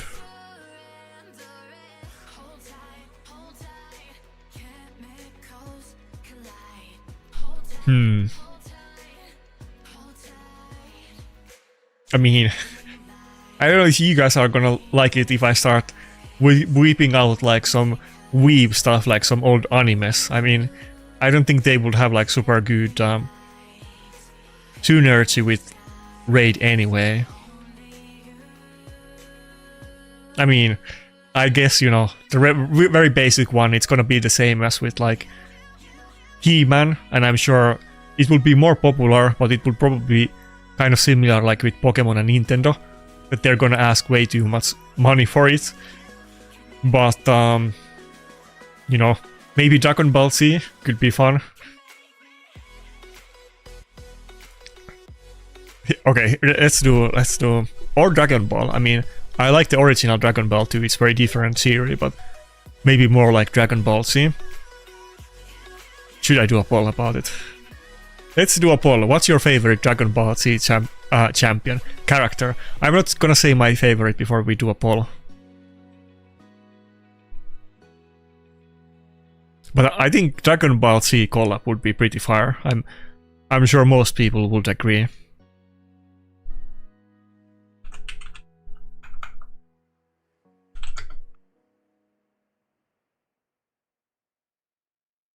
Why not Dragon Ball Z? They're all like fighters. I think if you can do like Turtles, then you can definitely do Dragon Ball Z. I agree that many other animes, like maybe something like Death Note, is completely incompatible, or like Code Geass or that kind of stuff, but I think Dragon Ball Z is one of the ones that you could actually do. Or Hunter x Hunter or something like those battle animes you could do.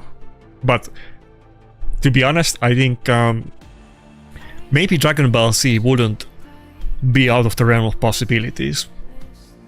Probably Raid has already inquired about that since they did the Turtles. But maybe they don't want to do it, or they're asking for a lot of more money than Turtles, but I don't see why not. Wait, which one did I lose?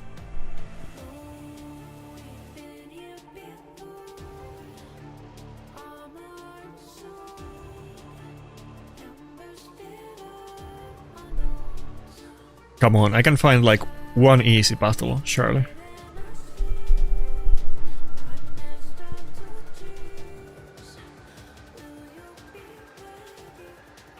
Nah, I can't beat these teams. Okay, let's try this. Okay, so the ball.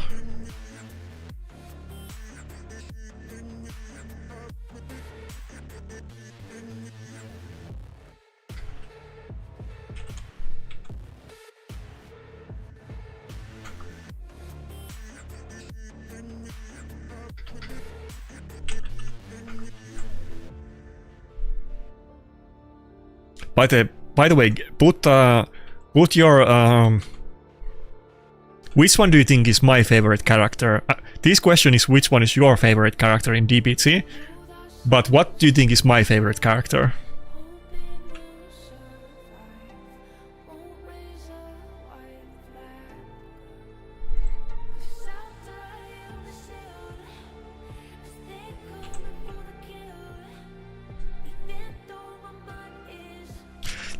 I can't put more than 4 names in the question, so there's quite many characters in Dragon Ball Z.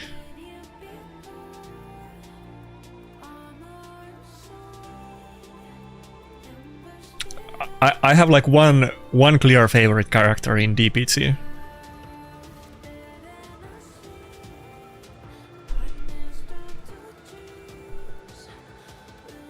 But by the way, speaking of Dragon Ball Z, even if you're not fan of the original series and haven't seen it, but especially if you have, there's... okay, I'll show it to you. There's like a YouTube fan-made version of it.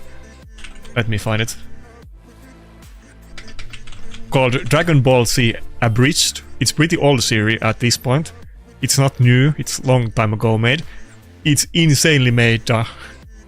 It's insanely made show. Like here, let me show you. Dude, they have like 41 million views on one episode. I mean, I guess it's the movie or 30-minute version of one of the movies, but this is like a fan-made show. This is not like... this is not the original Dragon Ball Z or anything like that. Imagine getting like 40 million views on a parody, but the original Dragon Ball Z Abridged, this is insanely good. I recommend you to watch it. This is maybe like a little bit more... this is meant for like, you know, those like adults that maybe you saw Dragon Ball Z when you were like 10 or 15 or something like that, when you were a teenager. And then later on you watch this, and this is a little bit more adult version, but it's super funny. I really like it. I like this more than the original Dragon Ball Z, to be honest. This is better. But you get the jokes better if you have seen the original version. Oh, I got a little bit points. Let's go. Okay, who won the poll? Okay, Vegeta won the poll. Not surprising. By the way, Vegeta is also my favorite character in Dragon Ball Z for sure. Vegeta is kind of one of those, you know, I think he's like a perfect, perfectly made anti-hero character. That he starts out as a like pure evil guy, and he's kind of like a pure evil even at the end.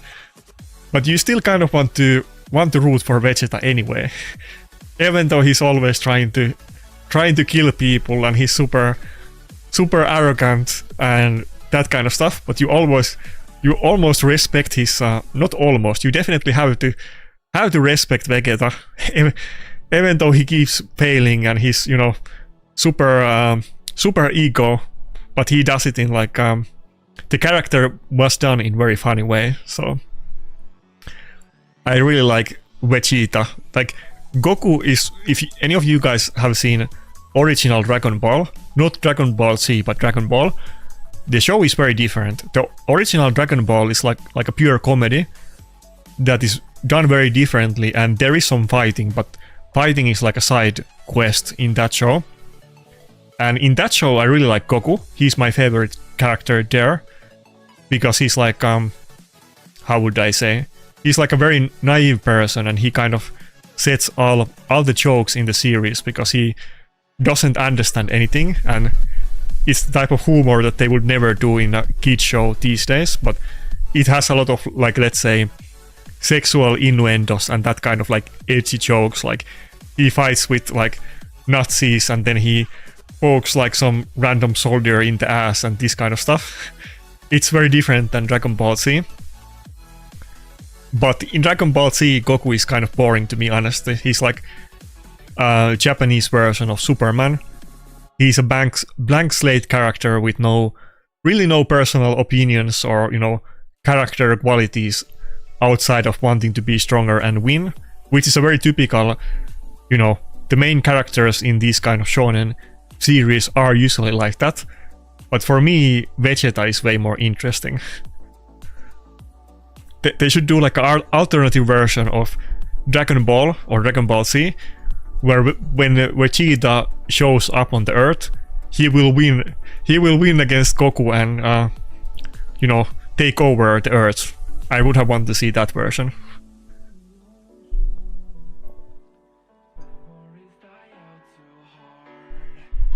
Fuck, I don't think I can beat any of these. Maybe we can take out the Hilvi team or lose to it.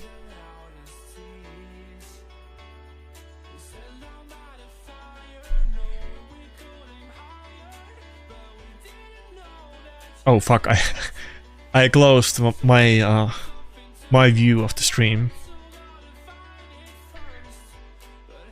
Anyway, I'm gonna end up the stream very soon, so thanks for everybody for tuning in, and we're gonna do, I think, the same competition next week as well during the Platinum reset, so...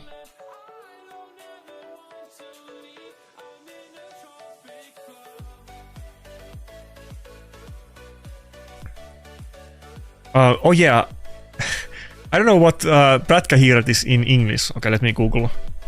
It's like the biker mice from Mars, right?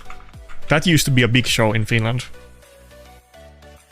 Maybe that could be another raid collab. From what I know though, like this, I don't think this show was like as popular in like general as it was in Finland. In Finland this was like a really big show, but I don't think it was like He-Man or something like that in other countries.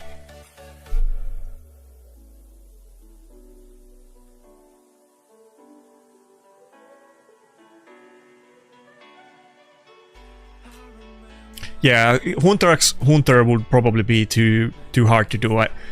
I just gave it as an example of like another fighting shonen show, but it's not really a typical shonen, to be fair, so...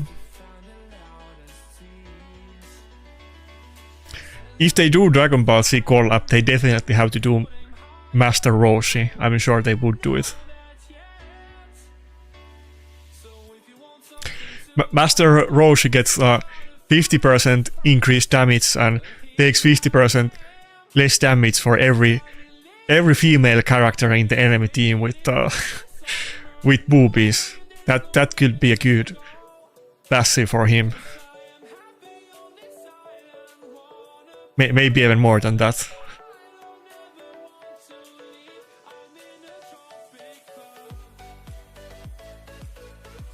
Vachita. I don't know how you... that spelling doesn't really compute, but Vegeta, Vachita, Vegeta, you know. You can pick one of those, but at least you figured out which one I meant, so that's good enough. I think Krillin is fine, you know. They did, like, on the later seasons of Dragon Ball Z, the other, I don't even remember what you call the other ones, they kind of added to his character development and made him a little bit interesting, but he's still kind of plain, to be honest.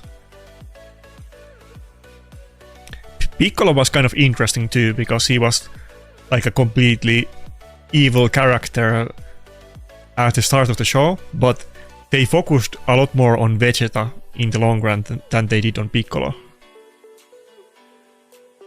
And by the way, I kind of agree, I probably like original Dragon Ball more, almost, but you almost can't compare them, because Dragon Ball Z and Dragon Ball are like completely different shows and they're completely different genre.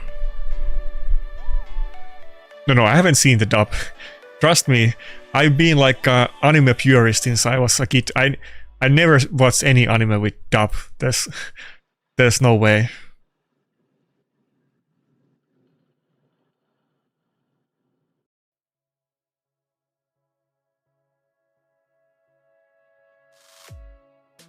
Yeah, Pokemon collab would be cool, but that's not happening. Like I said, never mind 50%. Nintendo would want 200% of Parium shares if they would give them rights to do a collab with Pokemon. That's not gonna happen. Anyway, we're gonna end the stream, so thanks everybody for coming.